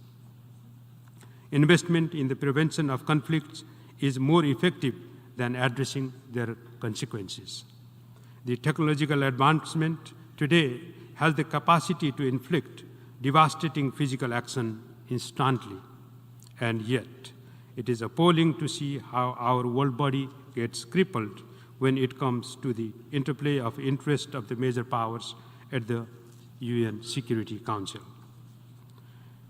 As our dependence on new technology deepens, the issue of cybersecurity emerges as one of the greatest challenges that demands our collective resolve to setting norms and building capacity to prevent the threat it poses. We must also put in place the necessary safeguards to curb the malicious use of new technologies. Mr. President, in 2021, global military spending surpassed $2 trillion. Countries are chasing an elusive notion of security by leaving behind billions of people hungry, sick, and destitute. Genuine security depends on the ability to address the underlying causes of the conflict, that is poverty, hunger, and unemployment. Stockpile of nuclear arsenals constitutes perennial threat to humanity.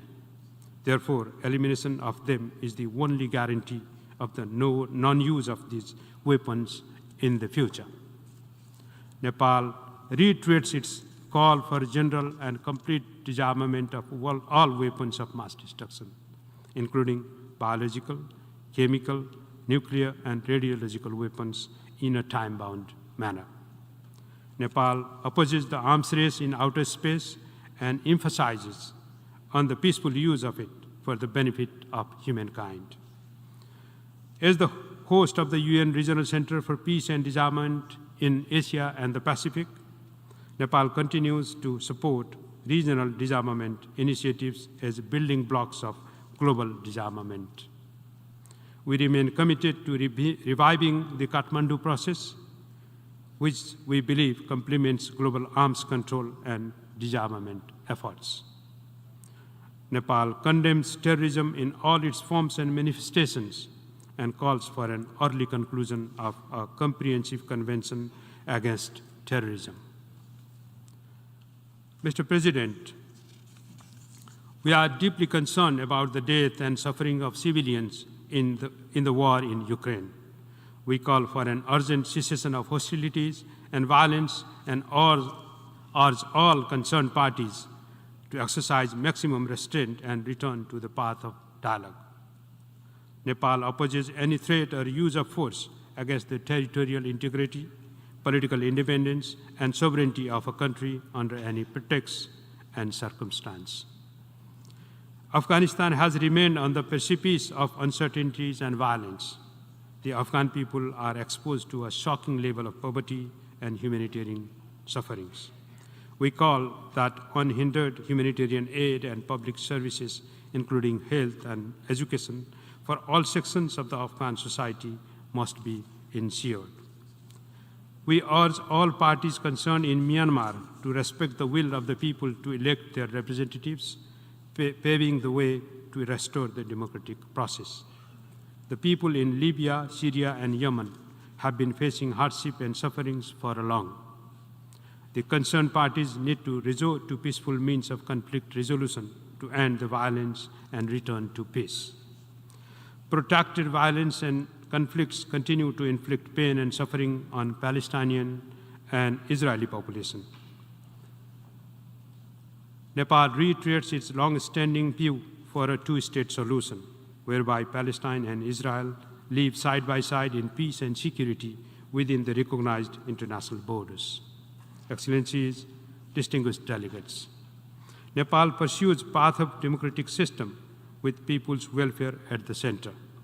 Our democratic process is characterized by people's struggle, sacrifice, dialogue, and resilience. In May this year, we successfully held democratic elections to the local governments in peaceful, free, and fair manner. We are now set to hold periodic elections for federal parliament and provincial assemblies in November this year. For a democracy like Nepal, these are much more than just periodic elections. They are the testament to our ability of ensuring peaceful transfer of power. They are the means to enhance people's trust in democracy, promote legitimacy and accountability, and strengthen the rule of law. The principles of inclusion and participation constitute the core of Nepal's governance system. The Constitution of Nepal guarantees the proportional representation and participation of all sections of our society in national life. It guarantees at least 33% representation of women in federal and provincial parliaments and 40% at the local government level. As a result, the participation of women, youth, and disadvantaged groups has increased significantly in politics and other spheres of national life. It has not only ensured their rightful place, but also injected dynamism, justice, and fairness into society. Mr. President, Nepal's commitment to human rights is unequivocal. The Constitution of Nepal incorporates universally recognized human rights and fundamental freedoms. As a member of the UN Human Rights Council, for the second consecutive term, Nepal continues to add value to the work of the Council. Our approach to human rights is firmly grounded in the principles of universality, indivisibility, objectivity, and non-selectivity. We are committed to concluding the transitional justice process by addressing the concerns of the victims, complying with the directives of the Supreme Court, abiding by the spirit of comprehensive peace accord, and our relevant international commitments. Taking this in earnest, the government of Nepal presented an amendment bill to the parliament to reform the related laws. We uphold the rights of the child as the most sacred obligation of the state, with their protection, well-being, health, education, and development at the center. We attach high importance to the safety, security, dignity, and well-being of migrant workers, and emphasize on the effective implementation of the Global Compact for safe, orderly, and regular migration. We also attach high importance on quality education, skills, entrepreneurship, and employment to the youth to unleash their potentials for sustained economic development, peace, and prosperity in society. We recognize the significant role that diaspora can play to bring capital, technology, and skills to the country of origin. Though we are not a party to Refugee Convention and its protocol, we have been hosting thousands of refugees on humanitarian grounds. We believe that forced eviction of citizens anywhere and under any circumstances is a grave crime. Refugees' right to return to their homeland in safety, honor, and dignity must always be ensured. Excellencies, the cardinal principles of seeing the world as one family shapes our worldview in external relations. Our foreign policy dwells on the notion of peace, non-violence, and non-aggression, which find their eloquent expression in the teachings of Gautam Buddha, the enlightened son of Nepal. Nepal enjoys cordial relations with all countries around the world. This is a result of both my country's historical evolution and the friendly nature of our people. Given the goodwill Nepal receives from our friends, we feel it to contribute more for international peace, progress, and social justice. We engage with our neighbors and friends in the international community based on the principles of the UN Charter, non-alignment, Panchashila, international law, and the norms of world peace. We play active role in SHARC, BIMSTEC, and ACD to promote regional cooperation. Our partnership with the United Nations has been built on the foundation of trust and cooperation. We firmly believe in multilateralism, with the United Nations at its center. With its unmasked coverage, legitimacy, and convening power, the United Nations is the most appropriate forum for promoting global cooperation based on sovereign equality and mutual respect. Currently, the second largest troops and police contributing country, Nepal has been a consistent contributor to UN peacekeeping for the last 6.5 decades. We have deployed our peacekeepers at every call and without caveat, even in difficult situations. Nepal supports all major initiatives aimed at reforming UN peace operations. We have endorsed the Kigali Principles, the Action for Peacekeeping, and A for P Plus initiatives, among others. We have zero-case policy against sexual exploitation and abuse in peace operations. We condemn the targeted attacks against the Blue Helmets. Perpetrators of such crimes should be brought to justice. We believe that countries should have fair share of leadership positions at the headquarters and in the field, according to the level and history of their contribution to UN peacekeeping. Nepal supports UN reform initiatives, including revitalizing the General Assembly and reforming the Security Council to make it more representative, inclusive, and transparent. We also support reform initiatives based on the Secretary General's report, Our Common Agenda. These endeavors will not produce results unless the member states take bold and transformative steps to make our organization fit for the future. We must enable the UN to deliver on the needs of the farthest behind the first. To conclude, Mr. President, the decisions we make today will determine what our future will look like. Our choice to act or not to act will have a huge impact on generations to come. Let us look at what opportunities lie ahead for us. Let us give solidarity and cooperation a chance. As a peace-loving country, Nepal remains committed to contributing to our collective efforts of making this world peaceful, prosperous, and equitable. I thank you for your attention.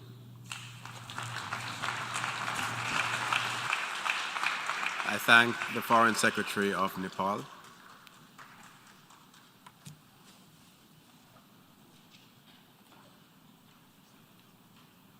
I now give the floor to His Excellency Mark Herman Ninadou Araba, Chair of the Delegation of Benin.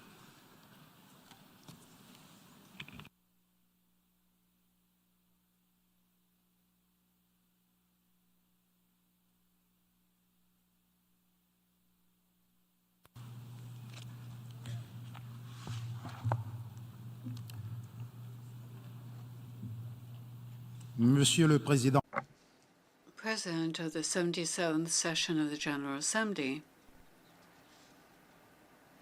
distinguished heads of state and government, distinguished Secretary General, ladies and gentlemen, heads of delegations, distinguished delegates,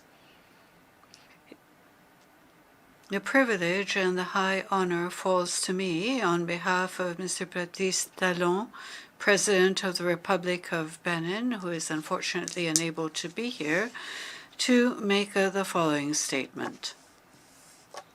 As I open this statement, I wish to address to you, President, my warm congratulations upon your successful election to the presidency of the 77th regular session of the General Assembly. I also wish to express my congratulations to your predecessor, His Excellency Abdallah Shahid, and his team for the remarkable work done with dedication and skill during his mandate, which deserves to be praised. I also pay tribute to the Secretary General, His Excellency Antonio Guterres, with our appreciation for the laudable efforts he tirelessly makes alongside the members to realize the noble objectives of our shared organization.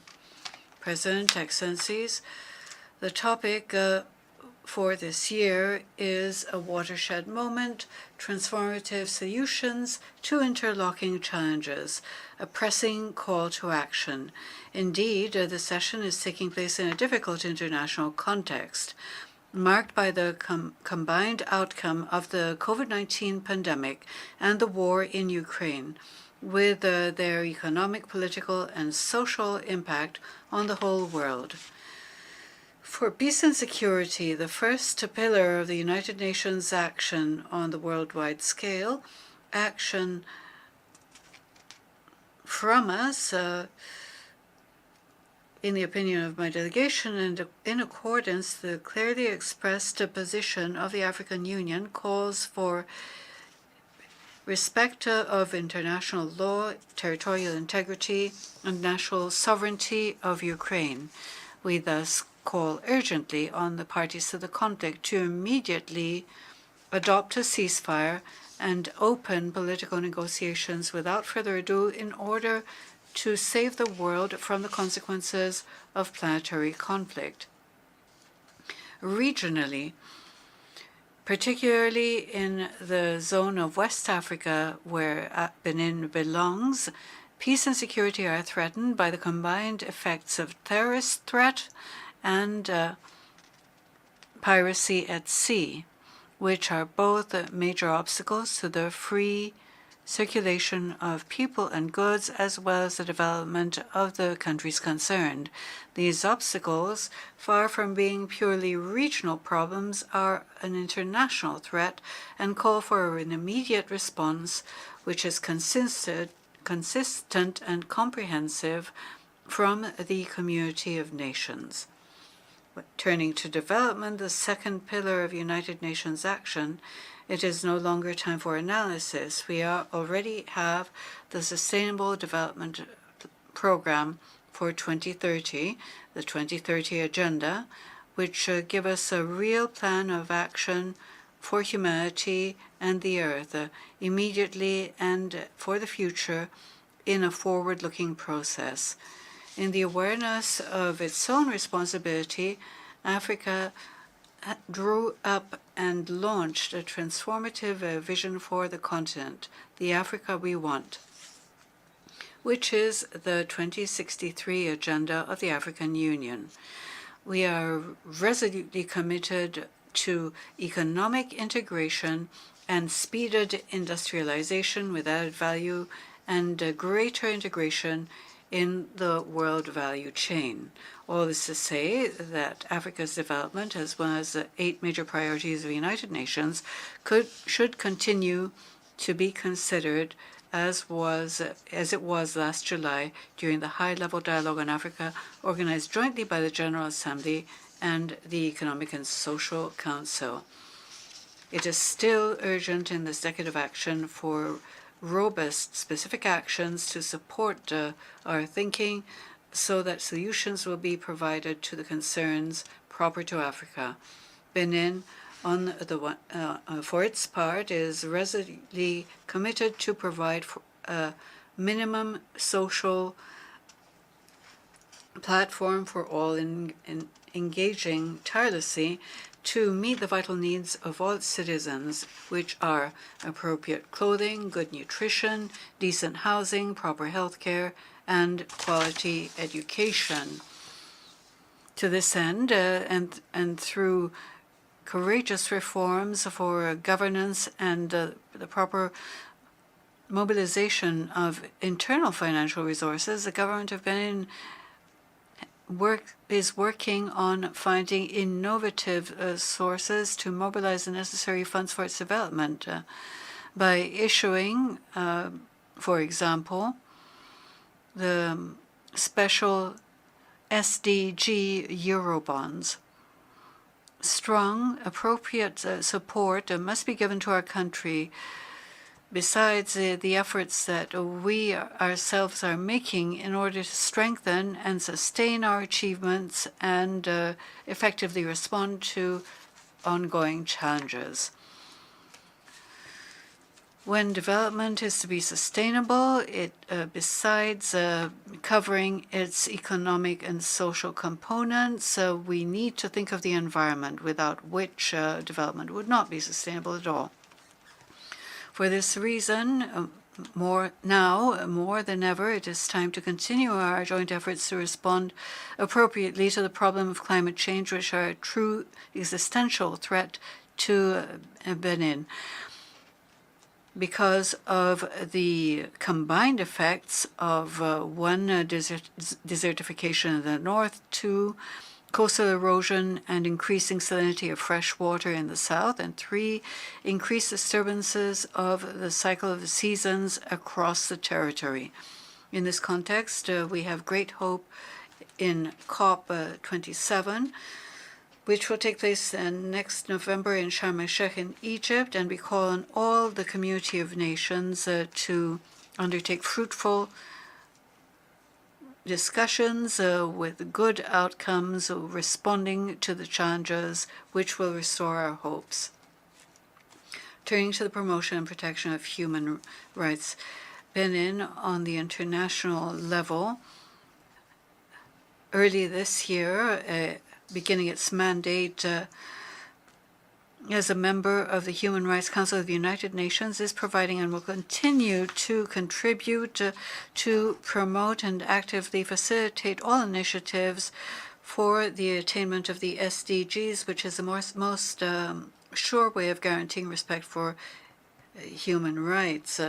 Nationally, Benin is working on mobilizing resources, making it possible for the population to access proper food, quality education, healthcare protecting the most vulnerable, drinking water, electricity, and their own energy sources. Faced with the many challenges before us, the time has come to preserve and strengthen multilateralism, which is truly inclusive and based on fair rules which apply to all, as the melting pot for thinking and actions to contribute viable global solutions. Benin provides full support to ongoing diplomatic initiatives within the United Nations to find peaceful, lasting, fair solutions to the issue of the creation of viable Palestinian state with full international sovereignty and living in peaceful coexistence with the State of Israel. Efforts to find a permanent solution to the issue of the Western Sahara, making the most of the political process and its achievements, held under the auspices of the Secretary General of the United Nations, which aims to find a compromise solution in the framework of the implementation of the relevant resolutions of the Security Council. The issue of the economic, commercial, and financial embargo on Cuba. On this front, Benin associates itself to the statements of the relevant summits of the Community of Latin American and Caribbean States, as well as the resolution of the 35th regular session of the African Union in February 2022 in Addis Ababa. We call for normalization of relations between Cuba and the United States. As the Secretary General indicates in his report entitled Our Common Program, humanity throughout history has shown that it is able to produce great results when it acts as one. More than ever, it is an issue for humanity to make a choice between remaining passive and acquiescing to continued breakdown or acting resolutely to build a better future.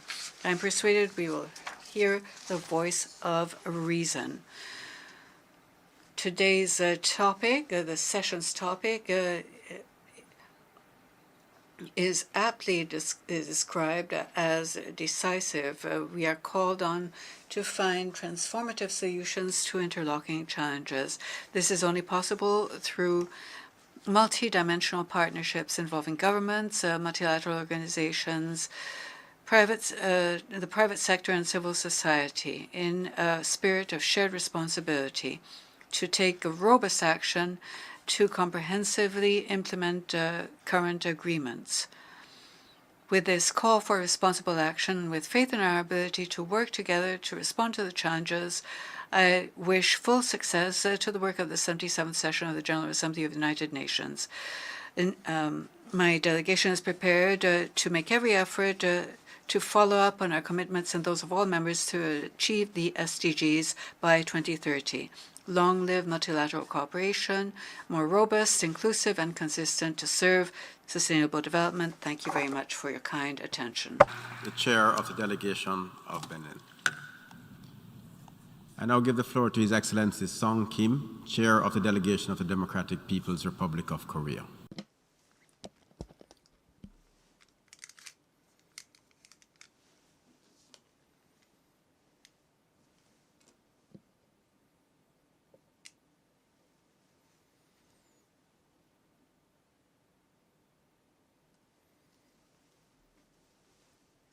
Mr. President, Mr. Secretary General, distinguished delegates, let me begin by congratulating you, Mr. Chaba Korosi, on your election as the President of the 77th session of the United Nations General Assembly.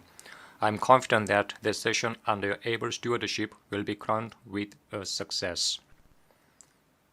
I also expect that the current debate will serve as a meaningful occasion for all UN member states to find a common solution through exchanges of useful experiences to tiding over the existing challenges and crises and building a sustainable world for ourselves, as well as the future of coming generations.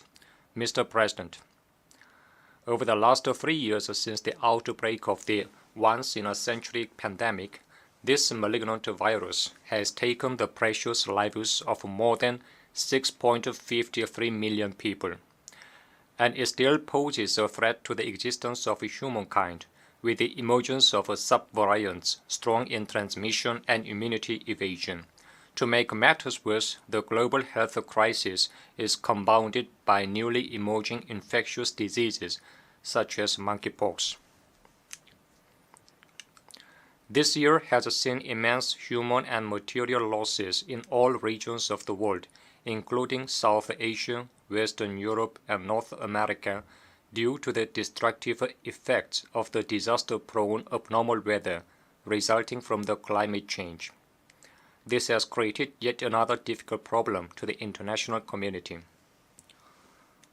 Moreover, the global security environment is plunging into the worst ever state since the World War II, owing to the high-handedness and arbitrariness of some countries, attempting to replace the current international order centered on the UN system with a rules-based international order governed by the unilateral and exclusive Western values.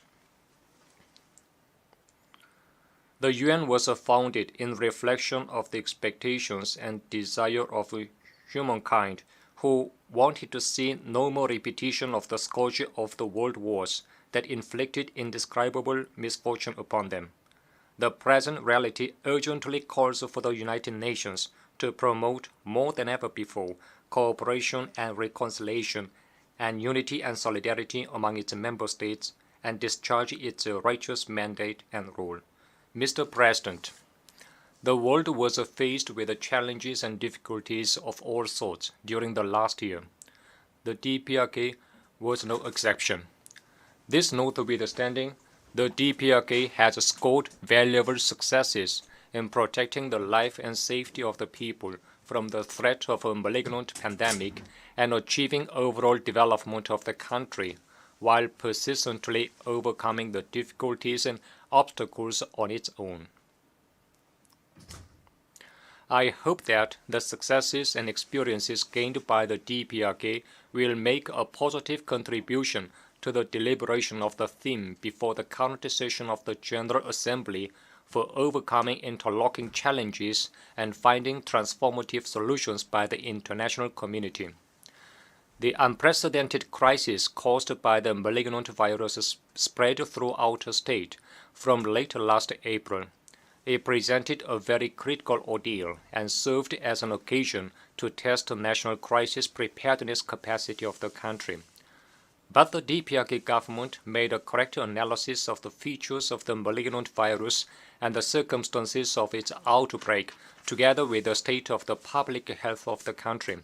On this basis, it lost no time in putting forward an anti-epidemic policy in a scientific, transparent, and speedy manner so as to take a strategic initiative in preventing the infectious disease, and proceeded with its implementation with due care, thus achieving a decisive victory in exterminating the malignant virus in a very short period of 100 days.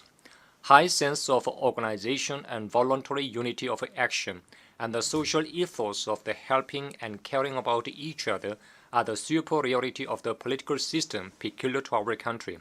This served as a fundamental guarantee for successful implementation of the scientific anti-epidemic policy. In terms of anti-epidemic and public health foundations, our country has been in a weaker condition than other countries. But it took the infectious disease under control at the shortest period of time. All in all, this is a brilliant result brought by the DPRK government's correct anti-epidemic policy and the superior socialist system. The DPRK government is closely following the anti-epidemic situation of the neighboring countries and the world. At the same time, it is stepping up its work to build the national anti-epidemic capacity to actively cooperate within a public health crisis in the present and future, and to fully secure the life and safety of the people. Upon authorization, I take this opportunity to express thanks to those countries and international organizations that have shown their deep interest and willingness to render assistance to the anti-epidemic work of our country. Despite the inevitable difficulties and obstacles caused by the global health crisis and abnormal weather conditions, the DPRK government achieved new successes and progress by propelling without interruption the efforts for national development and stabilization and improvement of the people's livelihood.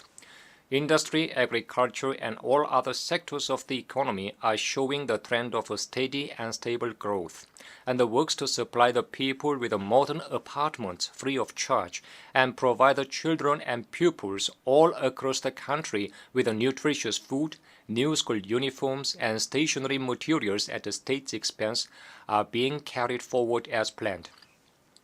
Subjective and objective conditions and environment are still unfavorable, but visible and substantial progress and advances are being made in our country with a social atmosphere which is full of vim and vigor.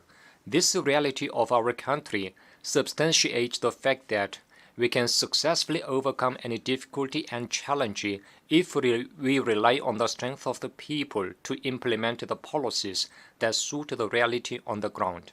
Mr. President, the successes achieved by the DPRK in its national and social development are not something which was by no means made under peaceful and tranquil environment.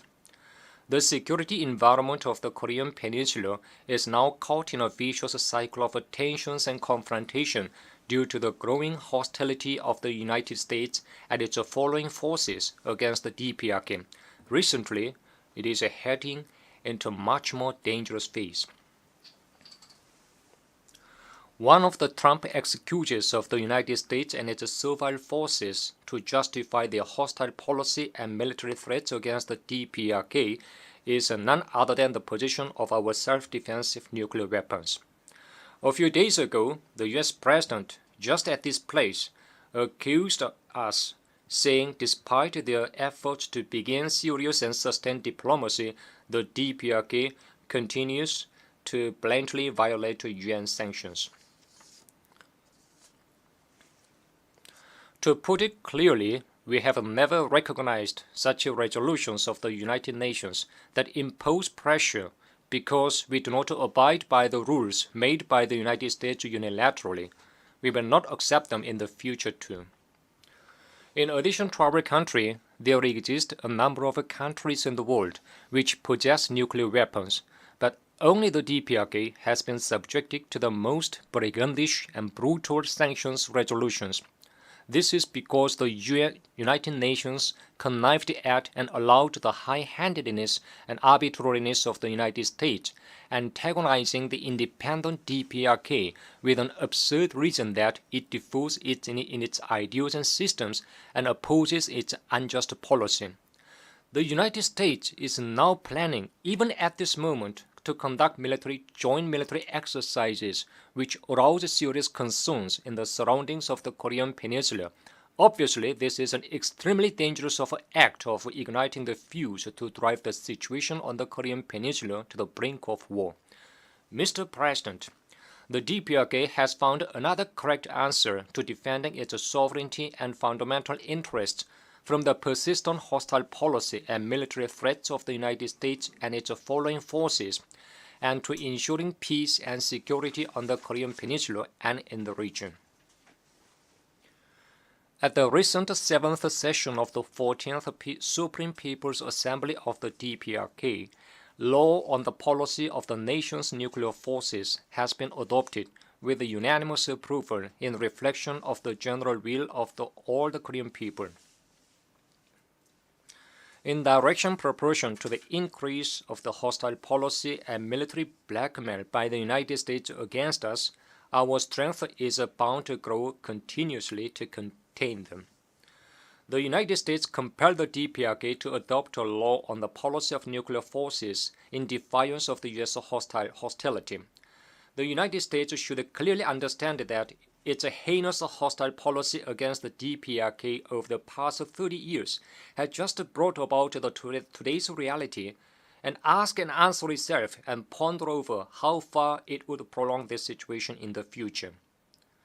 Mr. President, in his policy speech given at the 7th session of the 14th Supreme People's Assembly, Comrade Kim Jong-un, President of the State Affairs of the DPRK, said that present international situation shows that the contradictions between justice and injustice and between the progressive and the reactionary, especially the power structure surrounding the Korean Peninsula, have become obvious, and the change from a unipolar world advocated by the United States into a multipolar world is being accelerated significantly.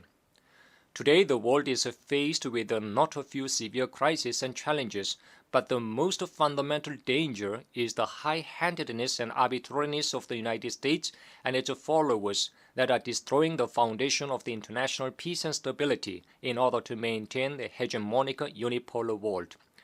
The rules-based international order advocated by the United States is no less than the U.S.-centered international order permeated with unilateral and hegemonic American values. It is also an imperialistic power structure which gives precedence to the interest of the United States, of the common interest of humankind and international law, and forces other countries' obedience. The United States, while dividing the world into democracy and authoritarianism, is now forcing other countries to choose between the two and seek bloc confrontation, and it attempts to maintain world hegemony by expanding the bilateral and multilateral military alliance, a legacy of the Cold War. The prevailing reality urgently calls on the United Nations, mandated to maintain international peace and security and safeguard international justice, to fully discharge its missions and role enshrined in the Charter, strictly adhering to the principles of impartiality and objectivity. The United Nations is the most universal international organization, bringing together all the sovereign countries. As such, an individual country or minority group can never represent the UN. All UN activities should be duly oriented to realizing the common interests and prosperity of the member states. To this end, the basic formula for solution of the problems should be the decision-making, which reflects not the individual interests of a few countries, but the legitimate and just demand and opinions of all the member states. The UN Security Council is the very organization where impartiality and objectivity are not ensured in the UN activities. The mere fact that the UN Security Council makes an issue of the exercise of the legitimate right to self-defense of a sovereign state is a contradictory act, as it denies the basic spirit of the UN Charter, which clearly stipulates sovereign equality and non-interference, as well as the recognized rules governing international relations. The UN Security Council is not fully discharging its mandate and responsibility to safeguard international peace and security. The main reason exactly lies in the unjust and double-dealing acts of the United States and some UN member states following in the footsteps of the United States. The UN Security Council does not say even a single word about the high-handedness and arbitrariness, reckless arms buildup and war crimes of the United States, but only accuses DPRK of its righteous efforts to bolster national defense capabilities on a case-by-case basis. All of these show that the UN Security Council has lost its competence and authority to act on behalf of the UN member states when it performs its duty to maintain international peace and security. As long as the double standards and unfairness and high-handedness and arbitrariness of the United States are not removed, any decisions or resolutions adopted by the UN Security Council can neither have reasonable binding force nor contribute to ensuring global peace and security. In order to put an end to the high-handedness and arbitrariness of specific countries, including the United States, and restore confidence of the international community in the UN Security Council, urgent priority should be given to the expansion and strengthening of representation of developing countries, which account for the absolute majority of the UN membership. If the UN is to ensure impartiality and objectivity in its activities, it should stick to the cardinal principles of respecting sovereign equality and the right to self-determination of the peoples. The United States and some other UN member states are trying to unilaterally impose on sovereign states the Western values and the rules-based international order under the symbols of safeguarding democracy and protecting human rights. Such interventionist attempts constitute a flagrant breach of the UN Charter, which gives precedence to the principle of sovereign equality. The impartial acts and double standards favoring the unfair positions of some individual countries and specific forces should be thoroughly eliminated, and the core principles of the UN Charter of sovereign equality and equal rights and self-determination of the peoples should be strictly observed. The DPRK delegation takes this opportunity to extend firm support and solidarity to the government and people of Cuba in their struggle to safeguard their sovereignty and the right development of the country in the face of the high-handedness and arbitrariness of the United States in a move to interfere in its internal affairs. We also strongly demand the economic and financial embargo on Cuba by the United States be lifted in its entirety immediately as required by the relevant resolution of the UN General Assembly. We also stand in firm support and solidarity with the peoples of the Syrian Arab Republic, Palestine, and other independent countries who are struggling to repel interference of foreign forces and safeguard the independence, sovereignty, and territorial integrity. Mr. President, it is the invariable foreign policy stand of the DPRK government to maintain independence, peace, and friendship. The DPRK will broadly cooperate with all countries and nations which oppose and reject aggression and interference, domination, subordination, and aspire after independence and justice, transcending differences in ideology and system. It will also develop multifaceted exchanges and cooperation, even with the capitalist countries that respect our country on friendly terms. The Democratic People's Republic of Korea sets great store by sovereign equality and international justice. It will in the future too actively join the international community in its efforts to maintain world peace and security and establish a fair and just international order. It will also fully undertake its responsibility and role in ensuring peace and security on the Korean Peninsula. Thank you. I thank the Chair of the Delegation of the Democratic People's Republic of Korea. I now give the floor to Her Excellency Aksultan Atayeva, Chair of the Delegation of Turkmenistan.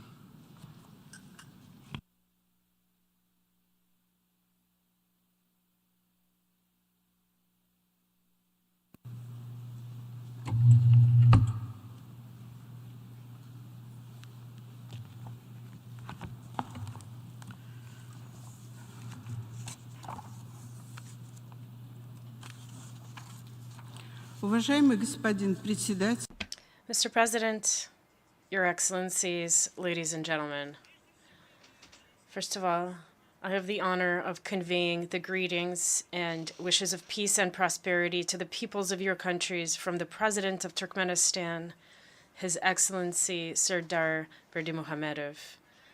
I congratulate Mr. Çabakureşi on his election as the President of the 77th session of the UN General Assembly and wish him success in this important position of responsibility. I express my gratitude to the distinguished Abdullah Shahid, President of the 76th session of the General Assembly, for his effective work. Distinguished participants, the current session of the UN General Assembly is seen by Turkmenistan from the point of view of needing to urgently leverage the potential of the global community and the UN's constructive influence on global processes, search for channels of dialogue as the only acceptable way to resolve conflicts and differences, lay the foundations for developing responsible joint approaches to the problems of post-pandemic development, and restore economic and humanitarian ties. For Turkmenistan, the new political year marks an important date, the 30th anniversary of our membership in the United Nations.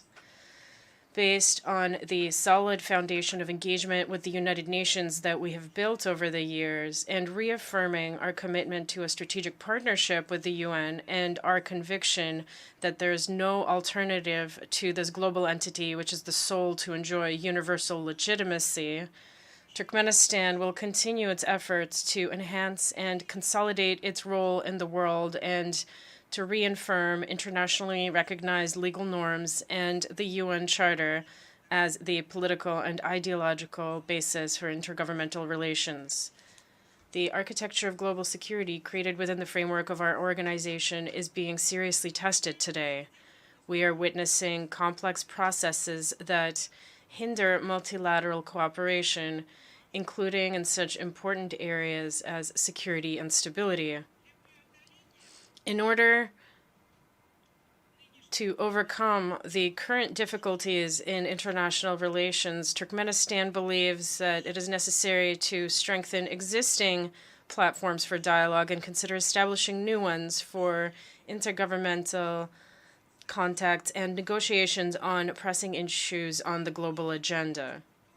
Restoring trust and a culture of respectful dialogue is currently gaining universal significance as one of the key conditions for a responsible, non-confrontational approach, seeking opportunities for mutual understanding and preserving a balance of interests when considering problematic issues.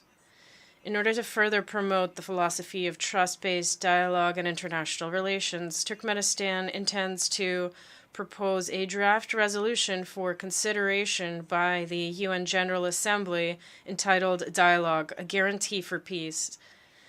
We are convinced that the adoption of such a document would serve to confirm the principled and unequivocal commitment of all UN member states to a peaceful negotiation-based method of resolving conflicts, no matter how difficult they may seem. Further building on our efforts in this area, we invite the international community to declare 2025 the Year of Peace and Trust, based on the provision of the United Nations General Assembly resolution adopted earlier at the initiative of Turkmenistan. Today, the role of peacekeeping instruments in the international community's toolbox is objectively increasing. This includes, in particular, using the potential of neutrality and its conceptual foundations to strengthen overall stability and security. Based on the General Assembly's recognition of neutrality as a factor in strengthening comprehensive peace and security, and the resolution declaring December 12th the International Day of Neutrality, Turkmenistan will continue to work actively with its partners to expand the membership of the Group of Friends of Neutrality for Peace, Security, and Sustainable Development established at the UN. The logic of global processes in the field of security dictates a need to significantly strengthen regional interaction mechanisms. On July 28th of this year, the UN General Assembly adopted a resolution proclaiming Central Asia a zone of peace, trust, and cooperation. We are grateful to the international community for taking this step, which creates the necessary conditions in a strategically important part of the global political map for active efforts to strengthen international security, prevent and resolve conflicts, and build strong and effective regional institutions to that end. As the host country of the headquarters of the UN Regional Center for Preventative Diplomacy for Central Asia, Turkmenistan urges for comprehensive assistance to be provided for its work, which has proven its effectiveness.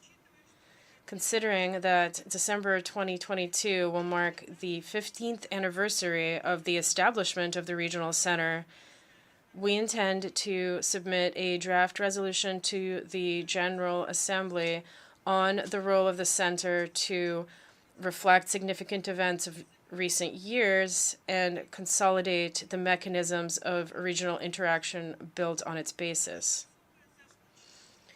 We are particularly concerned by the current rise in threats to global food security, which are rapidly beginning to affect an increasing number of countries and entire regions. Urgent efforts are required in this context on the part of the entire international community, as well as effective measures in order to overcome the current situation. With a view to maintaining the stability of the global food market and jointly search for solutions to the complex problems of providing food to the most vulnerable countries, as well as in support of the efforts of the Secretary General of the UN in this regard, we propose holding an international forum on food security in Turkmenistan. In the current context, fully delivering on agreements to implement the Sustainable Development Goals is increasingly important. Here, in support of multilateral tools for monitoring the achievement of the SDGs, Turkmenistan will present its second National Voluntary Review of the implementation of the SDGs during the high-level political forum in 2023. At present, meeting the challenge of sustainable development largely depends on the level of international cooperation in critical areas such as transport and energy. Continuing its efforts to promote multilateral transport cooperation, during the current session, Turkmenistan intends to summarize the results of the 2016 and 2021 global conferences on sustainable transport, as well as other high-level transport forums held in recent years, including the Ministerial Transport Conference of Landlocked Countries held in Turkmenistan on August 15th and 16th of this year, and to prepare proposals to develop a draft concept for a special interregional UN program for transport development. At the current session, Turkmenistan also trusts that a broad dialogue will naturally continue on the issue of energy security.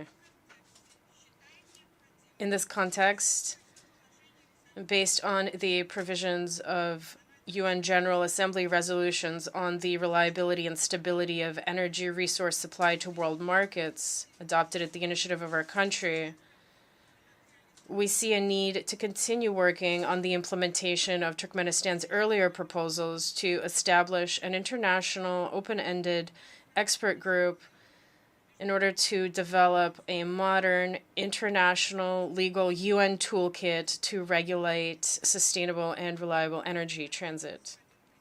Mr. President,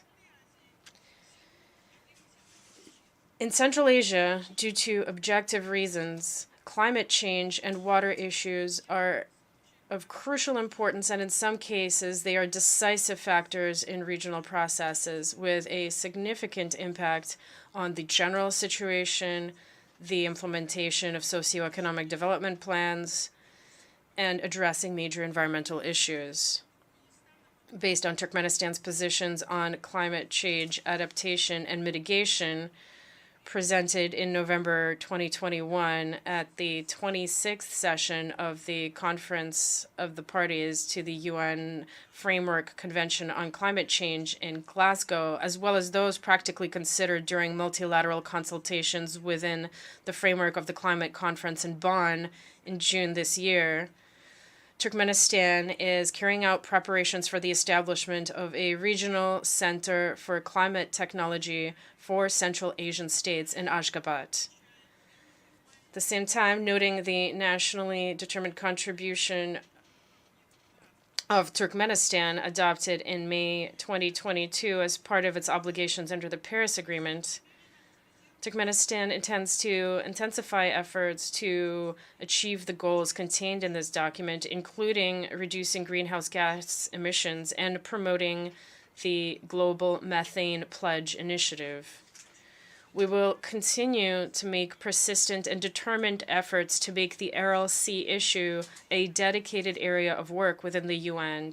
To this end, in May 2023, we intend to resume negotiations on a draft resolution of the UN Economic and Social Commission for Asia and the Pacific on the establishment of a special UN program for the Aral Sea Basin, which will be based on the provisions of UN General Assembly resolutions on cooperation between the United Nations and the International Fund for Saving the Aral Sea, adopted in 2018 and 2019. Your Excellencies, the impacts of the pandemic require us to continue our coordinated efforts in order to address identified vulnerabilities in global and national health systems. Turkmenistan will continue supporting the joint efforts of the international community to combat the novel coronavirus infection and create tools for medical diplomacy, emphasizing the key role of the World Health Organization in developing consolidated responses to common threats. We support the global One Health concept that has been developed and will promote it as part of the roadmap to support the health and well-being of populations in Central Asia through 2025. Distinguished participant, despite the diversity of challenges facing each of our countries, we are united by common hopes, common anxieties, and threats. Turkmenistan stands ready, together with its partners, to seek new approaches and ways to overcome the challenges faced by humanity. Based on our strategic cooperation with the United Nations, our country will make every effort to achieve these goals. Thank you very much for your attention. I thank the chair of the delegation of Turkmenistan. I now give the floor to Her Excellency Maria de Jesus.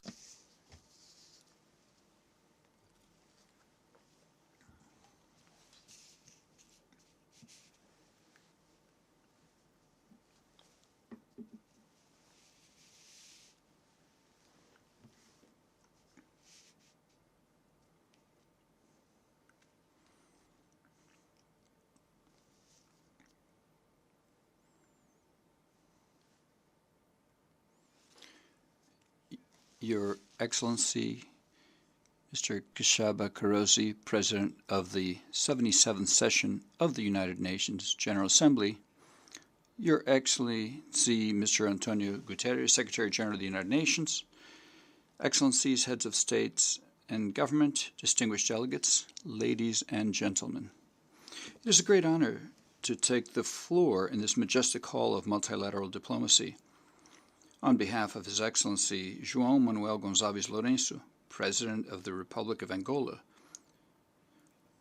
who wished to be here in person to address Your Excellency, but was unable to due to the general elections of August 24th and to his swearing-in ceremony. However, His Excellency has entrusted me to greet all those present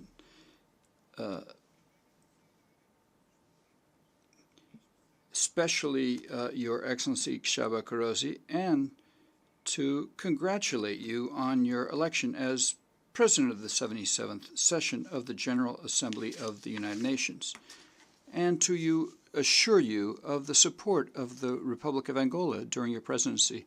Your Excellencies, this session, whose theme is a decisive moment, transformative solutions to interrelated challenges, takes place during a unique and sensitive international moment in our modern history, where we face complex challenges that call for joint solutions.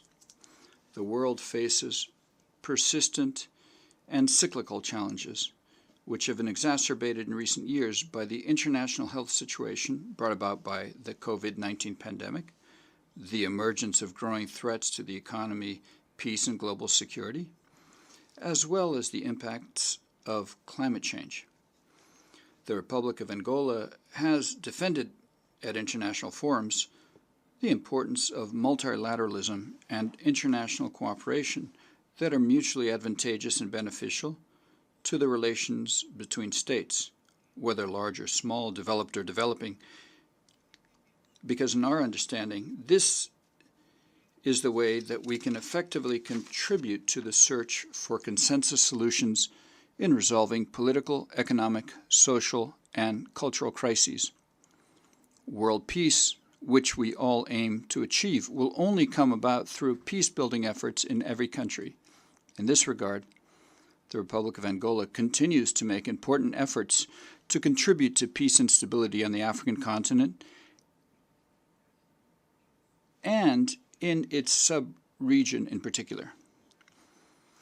In its role presiding the International Conference on the Great Lakes region, the Republic of Angola has spared no efforts to contribute to peace and stability in the region, especially with respect to the conflict in the Central African Republic, but also with regards to the border dispute between Rwanda and the DRC, as well as between Uganda and Rwanda, where we have modestly tried to do our best, since, as we know, the solution always, and above all, depends on the political will of the parties directly involved, as His Excellency the President of the Republic of Angola, João Manuel Gonçalves Lourenço, recently reminded us.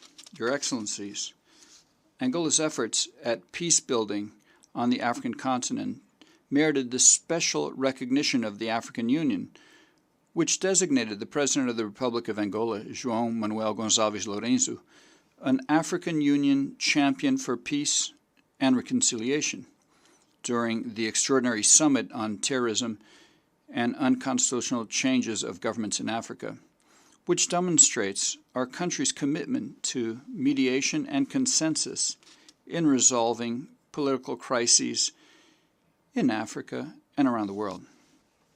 These efforts have been galvanized by the support we have received from the UN Secretary-General, His Excellency Mr. Antonio Guterres.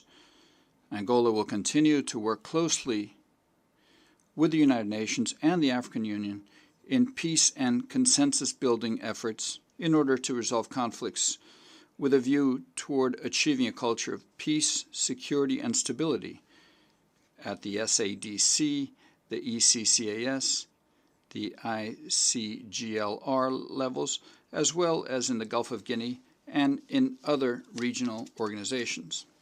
The Republic of Angola continues to uphold the inalienable rights of all states to strengthen their own defenses against external threats, equipping their armed forces with men, weapons, and equipment that meet national needs.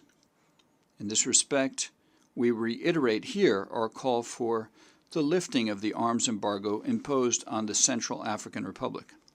Your Excellencies, history teaches us that we must discourage the use of force to resolve conflicts that exist between sovereign nations, as the consequences for humanity are immeasurable.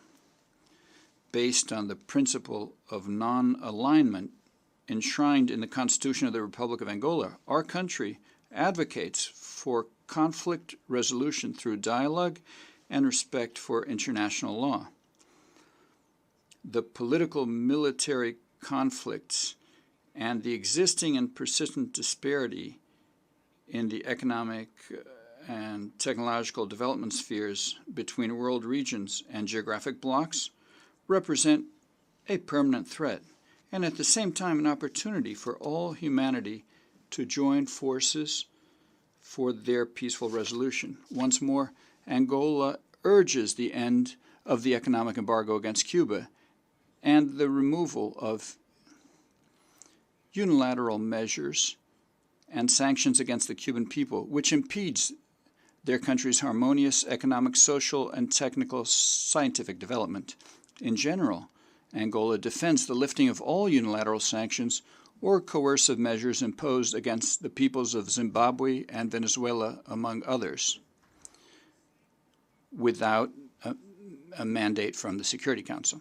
These politically motivated measures have proven to be counterproductive to efforts to eradicate poverty and to implement the Sustainable Development Goals, and they violate the principles of the United Nations Charter and of international public and humanitarian law. Your Excellencies, negotiations for reforming the UN Security Council still have not produced the results that the overwhelming majority of member states expects. The Republic of Angola joins other voices that defend such reforms towards an equitable representation that reflects the current configuration of the United Nations. The Zwollini Consensus and the Sirte Declaration represent a viable option to restore the rights and legitimate aspirations of the African continent and to correct the historical injustices that the region is experiencing with its absence from the decision-making center at one of the main statutory bodies in matters of international peace and security created by the United Nations Charter. Your Excellencies, Angola held its 5th general elections on August 24th, characterized by an environment of peace, harmony, and transparency, thus consolidating the construction of a democratic state and the rule of law, with a view toward the country's socio-economic development. The newly elected government intends to continue to work on ongoing reforms as one of the priorities of its mandates. Your Excellencies, the Republic of Angola is aligned with the international consensus on sustainable development, including the African Union Agenda 2063 on the environment. It has approved the National Strategy on Climate Change and Environmental Education and plans to achieve the target of 70% energy from non-polluting sources by 2025, favoring clean hydroelectric and solar energy. To this end, numerous and significant investments have been made in economic and social infrastructures to mitigate the effects of a prolonged drought that has affected the southern region of Angola, with special emphasis on the inauguration in 2022 of an aqueduct in the province of Cunene, which provides access to water to 350,000 citizens over a span of 160 kilometers, thus ensuring the supply for people, cattle, and irrigation.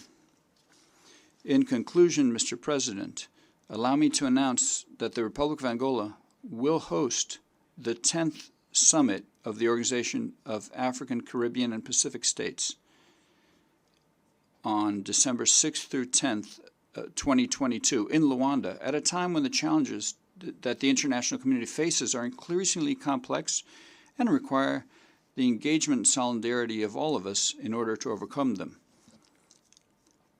Our purpose is to do everything possible so that the OSP, now a full-fledged international organization, plays its role in the concert of nations. Therefore, we would like to count on the attendance and participation of all member states. Thank you very much. I thank the chair of the delegation of Angola. I now give the floor to His Excellency Mohammed Al Hassan, chair of the delegation of Oman.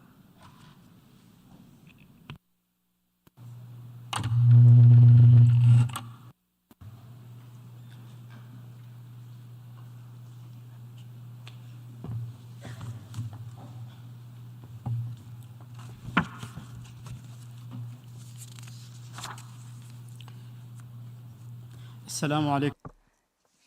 Peace and blessings of God be upon you, Your Excellency President Chaba Karachi. We would like to extend to you and your friendly country, the Republic of Hungary, our heartfelt congratulations on your election as President of the 77th session of the United Nations General Assembly. We would like to reassure you and all member states that we will work to ensure the successful deliberations and conclusions of the work of this session. We also appreciate the effort of your predecessor. It would be a remiss not to extend our thanks and appreciation to His Excellency the Secretary General of the United Nations, Mr. Antonio Guterres, for his tireless effort in leading this organization and advancing its noble causes while developing its working methods to enhance its effectiveness and adapt to the current needs. The Sultanate of Oman would continue its support for his efforts aimed at achieving justice and peace all over the world. Mr. President, the Sultanate of Oman pursues a well-established policy based on a deep and steadfast vision, as well as a legacy drawn from its cultural heritage and experience. Therefore, it affirms the fundamentals of its foreign policy, in siding with truth and justice, strengthening positive cooperation and bonds of friendship, and contributing to the consolidation of international peace and security. The Sultanate of Oman is convinced that establishing and maintaining peace in the world is necessary for the interest of all peoples. This can only be preserved if it's based on firm principles of justice and solid foundations of cooperation and harmony among all nations. We call upon the international community to be tangibly guided by these references and build partnerships between countries in accordance with the tenets of international law and customary legal practices in order to achieve peaceful coexistence and enhance cooperation and economic prosperity for all. Mr. President, my country continues to spare no effort through constructive cooperation with all parties to achieve peace in the brotherly Yemen.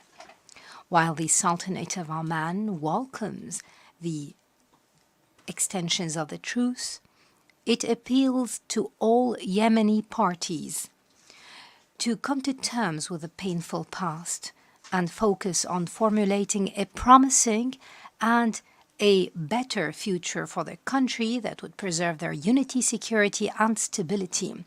This would come on the basis of the mutually agreed terms of references, including the Gulf Cooperation Initiative, the outcome of the intra-Yemeni dialogue, and the relevant United Nations resolutions.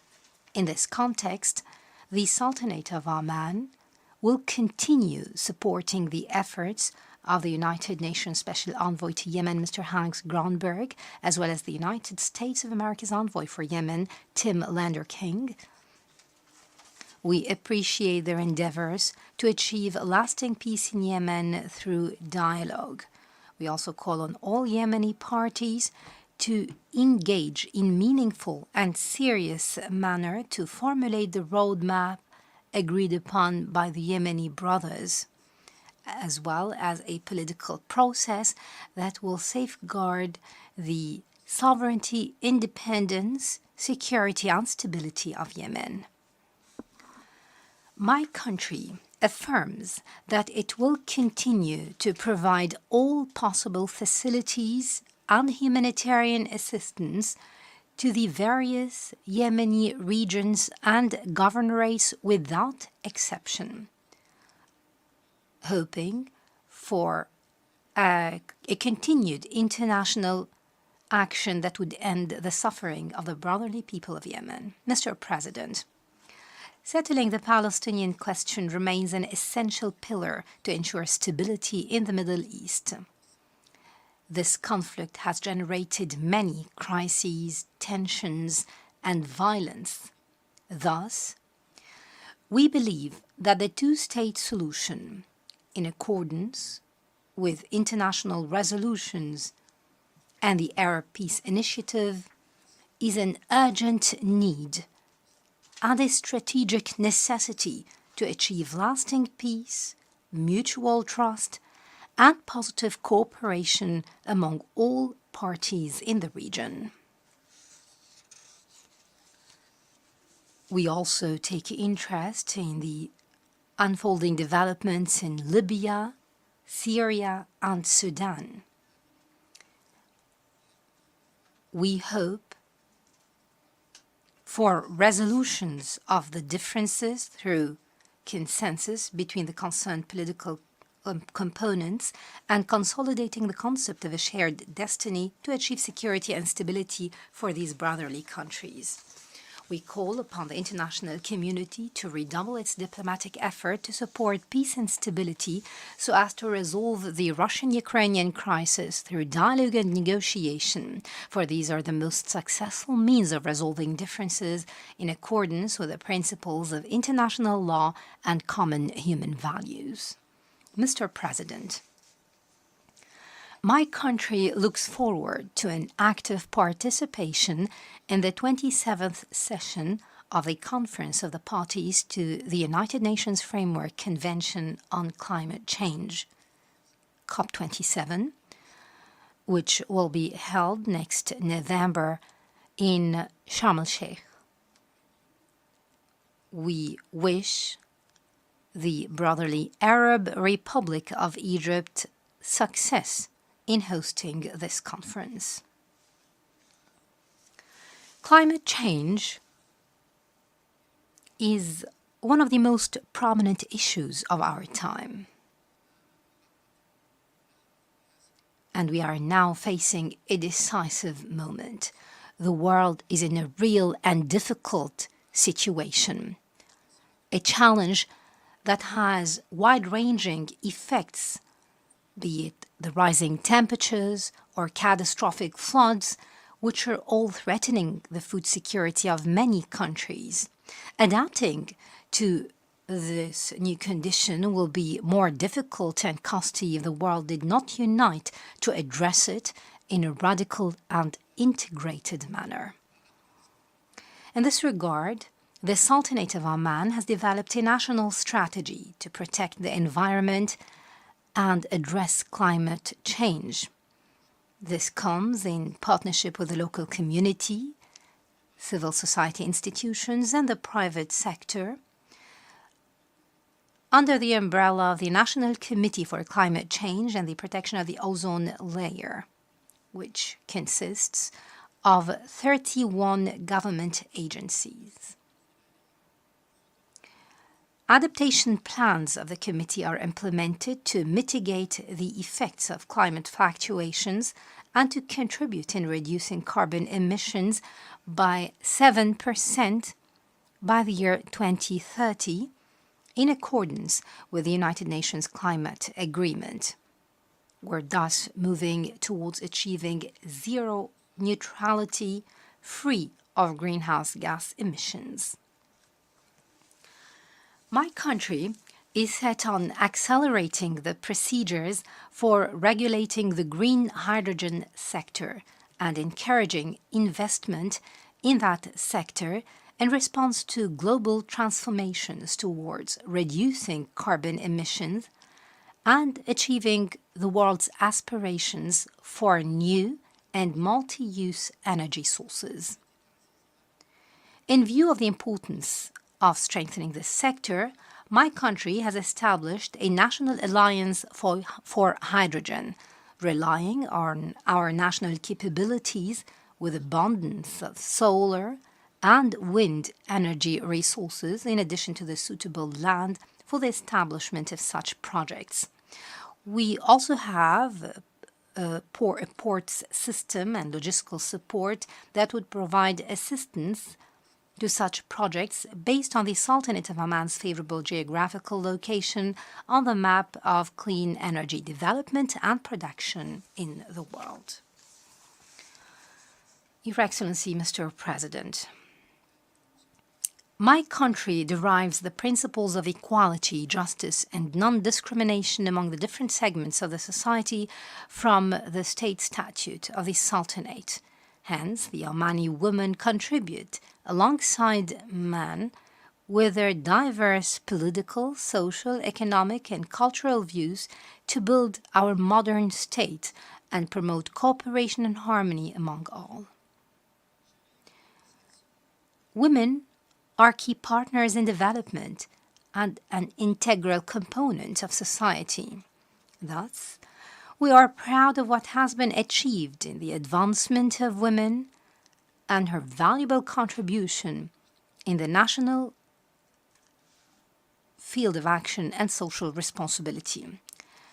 Youth equally play a great role in embodying promising hopes and a bright future for comprehensive development. My country has provided different incentives and opportunities that are characterized by fairness, transparency, and equal opportunities for all. Mr. President, it is undoubtedly crystal clear that the successive crises and existing conflicts have all created challenges for the United Nations system. Therefore, we call upon the international community to rebuild through genuine and realistic partnerships. By uniting ranks and forgiving obstructive lapses, while moving forward with a positive vision for a more promising future for all mankind.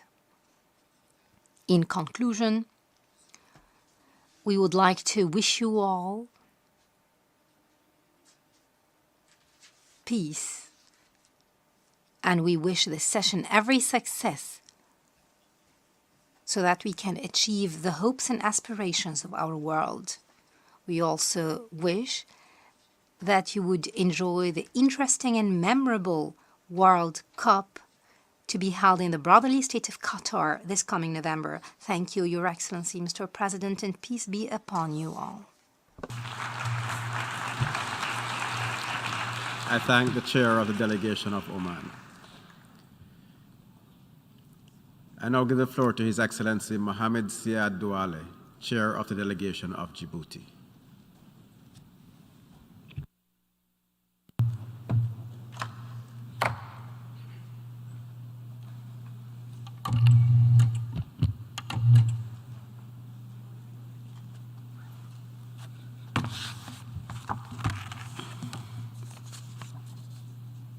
Monsieur le Président, President, Excellencies, distinguished participants, we meet at a time when the world continues to go through an uncertain period marked by multiple crises on the security, economic, health, and climate fronts.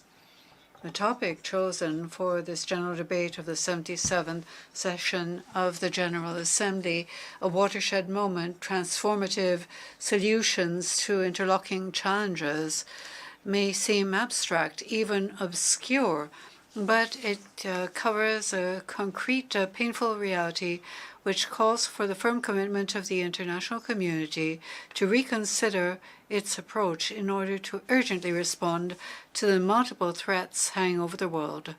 The United Nations were created not only to prevent war, but also through international cooperation to resolve economic problems. The Charter of the United Nations in Article 1, Paragraph 3 tells us to achieve international cooperation in solving international problems of an economic, social, cultural, or humanitarian character. The prospect of a post-COVID-19 recovery was overshadowed by the conflict in Ukraine, which led to a rapid downturn in the world economy, skyrocketing food and fuel prices, and supply chain disruptions. We share the Secretary General's stand that despite the deterioration of the outlook, we can still have hope as long as there is a collective response and we commit ourselves to work together again in order to respond to the interconnected challenges we face. We support the Secretary General's proposed plan to recover the SDGs.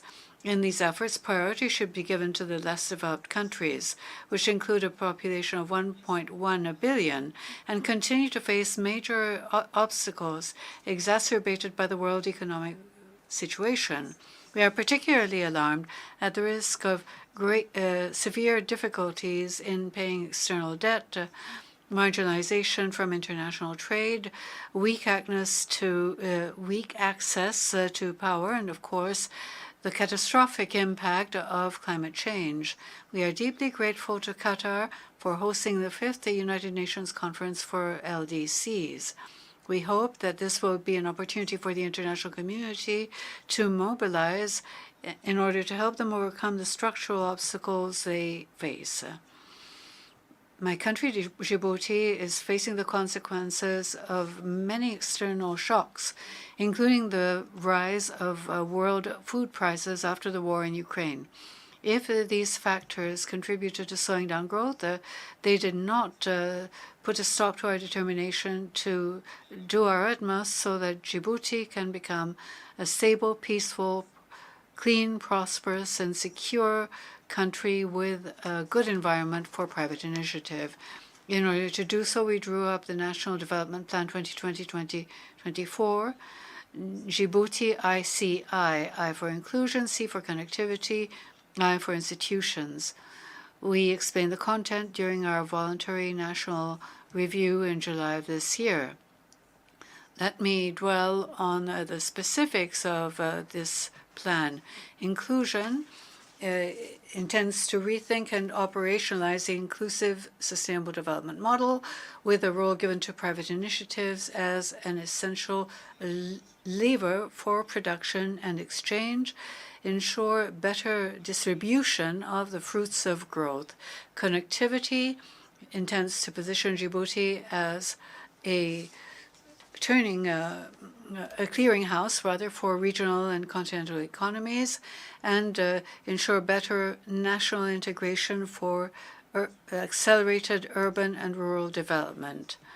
Institutions is intended to strengthen human and institutional capacity of Djibouti to strengthen the achievement of rights and freedoms, democracy, stability, and transparent institutions, and social cohesion. Under the leadership of His Excellency Ismail Omar Guelleh, the Republic of Djibouti is determined to work to fully realize the aforementioned objectives, and we, of course, count on the traditional support of partners and friendly countries. Climate change, President, is an existential threat to humanity. In order to convince ourselves, all we have to do is read and follow extreme weather events throughout the world. We also call on you to read the 6th report of the Intergovernmental Panel on Climate Change, the findings of which should mobilize the international community even more. We cannot postpone the implementation of commitments any further. We cannot passively allow each succeeding conference of the parties to note that we have not done enough.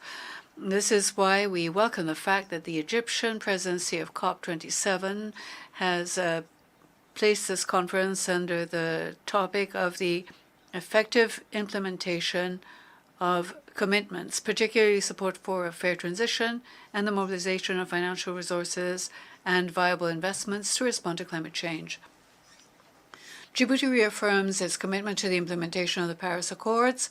Although it is a low greenhouse gas emitter, we are committed to an environmental policy of major scope with an ambition of 100% of energy that Djibouti uses by 2035 to be produced by it, even though some people do not seem to notice it. Djibouti is also negatively affected by the same climate risks as the other countries of the Horn of Africa: drought, lack of water, sea level rise, and flooding, as well as salinization. We welcome the unprecedented report of the 7th replenishment of the World Fund against AIDS, tuberculosis, and malaria under the leadership of President Biden. These resources are very important for the fight against these 3 epidemics by 2030. And they also strengthen resilience and the ability of health systems by giving them better ways of tracking and preparing for future threats. We closely followed the discussions on an international treaty on pandemics, a significant step forward towards defining a more appropriate global response. The best way of perpetuating a pandemic is not learning from the failures and the efforts made to fight pandemics in the past. Djibouti was honored to host a high-level parallel event in partnership with the African Union Commission and the MasterCard Foundation on the topic of the new public health order in Africa on a national, regional, and international level. We put Africa's priorities at the center of this initiative, which is built on 5 pillars: strengthening public health institutions, bolstering the capacity of public health personnel, developing vaccines and diagnostic products, respectful partnerships, and increasing national resources. A call to action was adopted at the conclusion of the discussion. President, according to Article 2, Paragraph 4 of the Charter of the United Nations, all members shall refrain in their international relations from the threat or use of force against the territorial integrity or political independence of any state or in any other manner inconsistent with the purposes of the United Nations. In order to defend this vital principle, Djibouti, together with 141 member states of the United Nations voted for the resolution condemning Russia's aggression against Ukraine. We are deeply concerned at the stalemate of the conflict 7 months after it broke out. We know that this is not a play fight with wooden swords. The conflict has led to innumerable loss of life and destruction of infrastructure, including hospitals and schools. The intensified war efforts, the risk of a stalemate, and the threat of use of nuclear weapons undermine a potential peaceful settlement of the dispute. We echo the call of President of Senegal and President of the African Union, Macky Sall, for de-escalation negotiations. A fair, lasting peace should be a priority for all of us, even if the path to peace is sometimes tortuous and difficult. It should be the priority. We reaffirm our support to the African position to improve the representation of the continent in international bodies, particularly the Security Council, reflecting the realities of the 21st century. Africa participates in good faith in the discussions on Security Council reform, and we believe that we should show more openness and flexibility to get out of the stalemate. Our population expects tangible results to dissipate the feeling that these reforms are simply an empty gesture and that the more things change, the more they stay the same.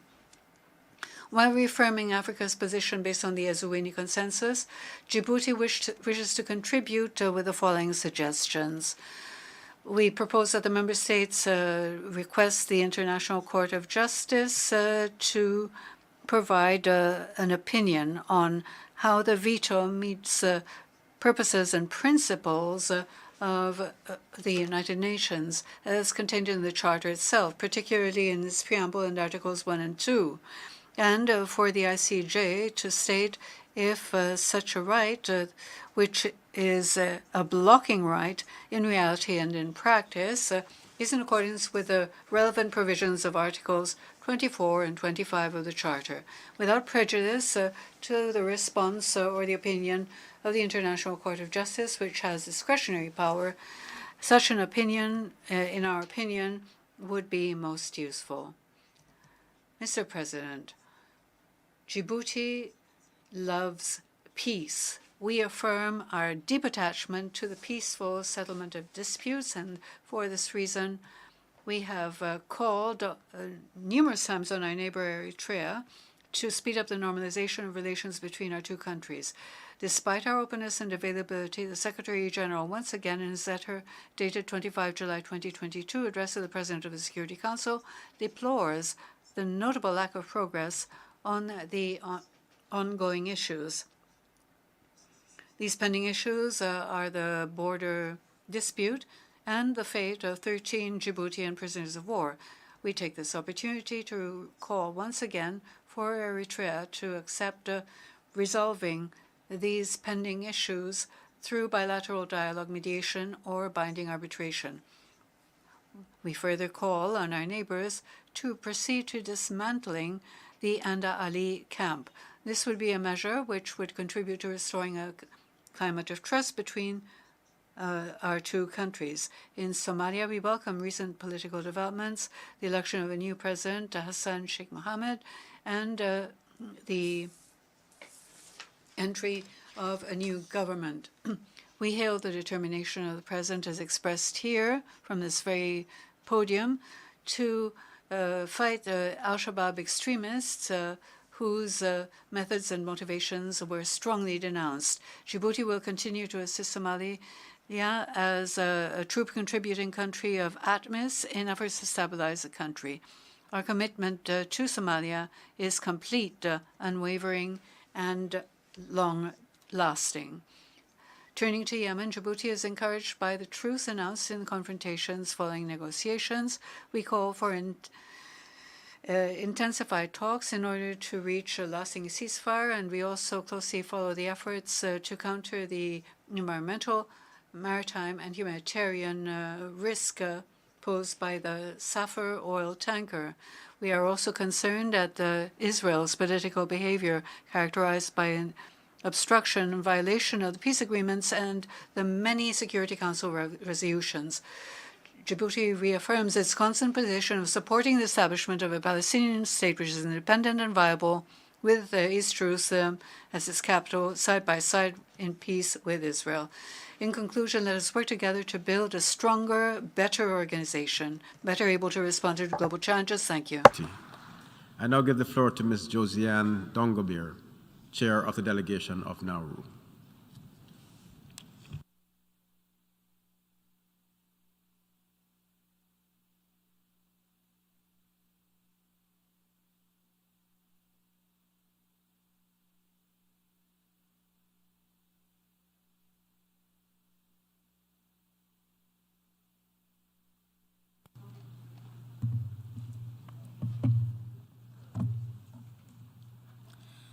Mr. President, it is an honor to represent His Excellency Lionel Rowan Ngamiya and deliver this statement for the Republic of Nauru at the 77th session of the United Nations General Assembly.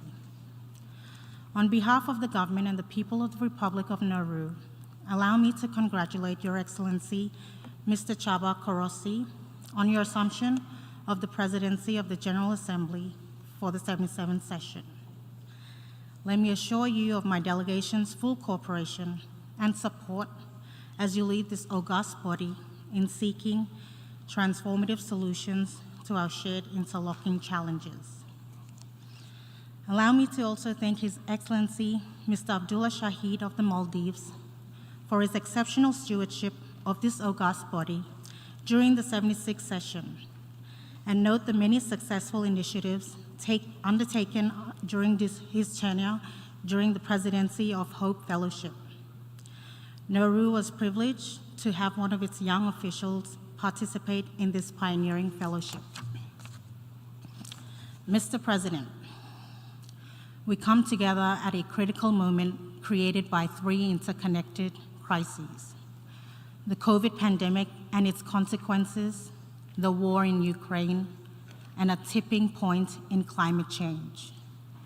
These crises are creating unprecedented humanitarian challenges, as well as growing concerns about the global economy. To overcome these challenges and to fulfill the promises of the 2030 Agenda, we must draw upon the strength of multilateralism and the ability of this organization to bring about the transformative change that builds our people's resilience to face the crises of today and of the future. This time last year, Nauru was proud to declare its COVID-free status. However, that is no longer the case. Thankfully, however, with the strong support of our partners, Nauru was able to achieve high vaccination rates for both adults and children. Our high vaccination rates have been critical in ensuring minimal casualties from the COVID infection. We thank our partners, Australia, India, Japan, Switzerland, and the United States, including the COVAX facility, for their support throughout the pandemic. We would also like to acknowledge, in particular, the support and good practices demonstrated by the people of Taiwan in the face of COVID. The Republic of China Taiwan is an important partner in the global response to the pandemic, as well as a particular partner of Nauru. Taiwan's exemplary response and assistance should not be ignored. Taiwan is ready to share their experience, and we call for their recognition to ensure their right to engage with us all in this global forum. With the help of our partners and friends, the health effects of COVID on our country have been relatively mild.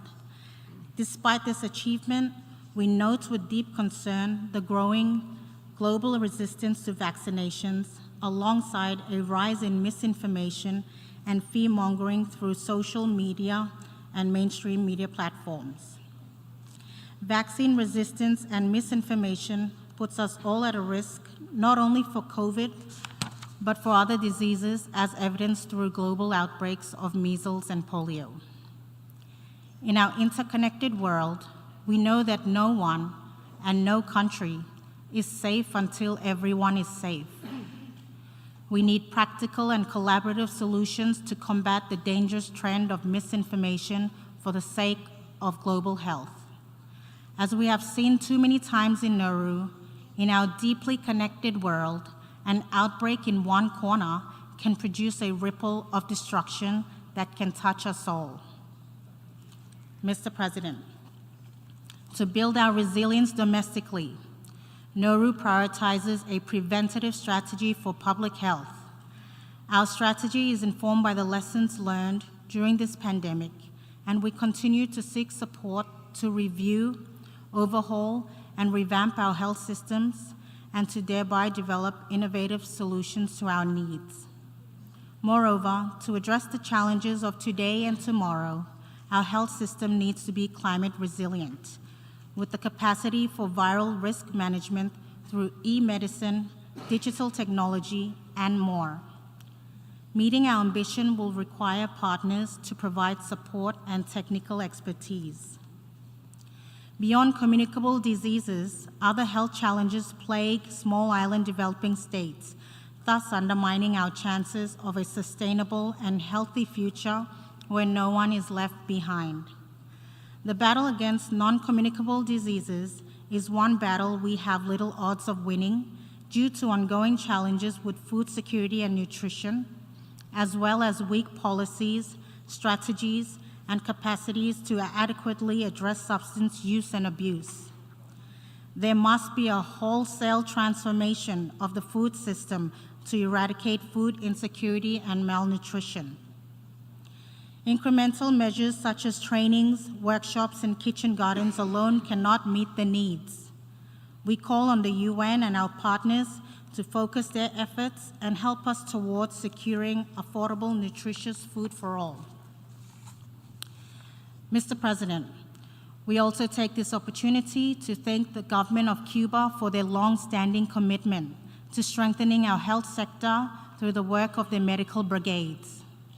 Despite the assistance they provide to many, the Cuban people continue to suffer from the economic, commercial, and financial embargo of the United States. We call on the United States to not forget the friendly people of Cuba who are also struggling like us under this pandemic. Mr. President, education holds the key to unlocking the transformative solutions we so urgently need to address the interlocking challenges of today's world. Education holds the mold for shaping the future we want and need. We must leave this week and the Transforming Education Summit not only inspired and energized by the passion of young people, but with concrete ideas and partnerships to take home and implement. Quality education for all will require both creativity and urgent action to tackle immediate needs and build towards long-term transformation. We have the opportunity now to reimagine education and invest in new approaches. We join calls for global efforts to review and revamp our education delivery models with a view to improving teacher attraction and retention strategies, strengthening partnerships between the homes and the school, as well as the development of inexpensive alternate models of delivery. Mr. President, when we speak of transformation and resilience, we must prioritize the climate emergency where the Pacific is on the front lines. Climate change continues to ravage our planet, and the global community has once again failed to take the actions required to curb its spread. We can no longer continue to debate the human impact on our planet and when and if we will band together to mount a fight against the climate emergency and its undeniable security implications. The maintenance of international peace and security demands that we unite with a shared understanding of the threats and challenges we face. Nauru continues its call upon the Secretary General to appoint a special representative on climate and security, and to immediately undertake an assessment of the UN's capacity to respond to climate disasters. Climate change has infiltrated every aspect of our lives, and as such, our response must be equally diverse and robust. While we are hopeful for COP27, we are not naive to the reality that work in this arena is far from the urgency and scale required. Major emitters are lacking in both commitment and action to reduce their emissions. We need stronger commitments and actions which move past pretty words on paper. Nauru, like other small island nations, have lived with the realities of climate change for some time now. Climate change undermines and threatens the ability of governments and institutions to deliver basic services in the short and long term. The Higher Ground Initiative is crucial to our ability to reclaim land that is now unusable, land that presents us both with an urgent need and an expensive financing venture. Hence, we seek both financial and technical assistance for the completion and implementation of the master plan for a pilot plot. If successful, this pilot plot can transform the future of Nauru, ensuring that our homeland can continue for generations to come. There also remains a serious and pressing need for climate-resilient infrastructure. Nauru faces significant delays in its port redevelopment project, a project that represents both a crucial domestic need and an international example of climate-resilient infrastructure. However, consequent of the pandemic, Nauru now faces unprecedented delays and unforeseen added cost beyond its national capacities. We join other vulnerable nations in the call for practical financial solutions to these unforeseen challenges to key adaptation measures. Mr. President, global transformation needs a global energy transition, and we welcome the ongoing work from the high-level dialogue on energy and work being undertaken to meet the SDG 7. A just and inclusive energy transition requires that no one and no country is left behind, and reaching these goals will require international financial and technical support. Moreover, it will require that we rethink how we get energy and where that energy comes from. We cannot expect the trajectory of global emissions to drop without access to viable energy alternatives. Deep-sea minerals provide us with a solution. Polymetallic nodules will transform big and small countries' energy systems with an accessible alternative and a pathway to a just energy transition. This is a priority for Nauru at the International Seabed Authority, and we continue to call for more support and investment to ensure the establishment and adherence to robust governance mechanisms in this field. We must not lose focus towards our shared goals of a just and inclusive energy transition as we work to complete the 2-year timeline to establish the global regulatory framework for deep seabed minerals. Mr. President, Nauru is a big ocean state. We are people of the ocean, and our lives are inextricably linked to the Pacific Ocean. The ocean has shaped who we are, as it has similarly shaped the nations and the peoples of other small island developing states. But we must transform our relationship with the ocean if it is to continue to sustain us and future generations. We express our disappointment that the work of the 5th session of the Intergovernmental Conference on Biodiversity Beyond National Jurisdiction was not completed. We are committed to overcoming issues of divergence in these negotiations, issues that are very important to island nations, like the special circumstances and shared vulnerabilities of small island developing states, must be recognized. This is not new. We must also come to consensus on benefit sharing on the high seas, especially as it relates to marine genetic resources. This is crucial for the economic diversity of island nations and is an integral part of the blue economy. Finally, we raise, as we have before, the critical importance of ensuring sustainable fisheries.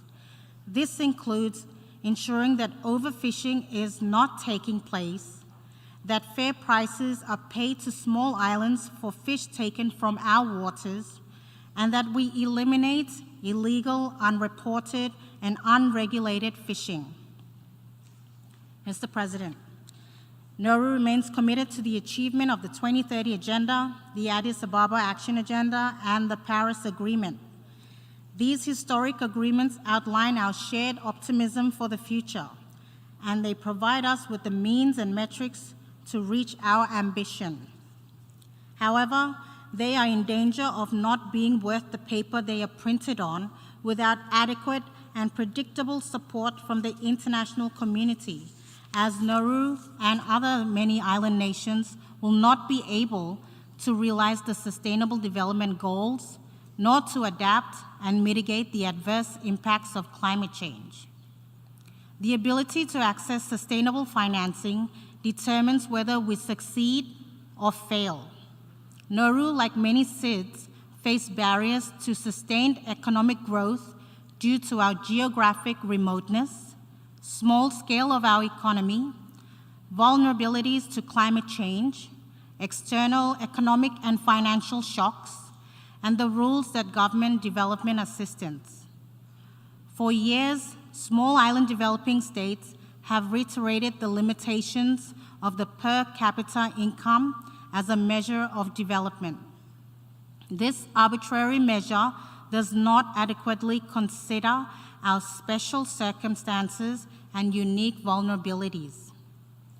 Nauru stresses the importance of the ongoing work on the multidimensional vulnerability index and reiterate the importance of its establishment. Though the process of finalizing and adopting the MVI has moved at a slower rate than anticipated or desired, we nonetheless thank and commend the high-level panel for their ongoing work thus far. Undoubtedly, crucial work such as the MVI cannot be hurried.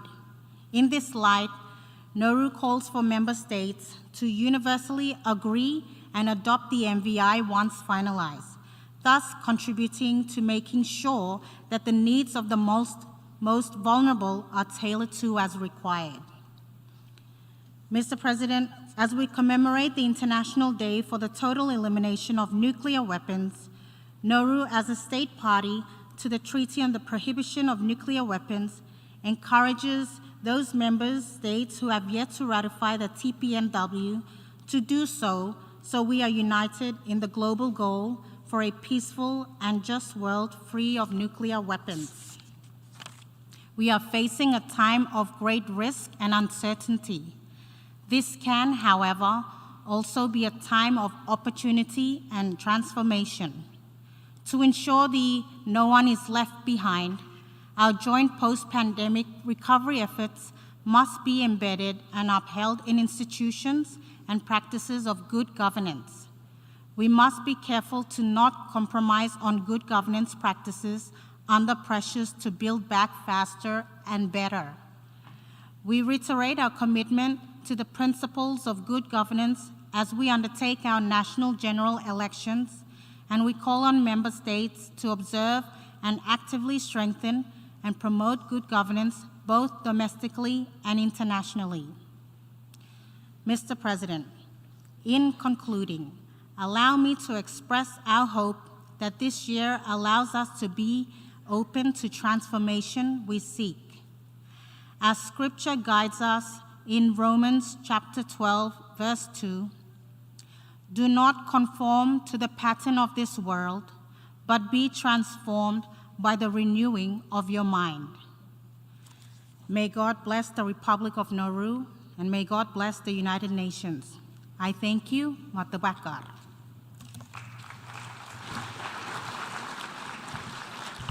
I thank the chair of the delegation of Nauru. Ladies and gentlemen, we have heard the last speaker in the general debate. So allow me to say a few words. Excellencies, distinguished delegates, ladies and gentlemen, my friends. For nearly a week, you, the delegations of the member states, have taken us back home with you. describing the priorities and the challenges that you face and the impact that they have on the people of your countries. The sheer number of you who took part in this debate points to the importance that the general debate holds in international affairs. This year, we heard from 190 speakers, including 76 heads of state, 50 heads of government, 4 vice presidents, 5 deputy prime ministers, 48 ministers, and 7 heads of delegations. Of the speakers, 23 were women, a figure that represents around 10 to 11% of leaders who participated in this year. But though their numbers are small, women leaders pack a punch, to quote former New Zealand Prime Minister Helen Clark, who moderated this year's first General Assembly platform for women leaders. An event that was one of my favorites in this week, with the refreshingly open discussions. I will not try to boil down the 190 statements we heard into a few phrases. It would not capture the nuances, nor could I replicate the passion and pride that your leaders brought to this General Assembly Hall. But there are some commonalities. The first shift I sensed is the growing awareness that humanity has entered a new era. Facing complex challenges and multi-layer crises, we reached a time of paradigm shift. Because the movements, the adjustments that we see around us cannot be called mere modifications any longer. They are significant transformations in the making. We have not even got a name for the new epoch yet. We cannot scientifically describe it yet, but we feel that it has arrived. The basic conditions of our global cooperation have changed. We live now in a different world, a world of new challenges, changing priorities, changing roles, and changing ways. Fresh pages of history are being written with new divisions, new alliances, new grievances, and new successes on them.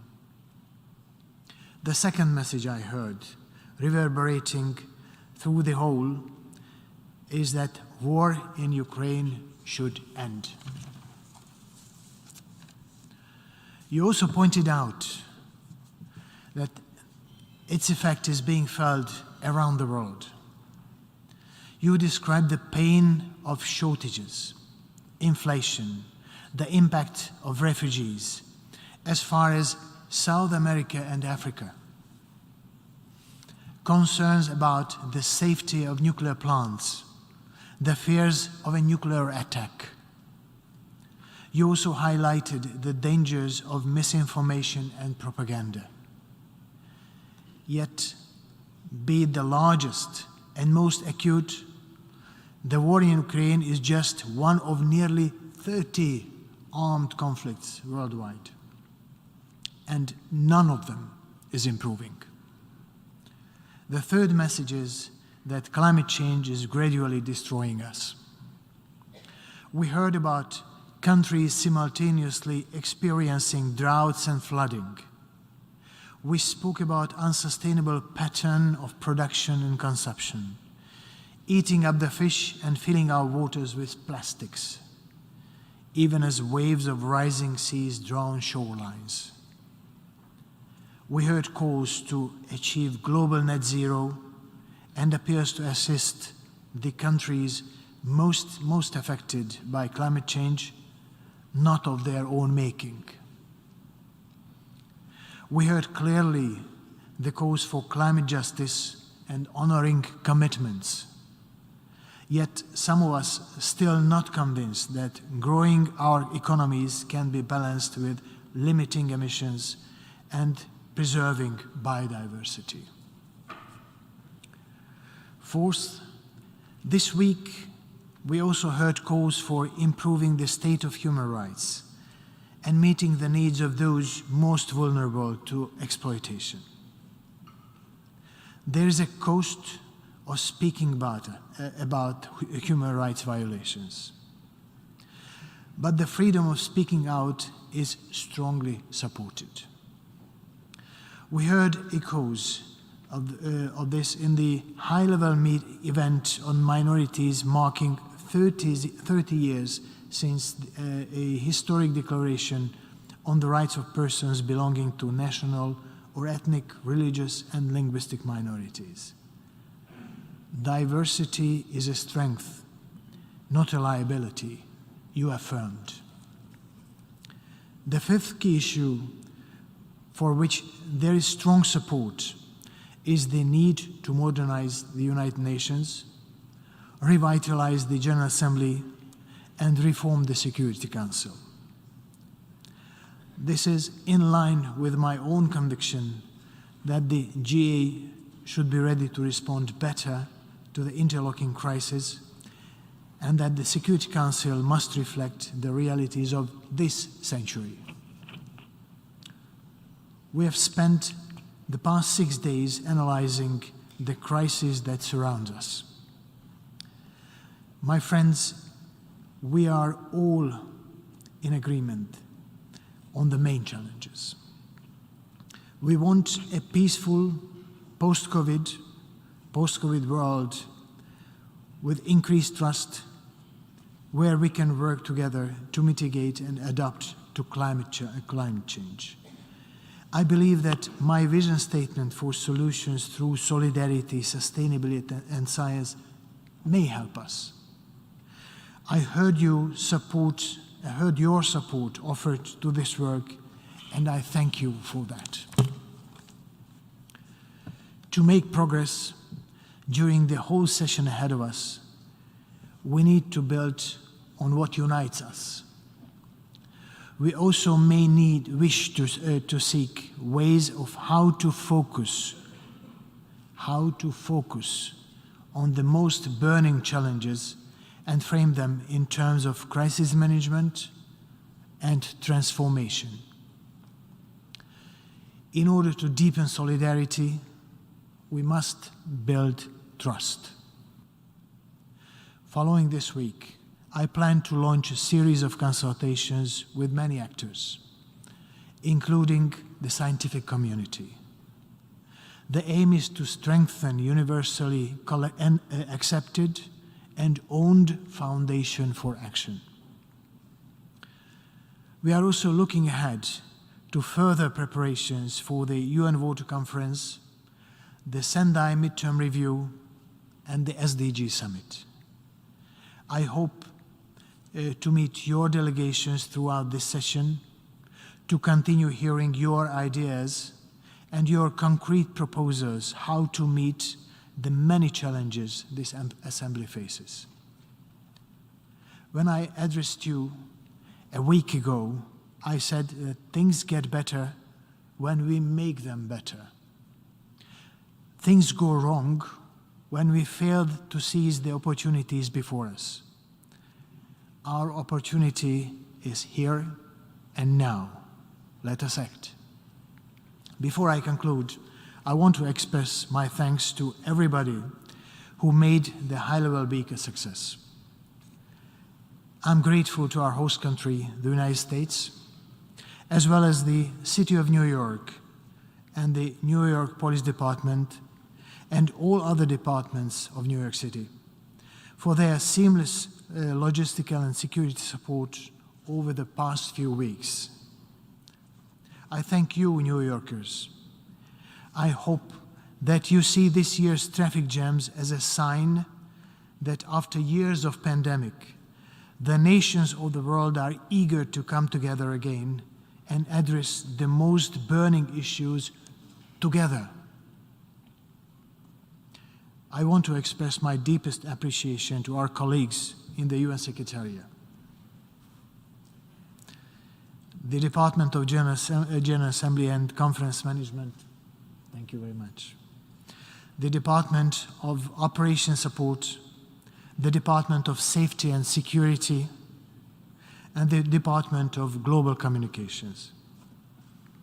To the army of protocol officers, interpreters, conference staff, technicians, and security guards who are essential to the smooth conduct of the general debate. And to my own team, it was a baptism of fire, and I'm very proud of you. Thank you. I also want to express my gratitude to the General Assembly Vice Presidents for their dedication, time, and efficiency. And thanks to all of you for the kind understanding and support. Ladies and gentlemen, the exercise of the right of reply has been requested. May I remind members that statements in the exercise of the right of reply are limited to 10 minutes for the first intervention and 5 minutes for the second intervention, and should be made by the delegations from their seats. And I recognize the distinguished representative of Armenia. Mr. President, I'm taking the floor in response to the distortions, misrepresentations, and allegations voiced by Azerbaijan during the general debate last Saturday. The statement of Azerbaijan, containing a number of fabricated legal, historical, political narratives and blatant disinformation, was yet another attempt to distract the attention of the international community from the continued policy of use of force and threat of force to achieve its expansionist goals in our region.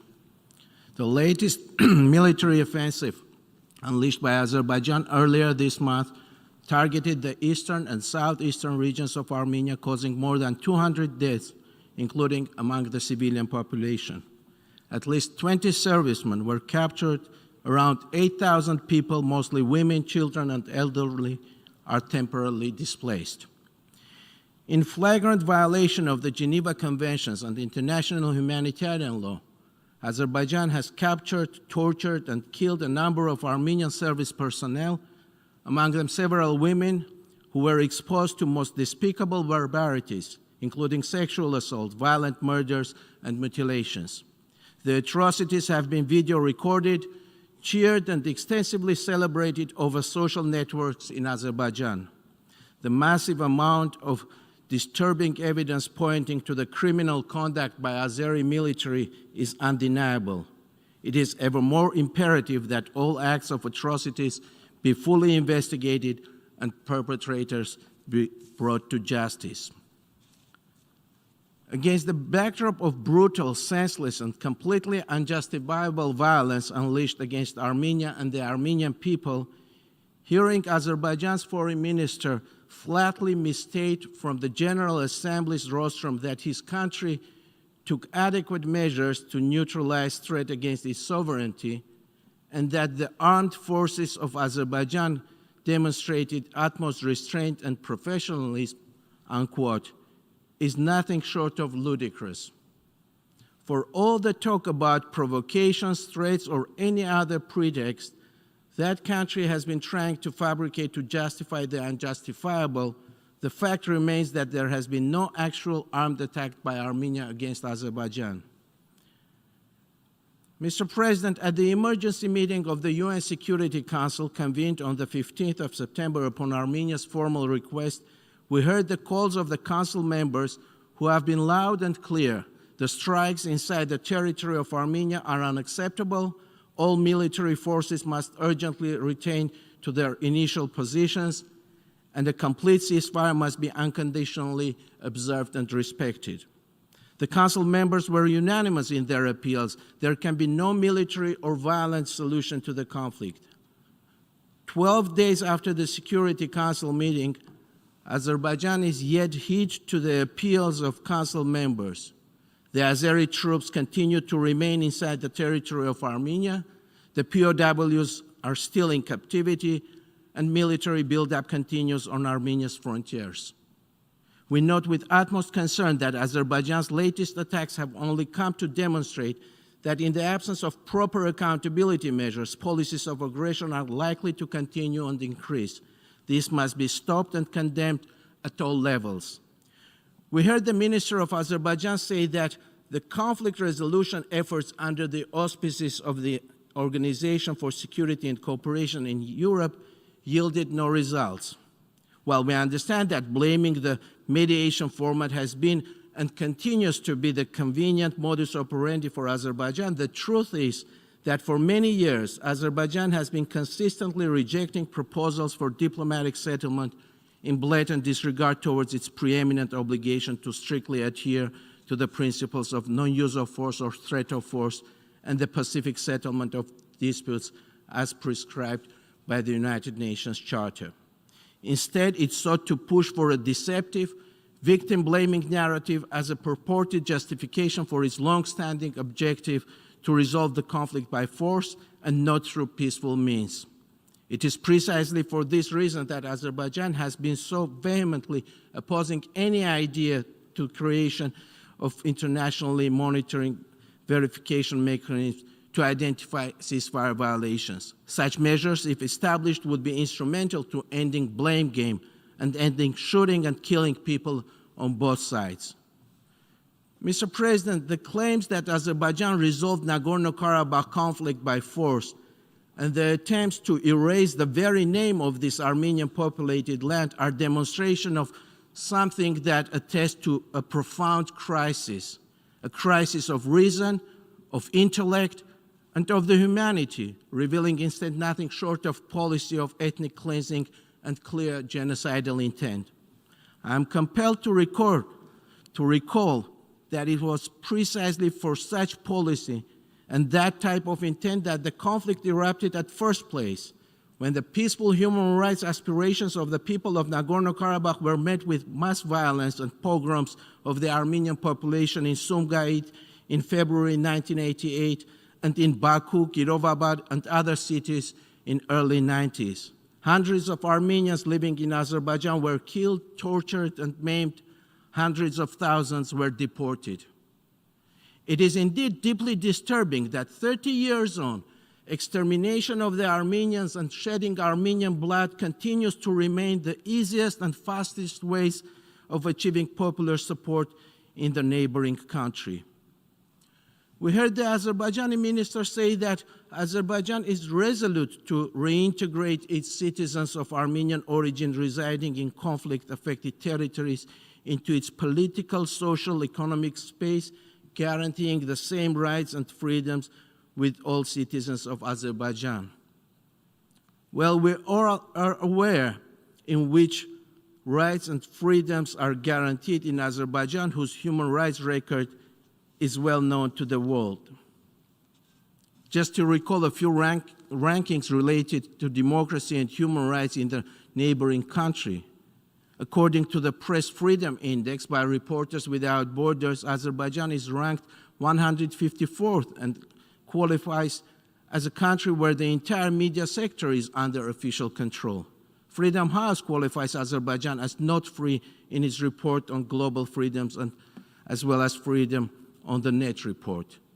Needless to recall the high-level corruption practices in Azerbaijan that has been periodically reported by the Organized Crime and Reporting Project as part of the Global Anti-Corruption Consortium.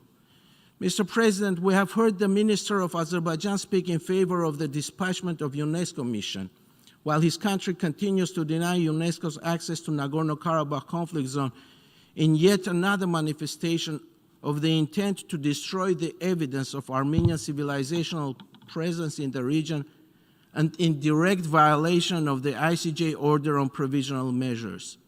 This policy follows Azerbaijan's well-known pattern of committing cultural genocide, similar to the one perpetrated in the period of 1997-2006, when thousands of Christian Armenian monuments were intentionally destroyed and razed to the ground in Nakhichevan.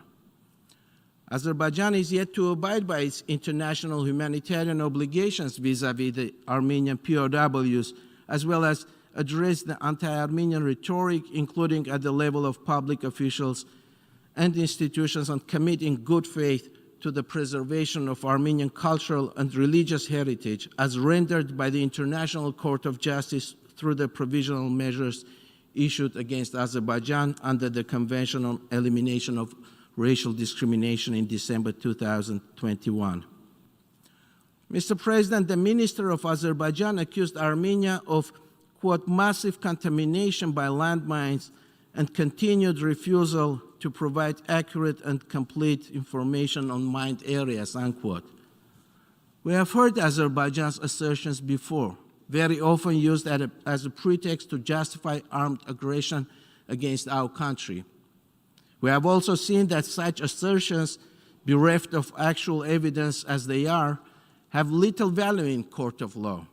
As Armenia explained at the International Court of Justice while addressing a similar accusation last year, for decades Armenia strived to complete a comprehensive demining process. However, Azerbaijan persistently blocked all such humanitarian efforts. Armenia had a long record of working with the Organization for Security and Cooperation in Europe, OSCE, on demining-related activities, including through the OSCE office in Yerevan. Yet it was Azerbaijan who forced the OSCE in 2016 to terminate those demining-related efforts. Moreover, Azerbaijan, through procedural manipulations, refused to extend the mandate of Yerevan. Excellency, may I ask you to wrap up? The 10 minutes of intervention time is over. Yeah, I'm wrapping up. Thank you, Mr. President. Armenia will continue to appeal to the United Nations and its respective bodies, as well as to the relevant international actors, to stand up to their responsibility for the maintenance of international peace and security, and to resolutely condemn Azerbaijan's criminal attacks against the territorial integrity of Armenia and its people, to call for unconditional withdrawal of its troops from the territories of Armenia, and for immediate repatriation of all prisoners of war and other detained persons, and to uphold the norms of international law and the values of peace and humanity. Thank you. Thank you. I call now on the distinguished representative of Serbia. Mr. President, my delegation wishes to exercise its right of reply in response to the statement made by Prime Minister of the Republic of Albania, His Excellency Edi Rama, during this general debate session last Saturday. While fully agreeing, supporting and being in accord with the focus given to the building of the future of the Balkans together, particularly through the Open Balkans initiative, we find it regretful that the Prime Minister of our neighbor, Albania, has once again called for the recognition of the unilaterally declared so-called Republic of Kosovo by all countries that have not yet done so, including, and I quote, first and foremost, Serbia, unquote. We find the call cynical, disturbing, and counterproductive to the ongoing dialogue and the process of negotiations, but most of all, we find it contrary from the standpoint of recognized norms of international law. In that vein, let me state that according to the Security Council Resolution 1244, Kosovo is an autonomous province within the Republic of Serbia. Therefore, the territorial integrity and sovereignty of the Republic of Serbia, including the territory of the autonomous province of Kosovo and Metohija, are in no way in dispute. Mr. President, as regards the ongoing dialogue process between Belgrade and Pristina, the position of Serbia is very clear. We fully support attempts at resolving all pending issues and call upon the authorities in Pristina to invest efforts likewise and cooperate fully in the best interest of peace and stability in the region to the benefit of all. I thank you. Doy ahora la palabra al representante de Kirguistán. I give the floor to the representative of Kyrgyzstan. My delegation would like to exercise right to reply to the statement made by the delegation of Tajikistan on Saturday, 24th of September 2022, in which was presented his own version of the conflict on the Kyrgyz-Tajik border. It is clear that he presented everything in a way that was beneficial for Tajikistan. It was also predictable in advance that Tajikistan would not admit its guilt for the armed aggression against our country and would shift all the blame on us. Ladies and gentlemen, the conflict which took place from 14 to 17 September of this year, it is a pre-planned military aggression of Tajikistan against Kyrgyzstan. Tajikistan violated basic international principles such as the territorial integrity, the inviolability of frontiers, the peaceful settlement of disputes, the non-use of force or the threat of using force, the respect of human rights and freedoms enshrined in the UN Charter and other international documents. As a result of unprovoked and unjustified aggression of Tajikistan by using armed forces and heavy military equipment, 62 Kyrgyz citizens were killed, about 200 injured, including 13 children, 14 women, and 171 men. 140,000 people have been evacuated from their permanent residence and forced to become internally displaced people. In this regard, we consider the groundless accusations of Tajikistan against Kyrgyzstan are an attempt to put the responsibility and guilt on Kyrgyzstan. The Tajik side has launched the campaign of misinformation and disinformation of international community in order to discredit the defensive actions of my country. Kyrgyzstan has all the evidence, photos and video records of the beginning of aggression and crimes of the Tajik soldiers on the territory of my country. All of you can easily find the photos and videos on the open resources. The information that our country has arbitrarily seized the lands that belong to Tajikistan is also part of unleashing disinformation on the part of neighboring country.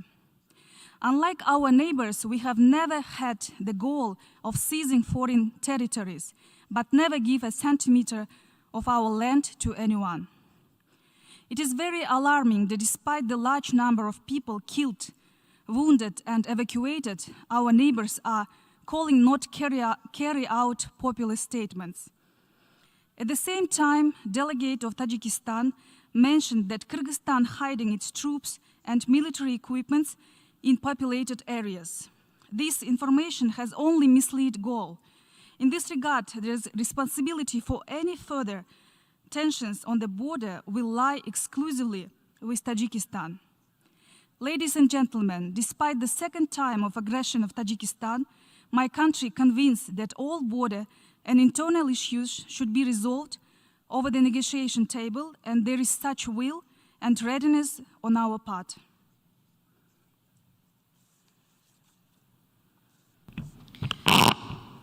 Doy ahora la palabra. I now give the floor to the representative of the Republic of Korea.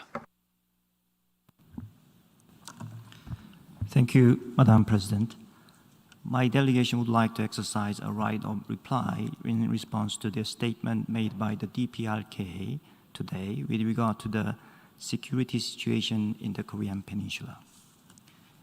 It is the DPRK that is the only country in the world to have conducted a nuclear test in the 21st century. And now it stands on the verge of what would be their 7th nuclear test. Moreover, it has launched a total of 32 ballistic missiles this year alone, including the recent launch of a short-range ballistic missile on September 25th, each of which violated multiple UN Security Council resolutions. The DPRK is obligated under relevant UN Security Council resolutions to abandon all nuclear weapons and existing nuclear programs in a complete, verifiable, and irreversible manner. Their nuclear and ballistic missile programs are not only unlawful, but are posing a serious threat to the peace and stability in the region and beyond. So any attempt by the DPRK to justify its position and potential use of nuclear weapons, including the adoption of the new nuclear forces law on September 8th, will not be recognized by international community under any circumstances. Madam President, ROK-US combined defense and deterrence posture, including joint exercise, is in response to such military threat from the DPRK. These defensive measures are a duty of a responsible government at the least. Madam President, we cannot agree that compliance of UN Security Council resolution is a matter of choice. It is a legal obligation. We cannot agree that their development of nuclear weapons and missiles is inevitable. It is a choice that cannot be justified. Taking this opportunity, we strongly urge the DPRK to comply with the UN Security Council resolutions, to stop all kinds of provocations, and to return to the denuclearization talks. I thank you. Doy ahora la palabra a la delegación. I now give the floor to the delegation of Morocco. Merci, Madame la Présidente. Thank you, Madam President. Madam President, my delegation is exercising its right of reply following the statement made this morning by the delegation of Algeria. Once again, Algeria is using the podium of the General Assembly of the United Nations to bring forth counter-truths on the subject of Moroccan Sahara, and my delegation would like to recall the historic, political and legal facts that follow. 1. The question of Moroccan Sahara is a question of recovering the territorial integrity of the Kingdom of Morocco, and not of decolonization. 2.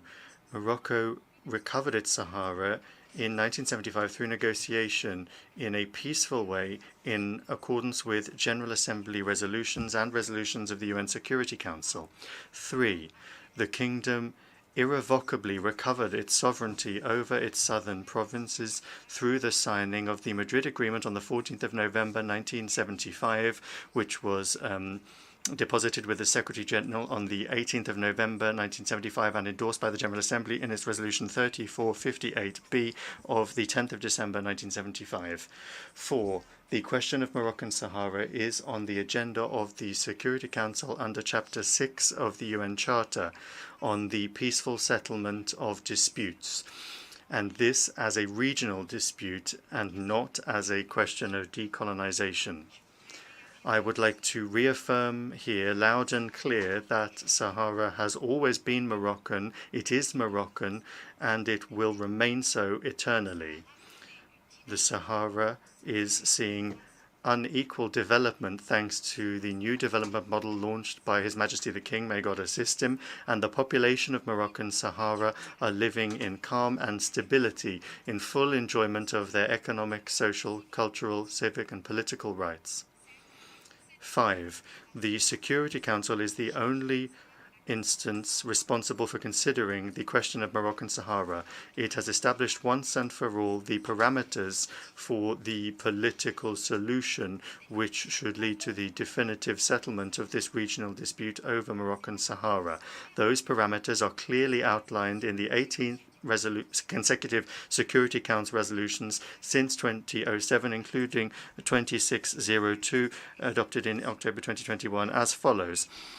1. The preeminence of the Moroccan autonomy initiative, which is the only serious, credible solution to this regional dispute in the context of the sovereignty and territorial integrity of the Kingdom of Morocco. 2. The settlement of this dispute can only be political in nature, realistic, pragmatic, lasting, and compromise-based, which is the very embodiment of the Moroccan Autonomy Initiative. 3. The roundtable process is the only framework that has been put in place by the Security Council to continue the political process. The roundtables are clearly affirmed and reaffirmed in all resolutions of the Security Council since they were established in 2018 by the former personal envoy of the Secretary General, President Horst Kohler. 4. Resolutions of the Security Council define the 4 participants in the roundtable process, namely Morocco, Algeria, Mauritania, and the Polisario. the phantom entity cited in the Algerian delegation statement this morning is not recognized by the United Nations and is in no way a party to this process. The roundtable process should continue with the same participants and the same format until its conclusion in accordance with Resolution 2602. Madam President, in the statement this morning, the Algerian delegation made a call upon the UN and the personal envoy to resume the UN process.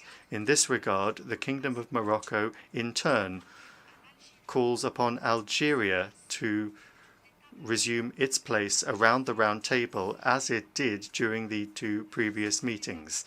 The round table process emanates from the Security Council and therefore cannot be modified to accommodations when it comes to its format or its participants, depending on the circumstances and to the desire of certain parties. Morocco would like to recall that the political process is taking place under the exclusive auspices of the UN Secretary General and the facilitation of his personal envoy in accordance with Security Council resolutions. Thank you, Madam President.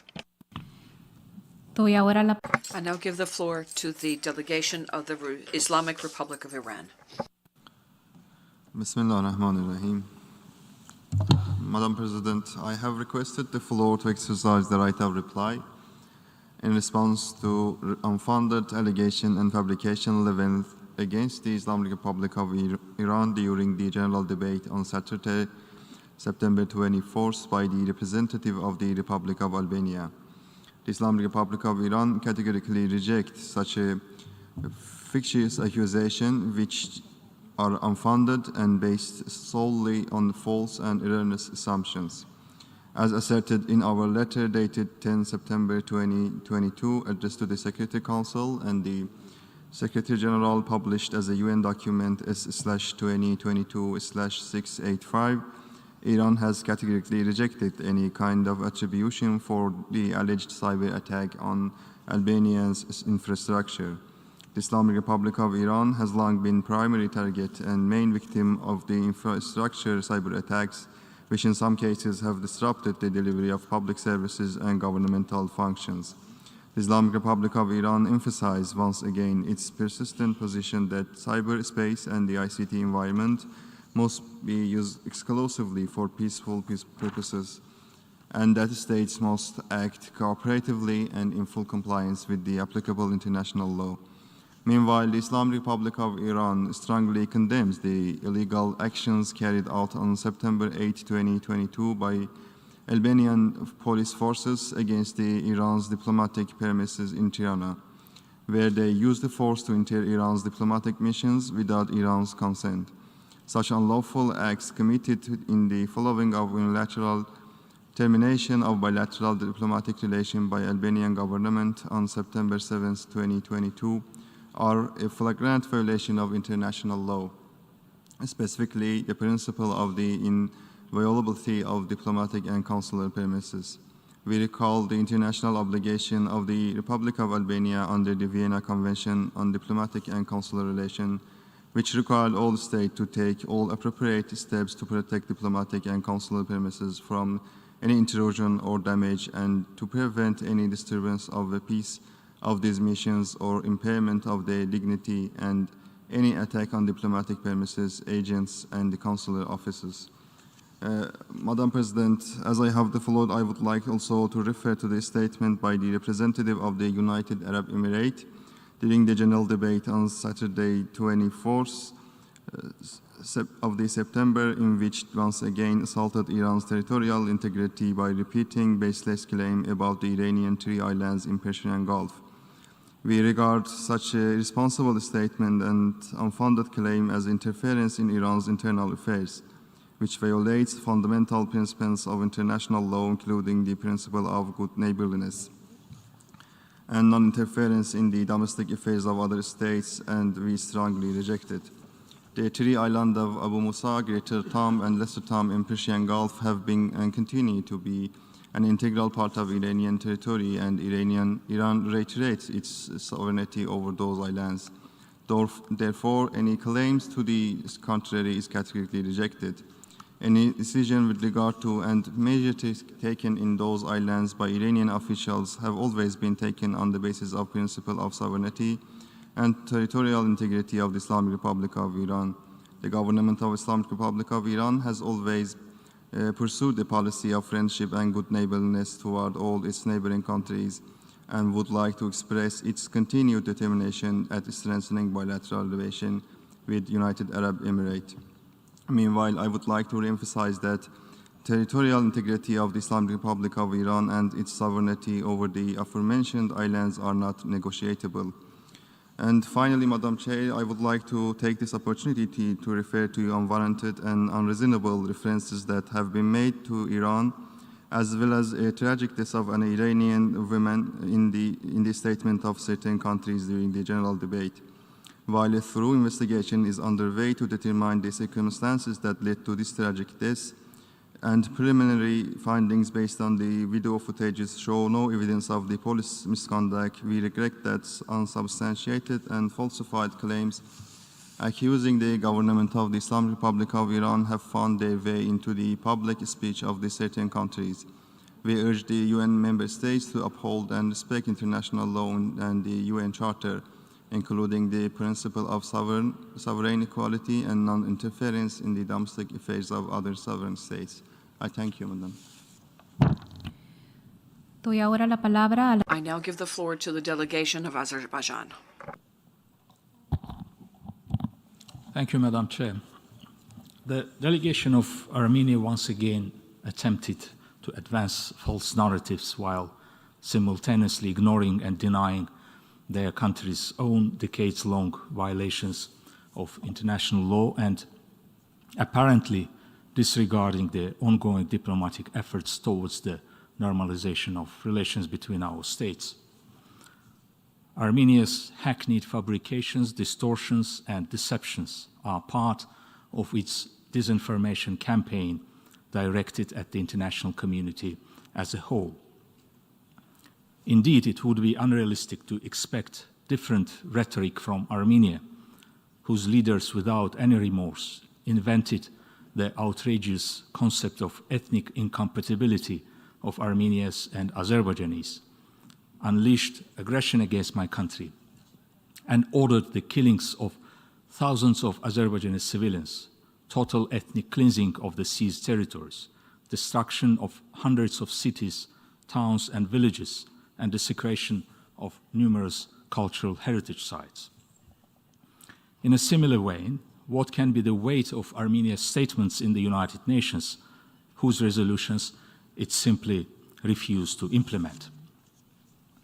Immediately after the end of the conflict in November 2020, it was Azerbaijan who initiated the process of normalizing interstate relations with Armenia and pushed for concrete results on 3 specific tracks forming the agenda of bilateral discussions, namely the delimitation and demarcation of the state border, the soonest conclusion of a peace treaty based on 5 basic principles, and the opening of transport communications in the region as provided in the trilateral statements of 2020 and 2021.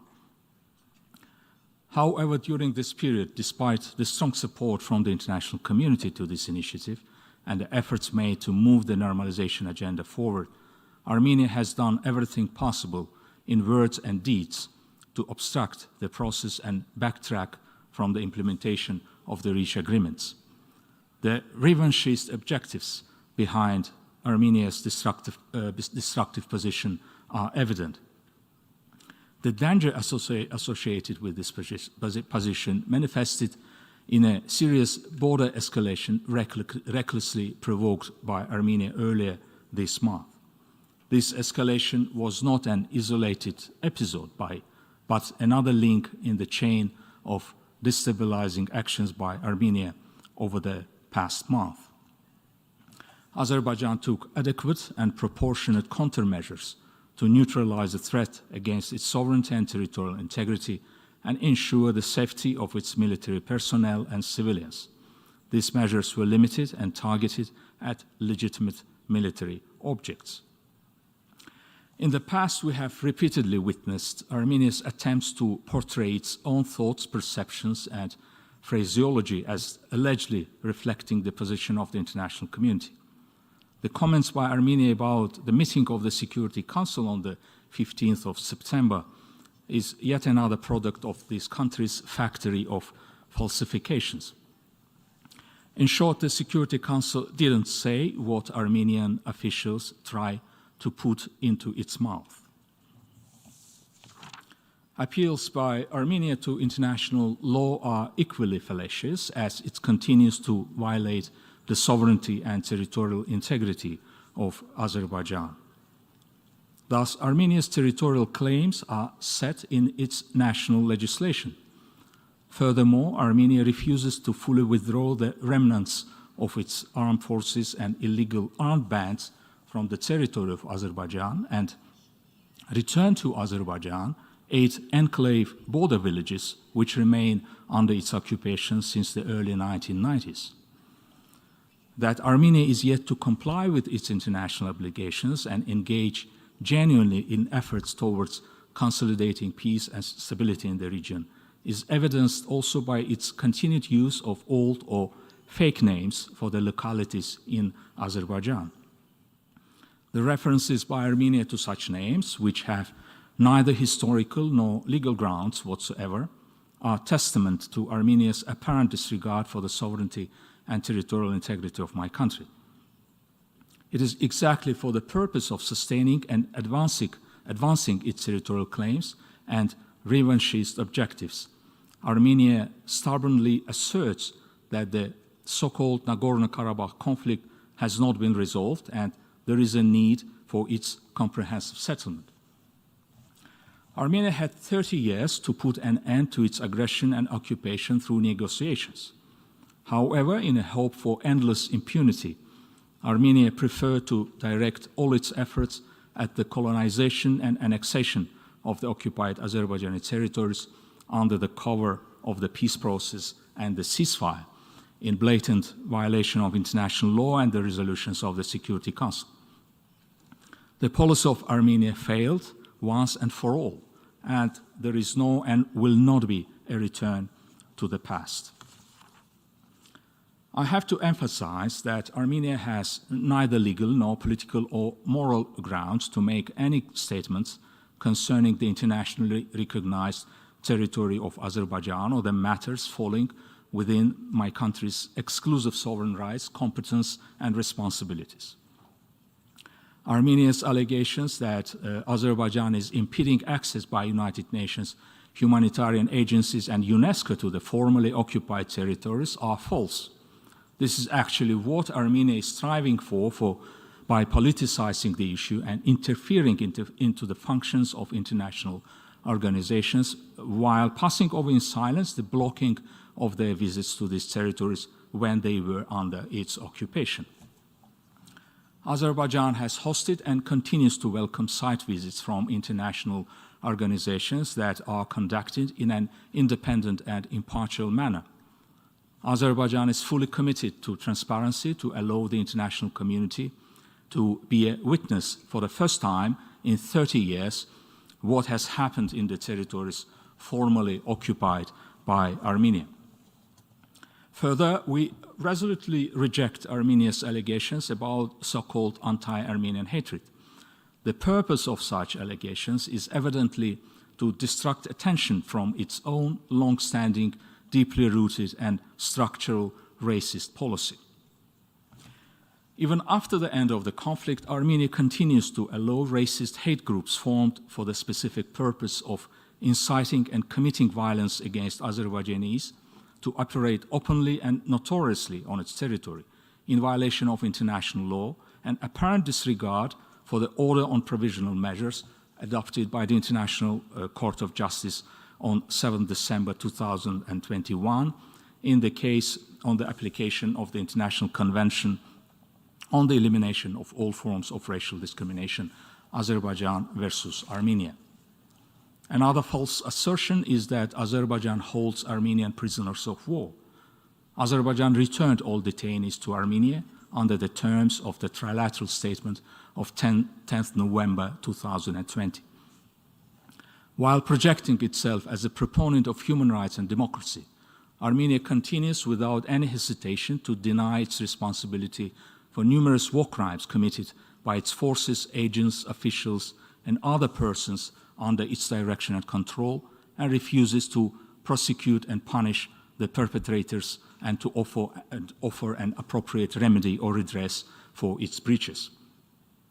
It is outrageous that a country in which international terrorists and war criminals and national heroes considers itself democratic. Instead of attempting to distort reality, mislead the international community, misinterpret international documents, and incite enmity and hatred, Armenia must first and foremost abandon hostile narratives, cease and desist from disseminating, promoting, or sponsoring hate propaganda, prosecute and punish numerous war crimes for which it is responsible, redress the harm caused to Azerbaijan and its people, commit to the normalization of interstate relations based on international law, comply faithfully with international obligations, and support the efforts aimed at building, strengthening, and sustaining peace and stability in the region. I thank you. I now give the floor to the delegation of Albania. Madam President, I feel obliged to take the floor after what we just heard from the delegation of Serbia and Iran. Our vision for the Western Balkans is clearly outlined repeatedly here and elsewhere. Prime Minister Rama did so in this hall just a few days ago. We do not see any future other than the one in mutual understanding, close cooperation as sovereign nations, but above all as close partners. This is true for Albania, and we want to believe it is the same for every other country in the Western Balkans, including Kosovo. We will not be able to achieve much in division, and no one has, but we know how much we can do jointly through common action and in shared benefits. This is what we want, and this is what we are looking for and working for it. Now, related to the statement just made by the delegate of Iran, it must be hard to find words to excuse the inexcusable and justify the unjustifiable. Iran has been caught red-handed in a blatant and unprovoked act of trying to damage core government infrastructure by disrupting public services in Albania, create chaos and foment tension. This is certainly not the first time Iran has been engaged in such unlawful activity, but this is the most flagrant one. Despite damage inflicted, the other tries have failed and will in the future. We all need to stand firm against such unlawfulness. Yesterday it was Albania, tomorrow it will be another country. We should condemn such rogue behavior. Let me end, Madam President, by reconfirming the remarks made earlier, a few days before, by the Prime Minister of Albania. I thank you. I now give the floor to the delegation of the United Arab Emirates. شكرا سيد الرئيس. Thank you. الذي أدلى به ممثل جمهورية إيران الإسلامية.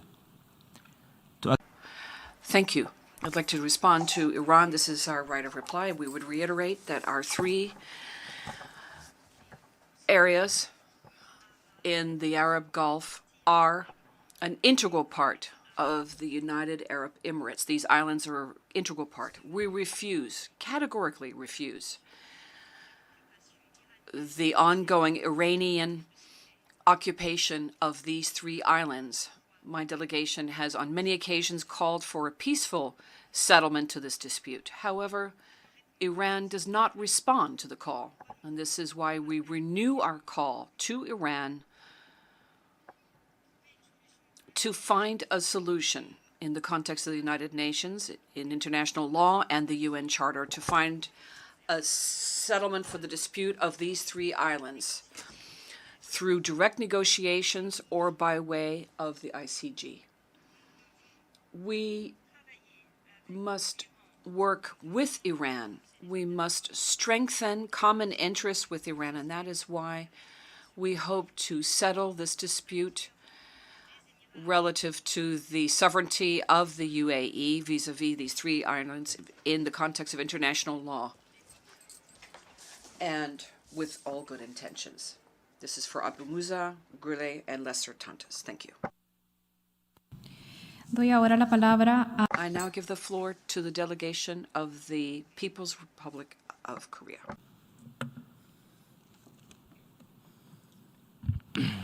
Thank you, Madam President. My delegation is taking the floor to exercise the right of reply in response to the provocative statement made by the delegation of South Korea. First of all, we totally reject the baseless and provocative statement made by the delegation of South Korea. As my peer clearly stated in his statement at the general debate this morning, he articulated the rationale behind the DPRK's effort to bolster its national defensive capabilities. DPRK is now increasing its national defense capabilities because the United States is pursuing hostile policy against the DPRK on a persistent basis. DPRK was compelled to acquire the nuclear defense capabilities in the face of the growing hostile policy by the United States against the DPRK. And we would like to emphasize that we are not dealing with South Korea in terms of the Korean Peninsula situation. We already made it clear to South Korea that we don't want to deal with South Korea, and South Korea is now at the forefront of the hostility of the US against the DPRK.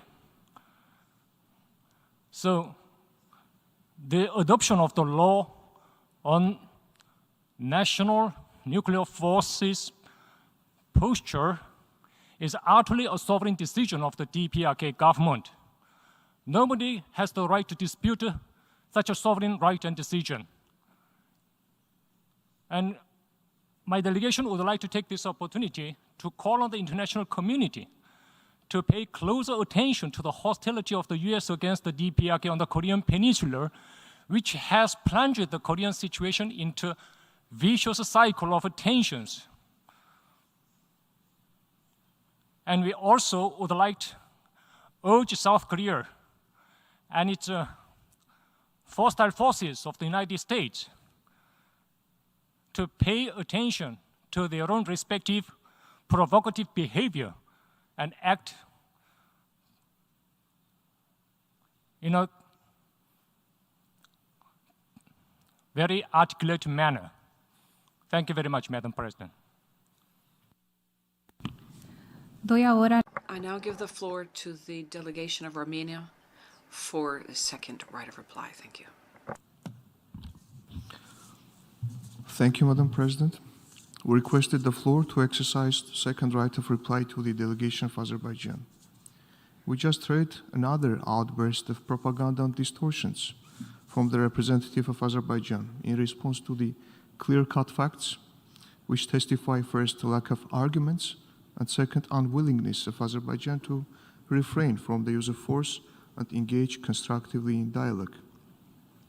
In view of the time limitations and bearing in mind that earlier today, the permanent representative of Armenia comprehensively addressed all the distortions voiced out by the foreign minister of Azerbaijan and repeated again here by his representative, I will confine myself to the following points only.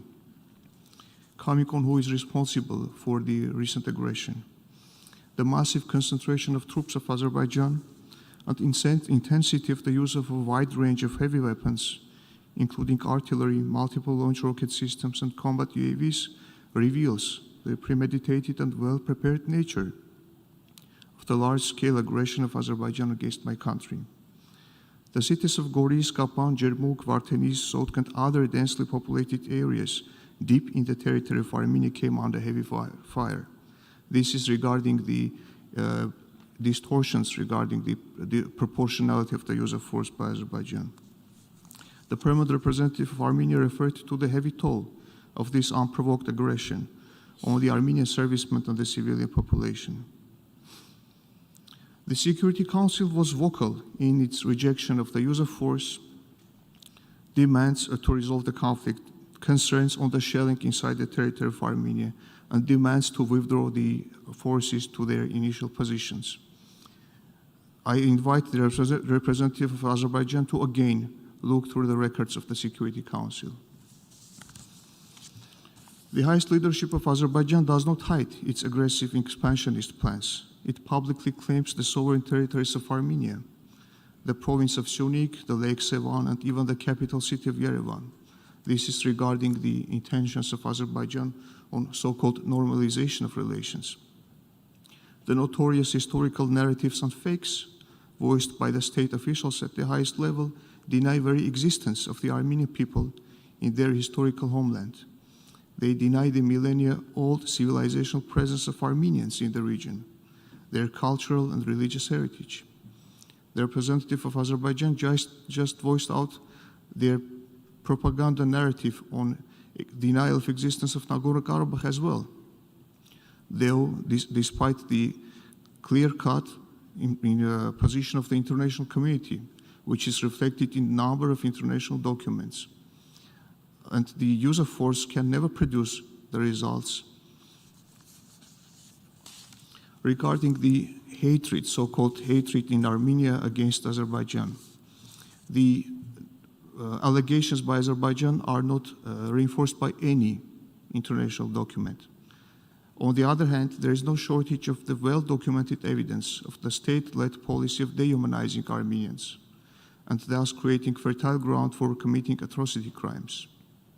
The report of numerous international organizations, among them the Committee on the Elimination of Racial Discrimination, the European Commission Against Racism and Intolerance, and others, clearly point to the systemic nature of racial profiling, hateful rhetoric, prevailing sense of impunity and glorification of hate crime perpetrators in Azerbaijan.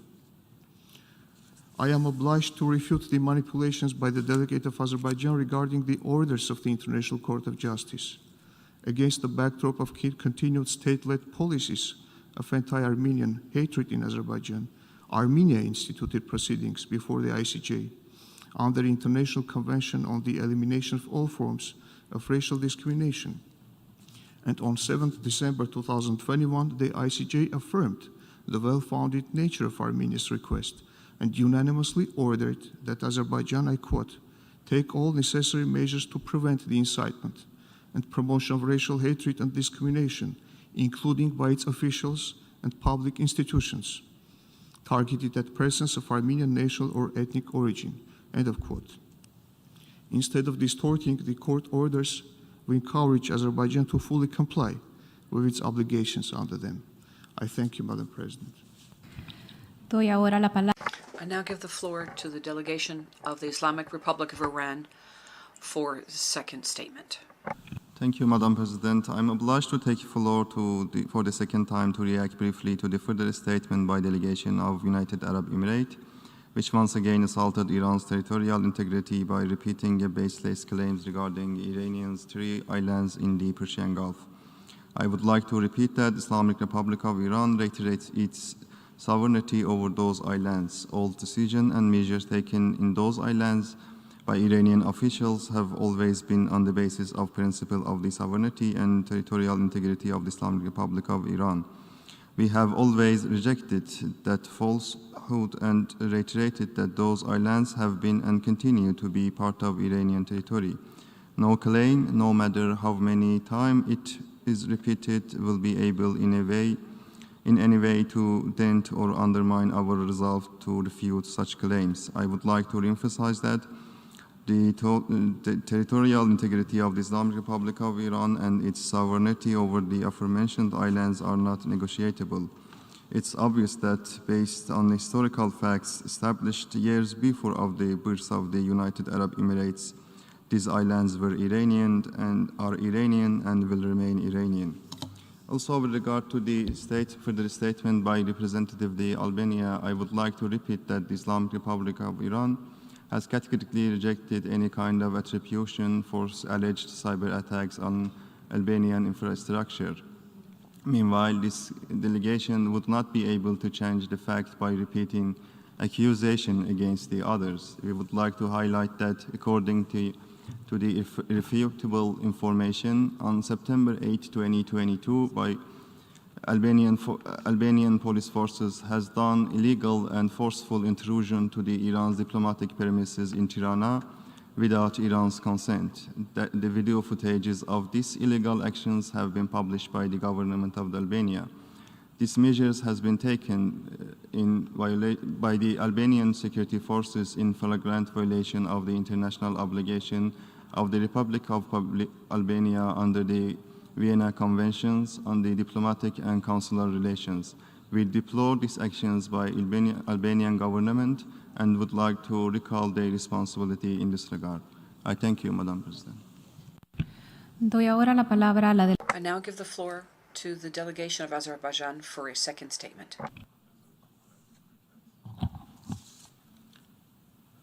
Thank you, Madam Chair. The delegate of Armenia, instead of replying to the specific points in our statement delivered in the exercise of the right of reply, has usually preferred to rely on standard fabrications and distortions. Armenia's statements at the general debate are illustrative of its attempts to prevent and undermine dialogue and instead advance hostile narratives and disseminate falsehoods.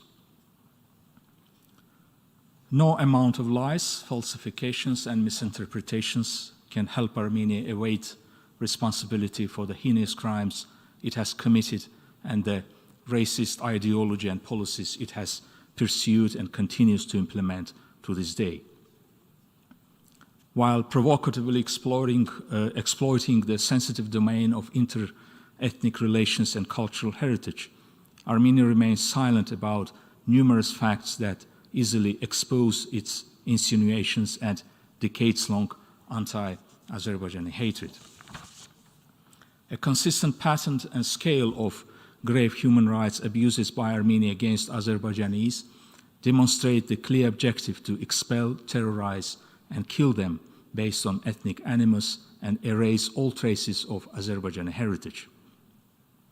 The relevant United Nations bodies and other international organizations, including the Committee on the Elimination of Racial Discrimination and the European Commission Against Racism and Intolerance, have more than once expressed their serious concern about the spirit of intolerance prevailing in Armenia and the discriminatory policies and practices pursued in that country.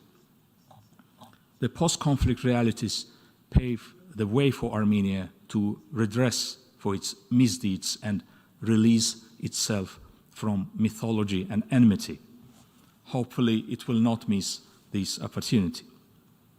Instead of wasting time and energy on lecturing others about the principles, values, and norms that it has consistently opposed and violated, Armenia must realize that the goal of a peaceful, developing, and sustainable region cannot be achieved by endlessly replicating obsolete and false narrative, misinterpreting international law, and pursuing the policy of hatred, animosity, and territorial claims.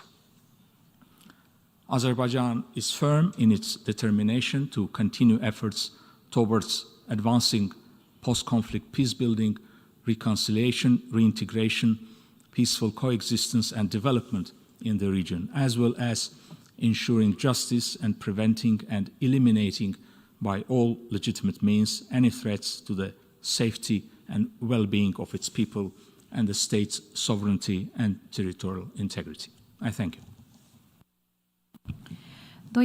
I now give the floor to the delegation of the United Arab Emirates for a second statement.